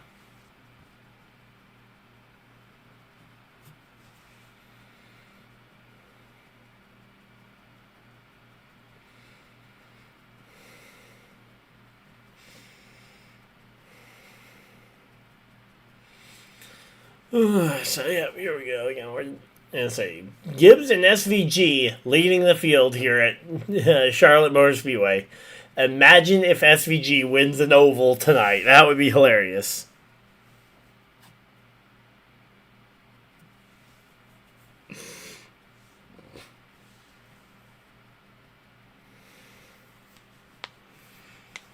There we go. Got replaced by a shorter one. Okay.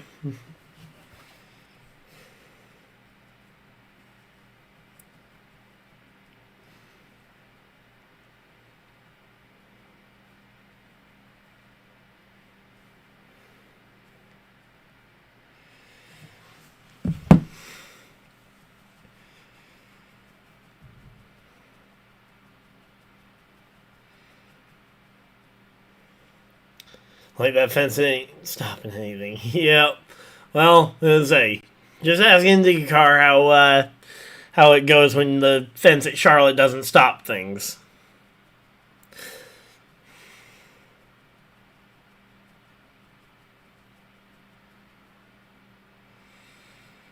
All right, here we go. Lights are off on the pace car. We're about to go back racing.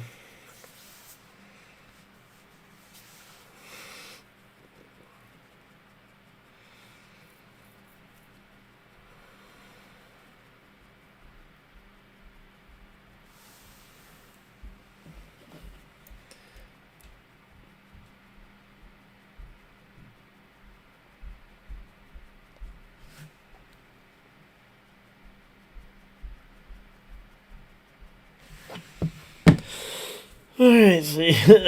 Just so maybe people won't sneak on into the track yet. Well, again, it's a IndyCar a while back. Say one of the last times I believe they ever raced at Charlotte. A tire got up into the grandstands and I think hurt a few people. But yeah, here we go. Time to go back racing. Green flag out. We're back to racing here, boys and girls. If we have any girls watching, but I think the only girl we might have watching is my mom. But here we go. Gibbs and Van Gisbergen, Bell and Larson, Hamlin and Briscoe. And Ty Gibbs instantly falling through the middle of the field here. Now, he is on no tires. Most of the rest of the... then you got about a half dozen people on 2 tires, and then everybody else on 4. It looks like Briscoe's falling through the gap here. He was one of those guys on 2 tires here. And SVG leading at Charlotte Motor Speedway here with 70 coming to 70 laps to go here in a lap or 2.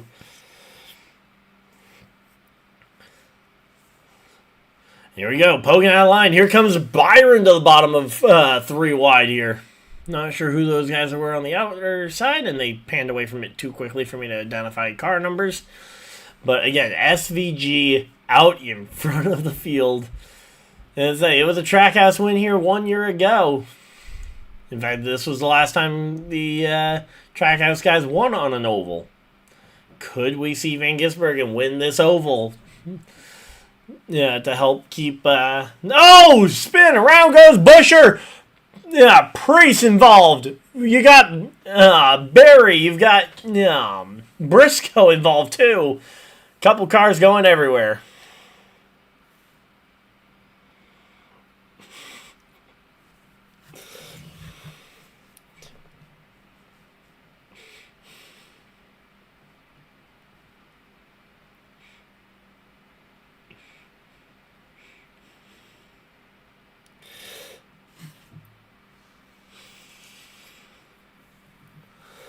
Alright, so there we go.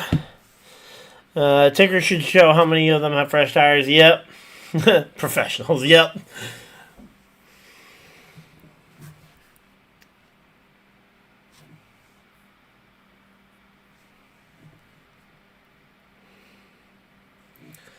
So yeah, just waiting to see everybody climbing out of the car is all good, because that's always priority number 1 when we see crashes, is always make sure that everybody stays as good as possible there.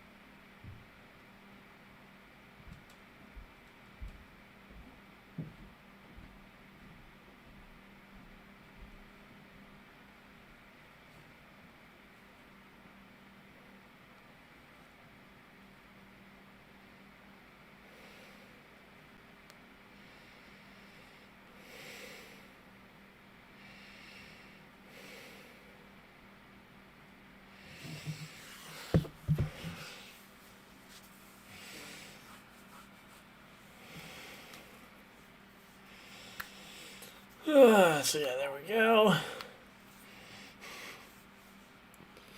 Yep, there's like 5 to 6 cars in it. Yep, there were quite a few cars in it. There are a bunch of the B names. Although I think Blaney made it through, just barely.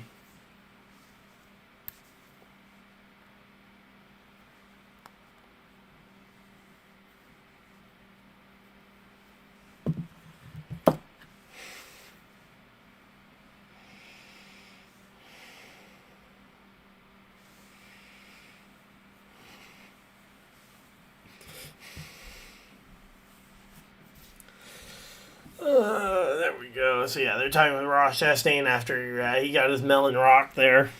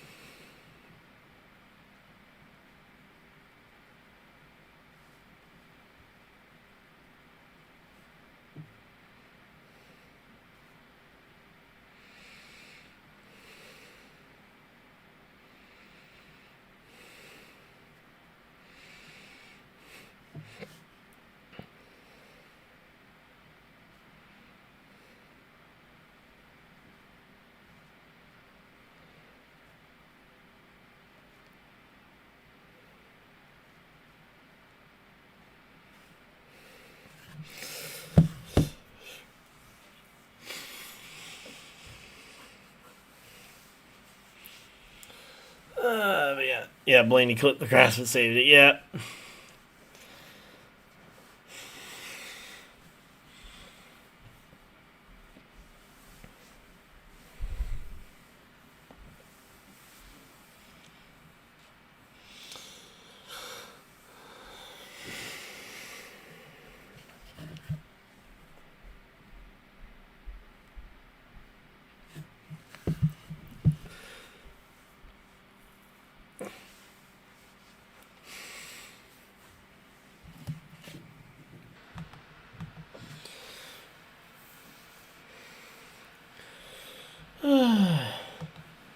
Yep, my computer just decided to completely crash on me, guys, so we're back. Alright.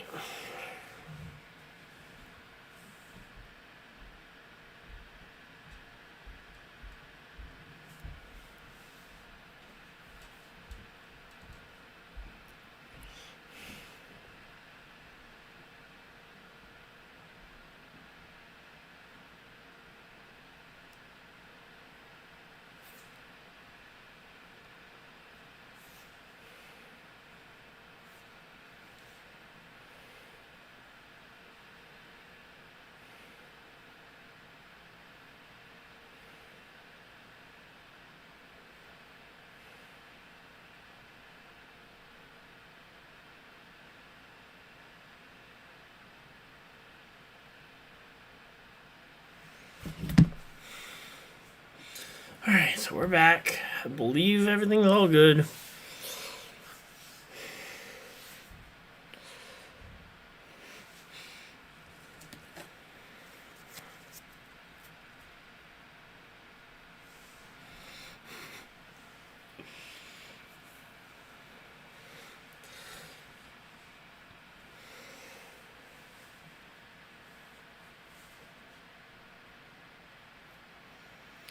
Yeah, it's back again. Yeah, my computer just for whatever reason ran into an issue and decided it just wanted to crash completely. So, we got 335 laps in, so we got about 65 to go.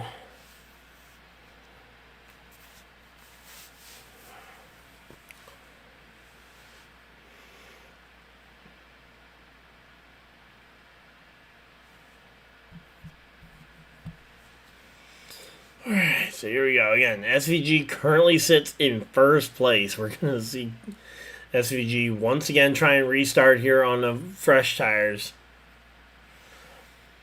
But yeah, I do wish that they did have an option for me to put the tire, last time they took tires and how many.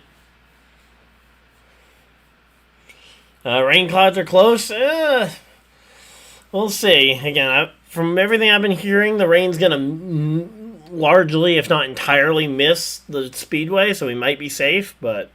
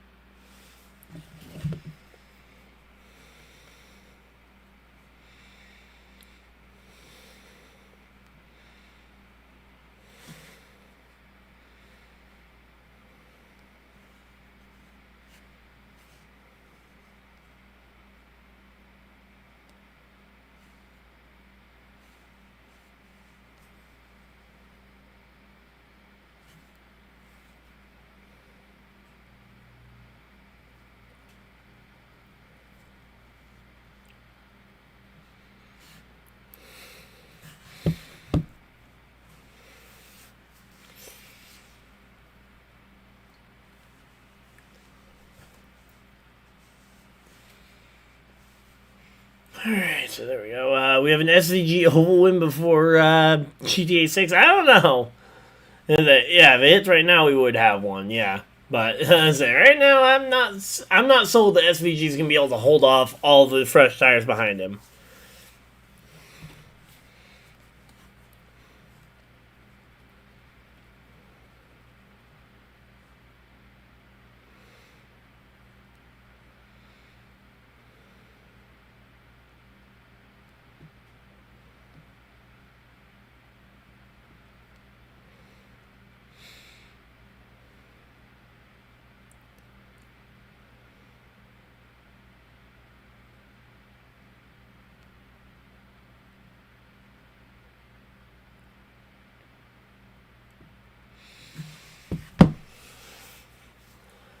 Alright, here we go. Pace car is off. Field in the hands of the SVG and Christopher Bell. So we're already like an hour past the longest race of the year. And we still have 64 to go. Green flags out. We are racing here at Charlotte Motor Speedway. Oh! Denny almost got a nose inside of Christopher Bell there. Would have been a really messy situation if that had happened, because Christopher Bell almost certainly would have spun. SVG now around the outside of Christopher Bell. Bell hangs on that corner and tries to get that side draft going. SVG doing a pretty good job of side drafting him back, though. Not doing poorly there, but Bell is able to clear, and I'm guessing that Toyota power is going to just zip away from SVG. SVG, though, still, a top 5 would be incredible. Again, a win would be unbelievable momentum, but again, SVG, a top 5 here at an oval would be a great way to start the summer month here. Because as we get into the summer months here, it's going to be more and more important for these guys to keep this thing going.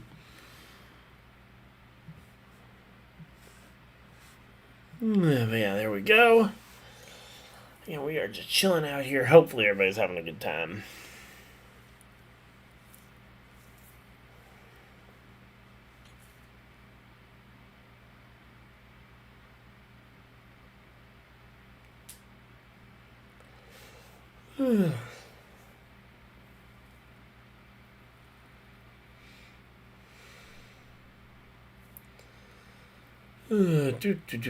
Alright, so here we go. SVG getting passed by Denny Hamlin now. Again, SVG on no tires. These guys are all on 2 or 4. Let's say. And SVG's tires are, what are they? They're, like 15 to 20 laps, 15 to 20 laps, older than everybody else's, so I feel like San Diego is a new track. Zilich could have a good chance. Yeah, I mean, any of the road courses, I feel like Zilich and SVG are both going to be pretty good at. Yeah, and the fact that it's a new one will help. But again, as we saw at Sonoma and Watkins Glen, to SVG, it doesn't really matter if it's a new one. It just matters if it's not COTA for whatever reason.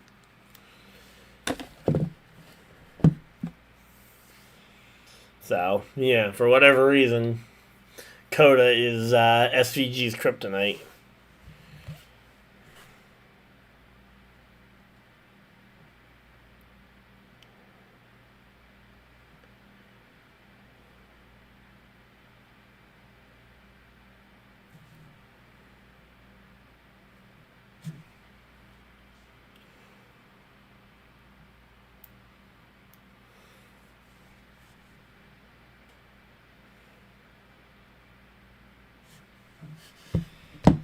Alright, so there we go. Alright, let's see. 344 laps down. Alright, here we go. Let's see. Reddick trying to close in on Hamlin a little bit, but running that extreme top line is always a little sketchy.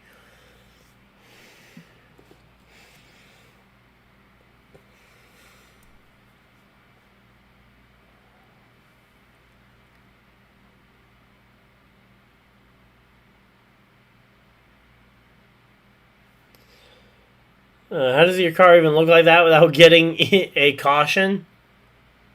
Car even look like... car look like what without getting a caution? Unless I just didn't see something that absolutely should have been there. Yes, I am still watching. The stupid TV thinks I've stopped watching the race. Yeah, right.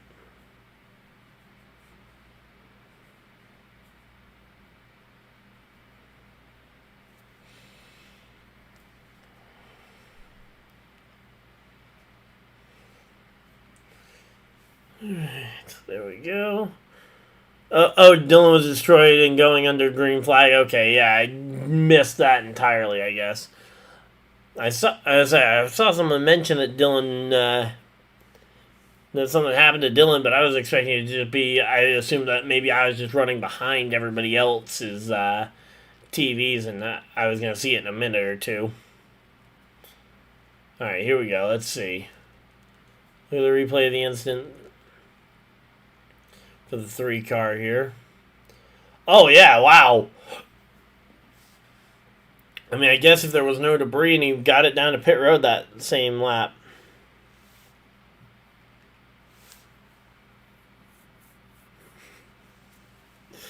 Yep. Yeah, I just saw the replay there. And yeah, that is a big hit for not getting a caution. Again, if there was no debris... if there was no debris coming off of it and he did come straight down to pit road, because that happened in 3 and 4 right across from where pit road entrance is, then I can see how you could get away with that without having that.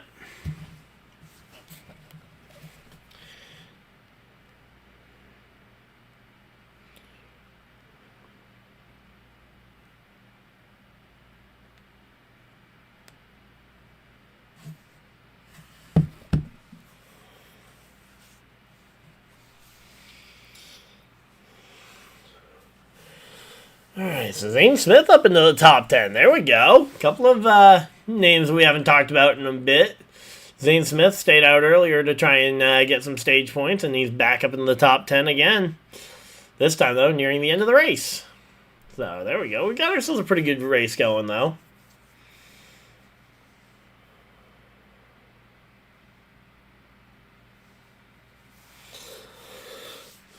So yeah, there we go. 50 laps to go. 50 to go here this time by. SVG still hanging on to a top 5 here as he's getting passed by Kyle Larson right now.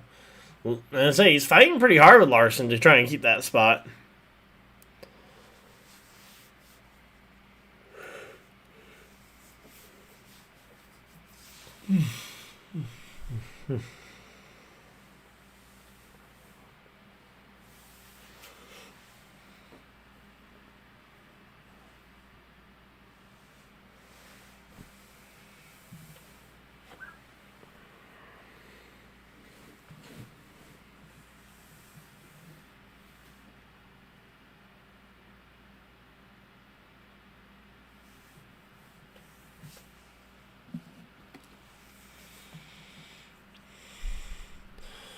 All right, Denny Hamlin riding right against that fence, trying to run some other line other than what Bell's running to try and see if he can gain time. He's only 0.6 of a second back, but again, you got to start getting desperate here in the final 50 laps. And let's see, what do we got? Zane Smith, SVG, a lot of moving around going on. Caution flies! Yellow, yellow, yellow, yellow, yellow, yellow. What's the caution for here?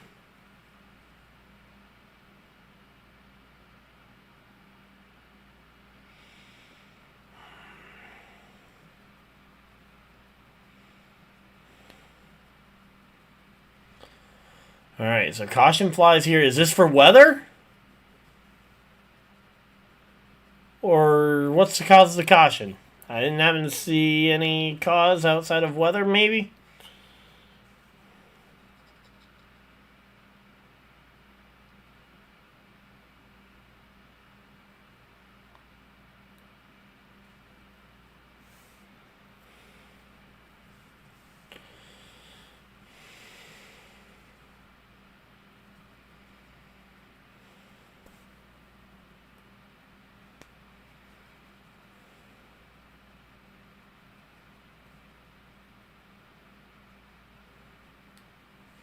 Oh! No, is it a lightning strike? And say, if we got a lightning strike... Yeah, I know, they showed the weather right after the caution. Yeah, that's what I'm wondering. I was wondering if it was weather, but now I'm hearing lightning strike. If we got a lightning strike, that means we're under a 30-minute hold minimum. 30-minute hold minimum is nuts. I mean, they were already so late in the night that... Alright, they're not pulling them down pit road right away.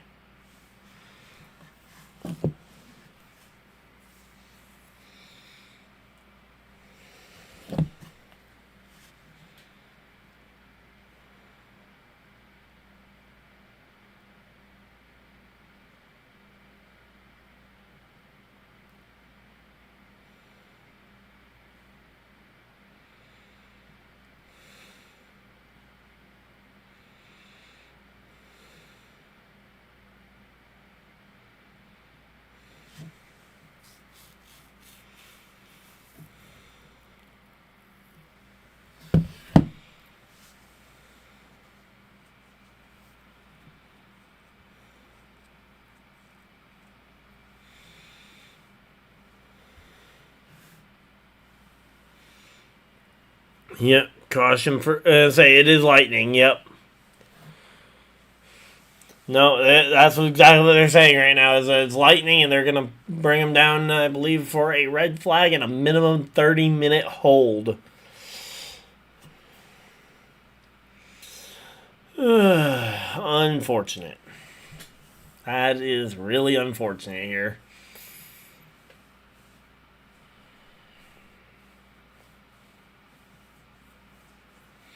Especially because I don't have any sort of rain delay content backed up or ready here, so, Actually, I might have one thing. Give me, 10 seconds to see if I have a, because I did port over some old videos that I wanted to just archive on my computer. So I will go ahead and I will see if I have one of those that'll hopefully suffice for some rain delay content. Let's see.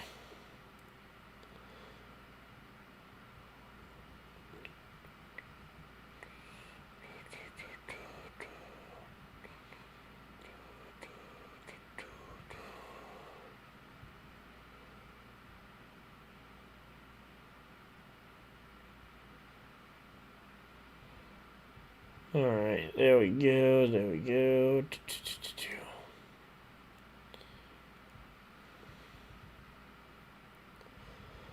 Alright, I've got one video clip, and it is about 16 minutes, so it'll cover up about half of it. Hey Andrew, how's it going? Yes, we just got a caution for a lightning strike. So I am preparing for the reality that they very well may be pulling these cars onto pit road.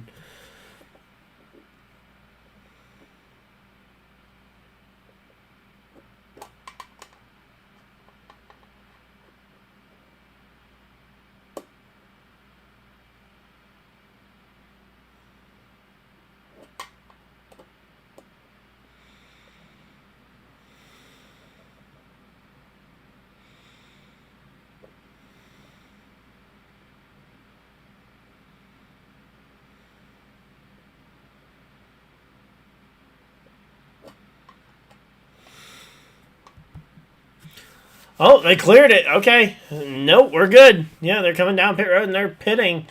So, must have been a false alarm on the lightning strike. So, all right, we are good. All right. Well, I do have that ready though if we need it for a weather/lightning delay. All right. So Daniel Suarez takes 2 tires. Everybody else on 4: Bell, Hamlin, Larson, Reddick, Zane Smith, Gibbs, Logano, Byron. SVG loses 5 spots in the pits. Yikes. But he's on 4 tires now, so there we go. So it was a man with a bright light. I don't know what they saw, but yeah.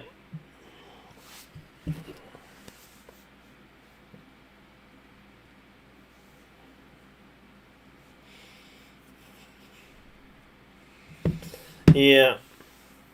No idea, but yeah, that caution flag came out at a very interesting time there. And again, this rain is just barely skirting it. Is barely skirting the track area. My guess is that the lightning strike, they saw the lightning strike, thought it was within the range that they needed to shut down for, and then it was measured, and it was probably outside of like the 10-mile radius or whatever it is that they're allowed to have a lightning strike and still continue operating. That would be my best guess. So, because there is a wind, 6 miles away, moving away from them. So yeah. No, it was the lightning strike. It needed to be within 6 miles. It was like 6.3 miles out, so it was close, but not close enough. So that's what happened. Is that they thought it was within 6 miles. It was like just outside the 6-mile radius. So in the end, we're all good. That's the important thing. We're all good. We're going back racing, and hopefully fans are all going to stay safe.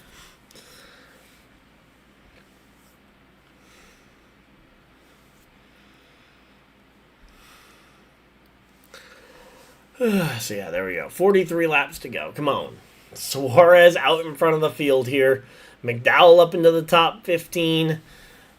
Let's see. Heim up in the top 20. Sorry, just stretching it out. Yeah. Well, again, they had to say. My guess is that anything within like 10 miles, they probably would throw a caution flag for to make sure that it's not coming closer. Anything within the 7 to 10 mile range, they would probably throw the caution for regardless to make sure that the storm's not moving towards them. So that way the next lightning strike isn't on them. But, if it was far enough away and moving away, which this storm is,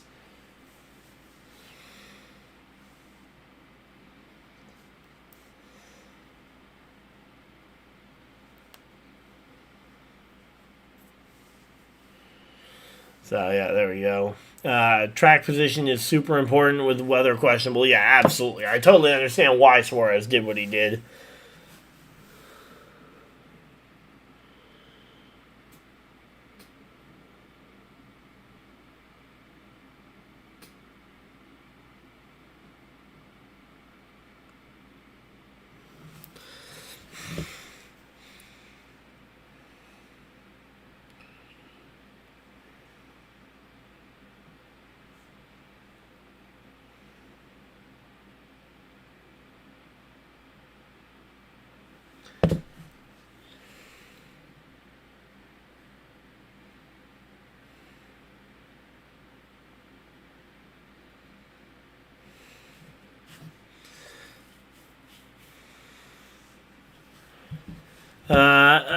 Can't stand the 20 car that scheme. Yeah, I'm not a big fan of the 20 cars scheme either. I think the camo needs to be more like I don't mind hidden camo on like shirts and stuff when it's someone who's walking around.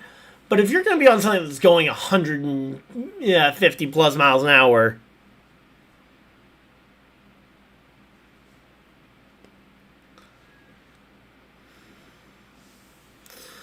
So yeah, here we go. Green flag's out. 41 laps to go. Suarez out in front of the field. Here comes Larson and Bell down the back straightaway here. I'm going to say Bell on the outside, Larson to the inside. Oh, but Suarez goes down to the bottom, kind of puts the dirty air in front of Larson, allowing Christopher Bell to clear for second. Christopher Bell up into second place here, and now it's Daniel Suarez versus Christopher Bell here for the lead. Yeah, exactly. The problem with the camo is that it makes it look dirty, especially when you're going at that kind of speeds. And for interstate batteries, where is their orange? Because the orange is one of my favorite parts about a lot of the interstate schemes. Like, the large green car, it's a hit or miss thing. But we got another caution flag. Caution, caution, caution. What's it for? What's it for? What's it for? Please don't say weather. Please don't say weather.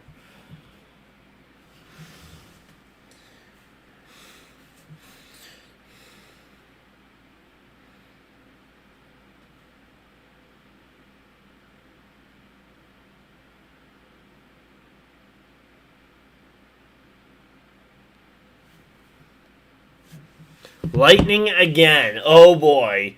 So this one we might actually get brought down pit road for. Now that's second strike in a very short space of time.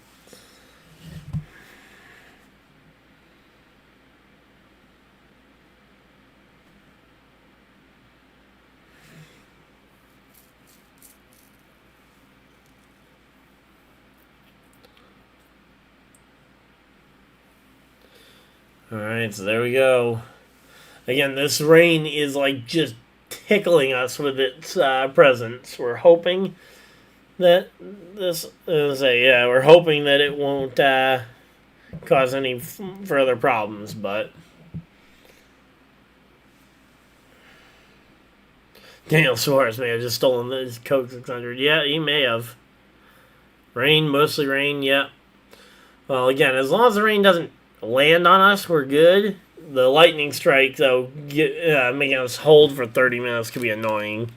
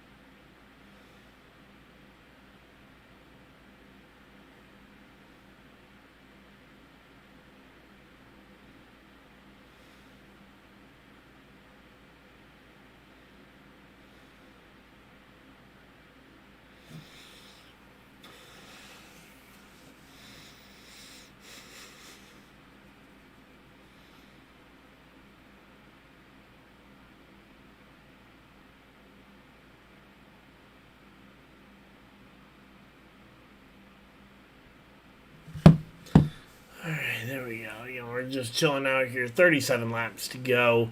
Caution flag is back out. Suarez still in the lead of this race. And again, we have got okay, they're saying it's that it's for rain. Okay. Well, if it is for rain, that's going to be interesting.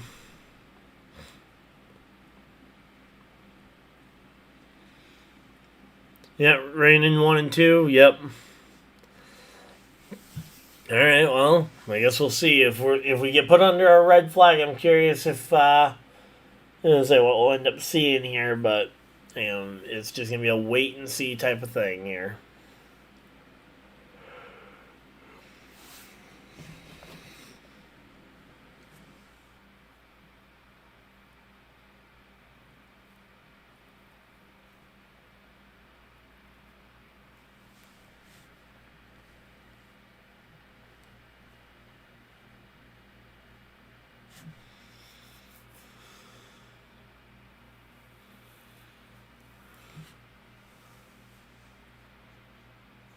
So yeah, here we go. They're showing the replay of this run here. The 20 gets to the back of the 7, just cannot go anywhere, and then Denny Hamlin sneaks up underneath.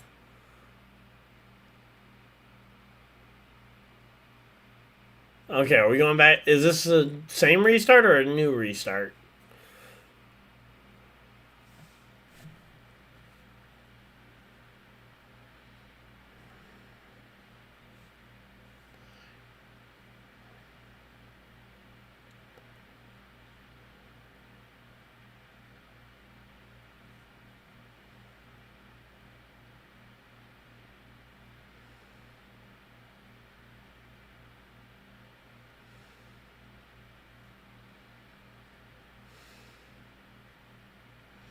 Oh yeah, it was a replay. Okay, I thought we were. Yeah, I was about to say. I thought that seemed a little quick for a replay.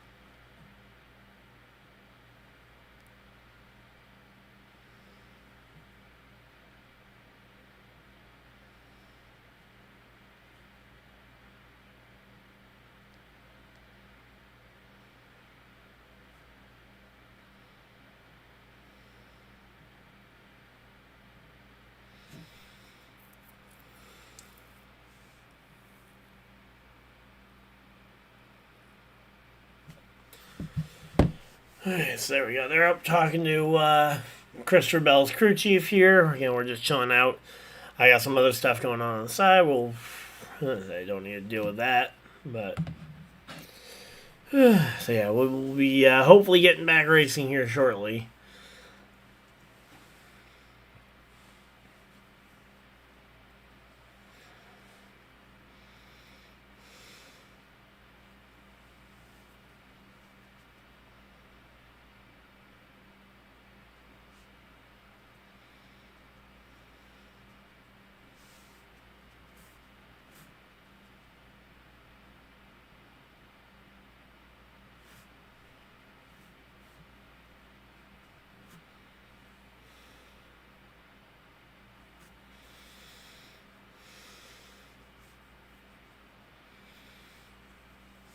Alright, so here we go. 35 laps to go. Come on.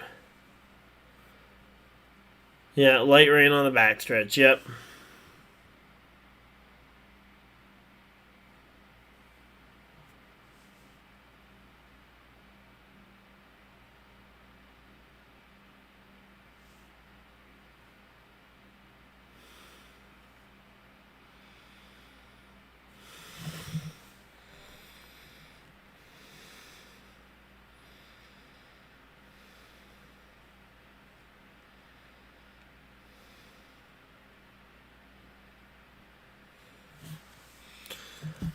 Suarez be the first non-American to win the 600? Maybe. I mean, I don't know. 600's been around a while. I'd have to imagine that somebody non-American. I guess the question would be: are we talking American-born or are we talking American family? Because like the Andrettis aren't American, but Marco Marco and Michael would be, but Mario's obviously Italian American.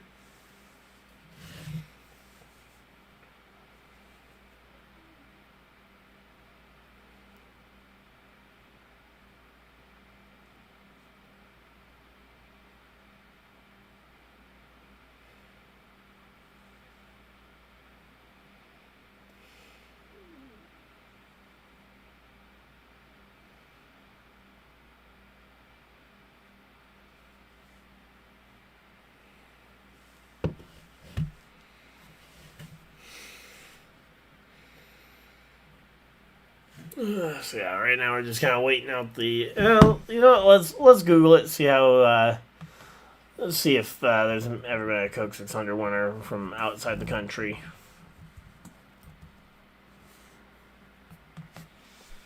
And here we go. Yep, they're bringing everybody onto pit road.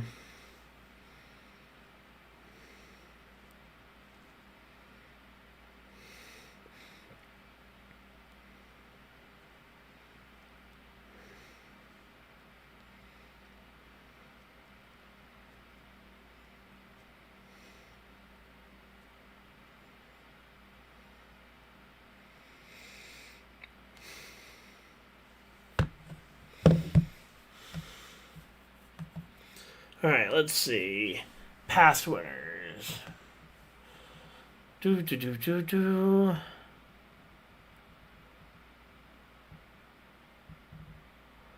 All right, here we go. All right, I don't necessarily know all these drivers, especially the older ones, but I'm guessing most of the older ones are all American. Waltrip, Earnhardt, Petty, Wallace, Allison, Gordon, Labonte. Yeah, say Casey Mears. Yeah, no, he's American. Rudiman might be Canadian. No, American. I was gonna say David Rudiman might be one. Yeah, so they're doing the flashback here. Let's see. Yeah, no, I think he would be the first non-American to win the 600. Yeah, more raindrops in turn one. Yep.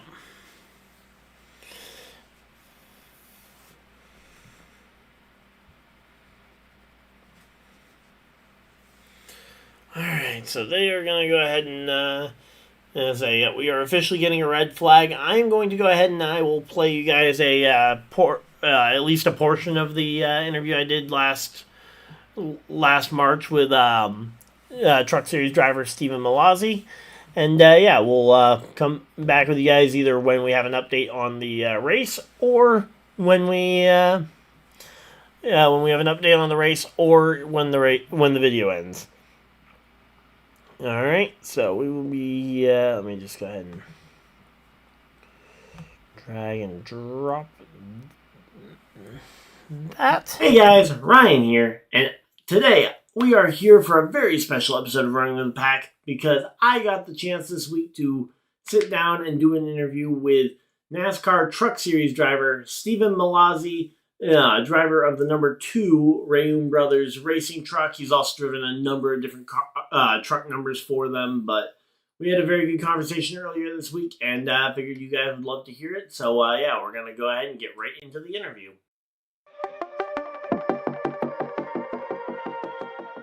So I'm joined here with NASCAR Truck Series driver Stephen Malazzi. Welcome to the show. Welcome Hey man, thanks for having me on. Appreciate it. Yeah. So, so getting into kind of some of the first things I wanted to talk to you about was basically just getting, since a lot of my viewers potentially haven't heard of you or haven't potentially seen you in too many of the truck races. I figure we go ahead and talk about some of your background, your early days of the go-karting. Yeah. So, when I was a kid growing up, I did indoor rental go-karting, like literally the stuff you go buy and pay to do. Yep. And I didn't really start that until I was 9 years old, maybe 10. And I literally did that for years, like 3, maybe 4 seasons of like just racing year round at an indoor rental go-kart track. My dad would take me on a Wednesday night, drop me off and leave me there the entire night for like the $50. They had like a $50 unlimited racing deal. Um, and I would literally just race all night long by myself. And like I was like 11. Um, so I got really, really good at indoor rental go-kart racing, obviously. Yep. As one would if you spent that much time doing it. Um, and finally my dad got bored. Was like, let's go do some competitive karting. So we went to a track in upstate New York, or it's not really upstate, it's more central New York. It's in the Adirondacks Mountains. Yeah. Called Anything other than the city is basically upstate New York. Yeah, right. It's called Oakland Valley Race Park. All right. OVRP for short. And we did some competitive kart racing testing. and then we bought a competitive go-kart, and those things are crazy. A lot of people don't even know what those are, but they're open wheeled. They'll do, 90 miles an hour in the upper classes, right? 80, 90 miles an hour. Yep. Um, there's no seat belts because if you flip, they want you to fall out instead of roll because your head is the highest thing in them. Yep. They're crazy. They're awesome. They're a ton of fun. Yeah, And I've it's a gotten to see a serious couple of business. local go-kart races up here as well. So, yep. Yeah, I've yeah, seen some of those things. and even the local stuff is a serious business. So there's a whole national scene to that kind of stuff that expands as you progress through the ranks, and we did that for a few years. And at one point, I was a runner-up national champion, and I was flown out to Portugal to race overseas in Europe for what is considered the Olympics of karting. I don't know why there are balloons that just popped up on my Zoom. That was crazy. But in the Olympics of karting, which is like, it's 400 drivers from 50 something different countries, and it's a huge event. Um, Yep. and then, after that, I retired for a little bit after that, until I ended up coming back to pursue stock car racing. Yeah, so I assume that most of your karting then, especially like those indoor karting places, are always kind of road course based. So, yeah, I assume the overseas stuff in Portugal with road courses too, Oh yeah. Yep, yep, yep, because yep. because They're not yeah, that even was one local. of the It's things. funny. Oh, sorry. I was going to say Yeah, it's the opposite. Um, we specify when a track is a road course. In karting, usually you specify when a track is an oval, yeah, right? So because like we both the don't. karting tracks up here are both ovals. So, Yeah, yeah. all right, but yeah, so then obviously you took your time away from the sport for what was it, about 5 years? I think I read in some of the 5 stuff that I years. was reading, getting ready for this. So Yep, yep. yeah, and then obviously you made your return at Mid Ohio with what, as far as I could tell, was your kind of best run in the NASCAR ladder, at least in terms of the actual NASCAR trucks. Yeah, yeah. I would say so the 5 year hiatus because I was a kid, right? And I'm very vocal on social media about paid drivers because it's all Yep. about money these days. But when you're a kid, who else is going to pay for your racing, right? But my dad and I did the racing that we did do on an extreme budget for the Yep. most part. And even that is a relative term. I am not from like a poor family. I'm from a fairly well-off family, right? But not from NASCAR money. Not from Yeah. my dad owns a multi-billion dollar business and or runs a multi-million dollar business and I can just write a check and go drive whenever I want. Um, but when he got sick, our financial situation changed drastically. So the first thing to go was obviously racing because that's an Yeah. unnecessary expense. Yep. 5 years go by, maybe four, and he comes into my room and is like, I'm upset because all this NASCAR news in Daytona is coming out about 2021. Okay. And I'm like, Yep. damn, I feel like I should, if my life had gone the way I'd hoped it had, at this point I'd be racing in Daytona or something like that. Yep. Um, and I was kind of an asshole about it, for lack of a better term, to my family. And my dad walks in my room and asks me what my problem is, and I explain the whole thing to him, and he's like, let me tell you something, kid. If I had treated my cancer the way you treated racing, I would have died 5 effing years ago. And turns around and walks out, says nothing else to me for a few days. So I started emailing a bunch of team owners, and eventually I connected with the 76ers commentator, the basketball team, the Philadelphia Yep. 76ers, who works for NBC, All who right. connected me with Michael Carey, who is now still working in NASCAR today, who connected me with eventually what ended up being Josh Ryome. And I moved down about 2 weeks later to work for Josh Ryome unpaid for a summer. I did some late model races, and then Josh helped me figure out how to get approved to do the truck race at Mid Ohio. Um, it's crazy. I think our best run was probably Pocono, like not by finishing position, but by Yeah.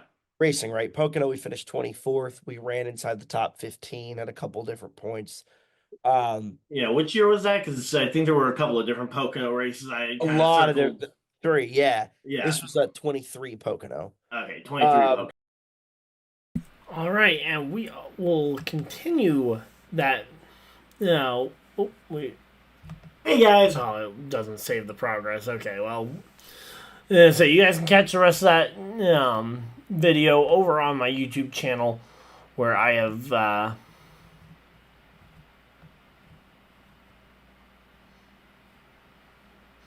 Yeah, you guys can catch the rest of that video over on my YouTube channel. The video has been was posted sometime last March. If we get another caution, I will drop the link in the chat. But we are about to get ready to go back racing. Yep, and say cars are rolling on track. Yeah, I was just playing that hopefully to help fill some of the dead air time.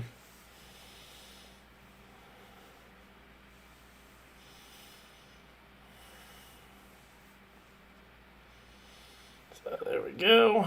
I was unaware that just. I thought we might have been about to have the race called. But yeah, again, if you guys want to catch the rest of that, that video though, I will get the link for you guys because I should be able to find it relatively quick.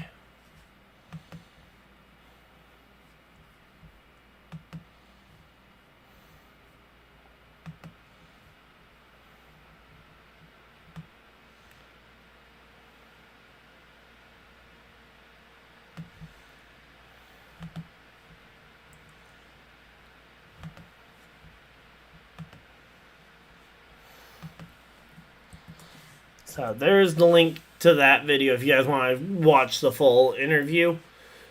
Yeah, but we are doubled up. Lights are off on the pace car. And we're going to be going back racing.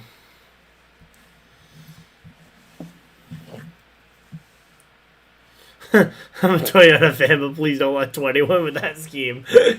As I think almost everybody in my friend group is pulling for the 20 to win.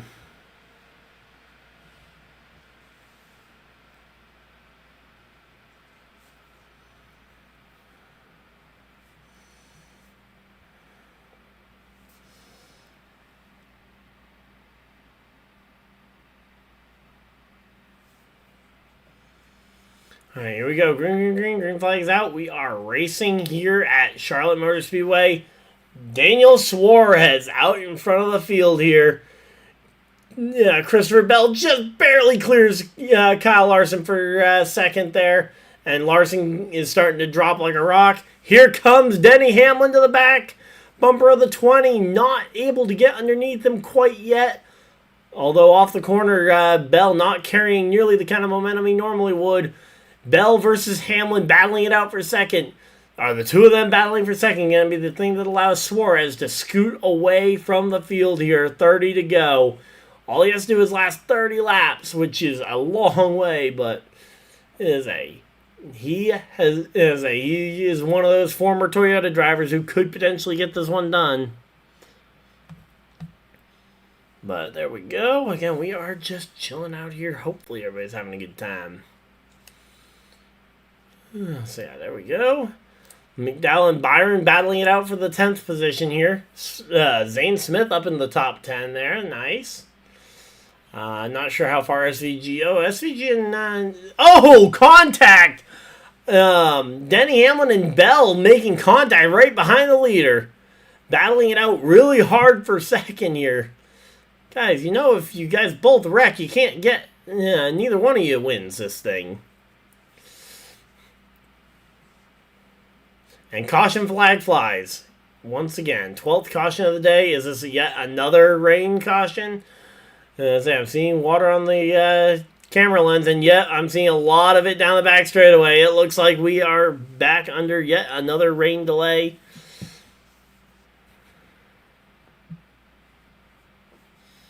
Yep, rain again. All right. How many times are they gonna keep trying to win keep this rain going versus just letting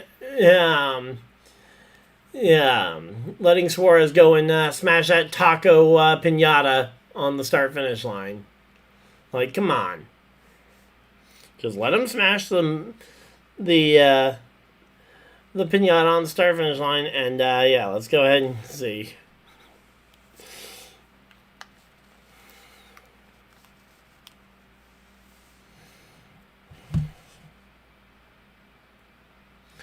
Is that all she wrote? Wait, is it done? Let's say someone is a one of my. Let's see. NASCAR will give it their best effort to get more racing in. Complete the show tonight. Yeah. Well, again, the show's done tonight, or one way or the other. 27 laps to go here.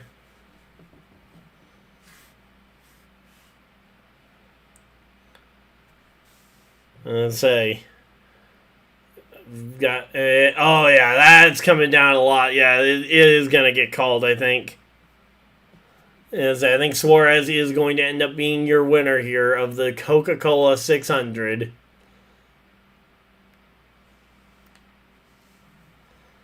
As I Daniel Suarez 2 wins in his career, and let's see, Spire their second win of the season here.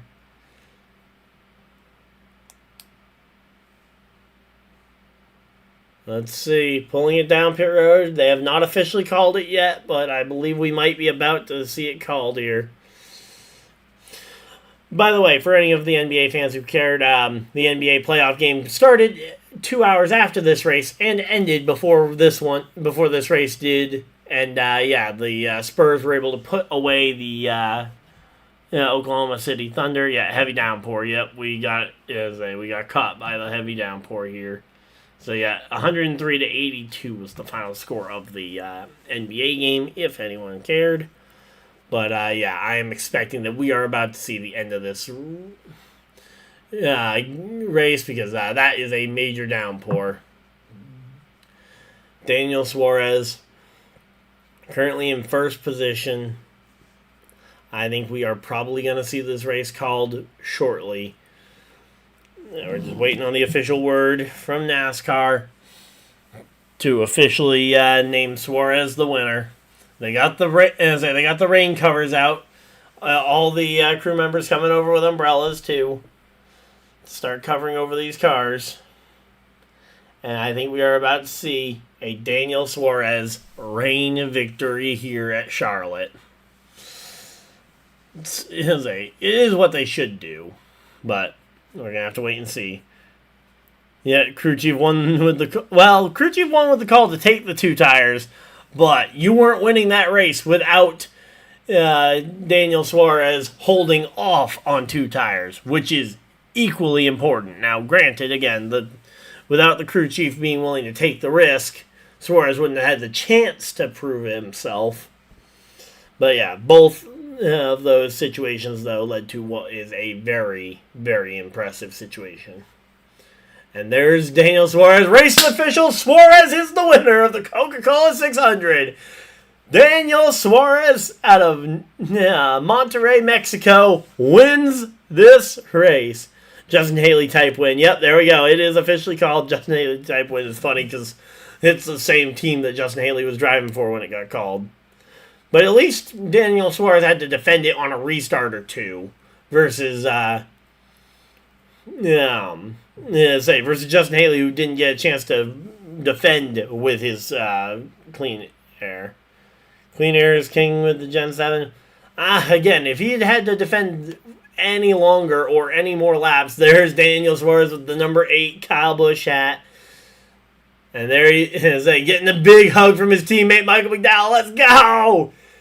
McDowell and Suarez, let's go. So, Michael McDowell, Suarez, they're celebrating this one. Suarez getting a bunch of hugs from some of the crew guys of his other teammate cars. And Daniel Suarez is your race winner.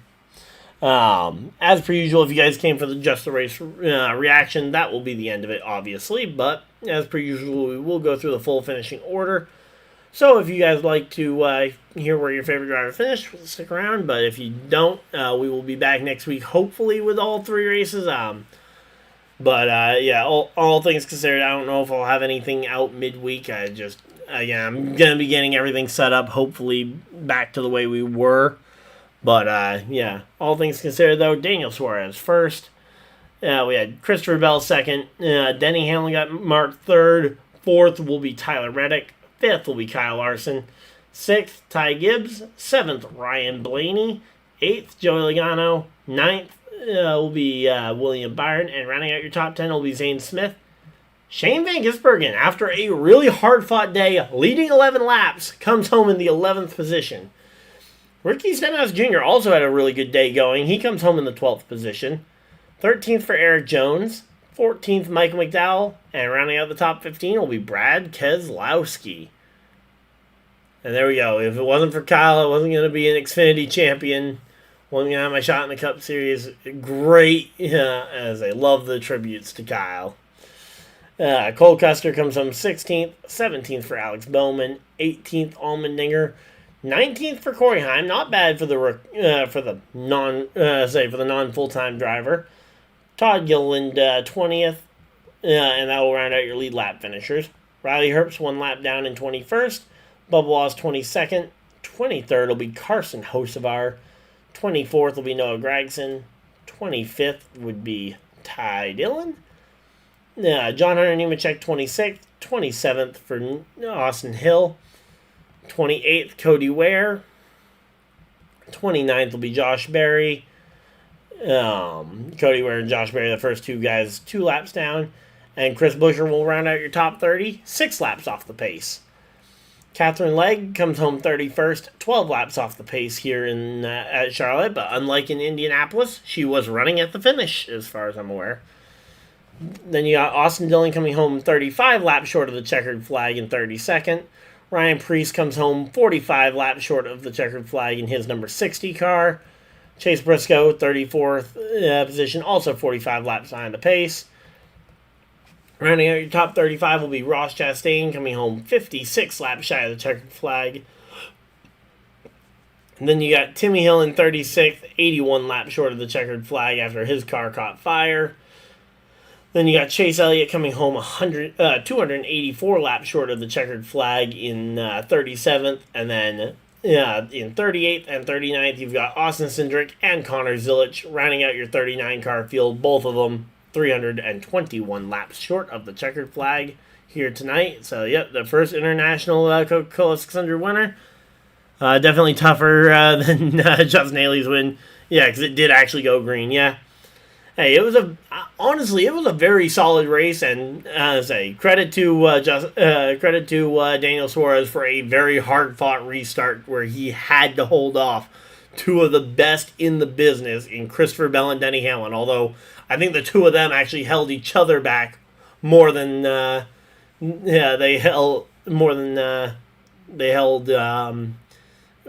challenged him, but.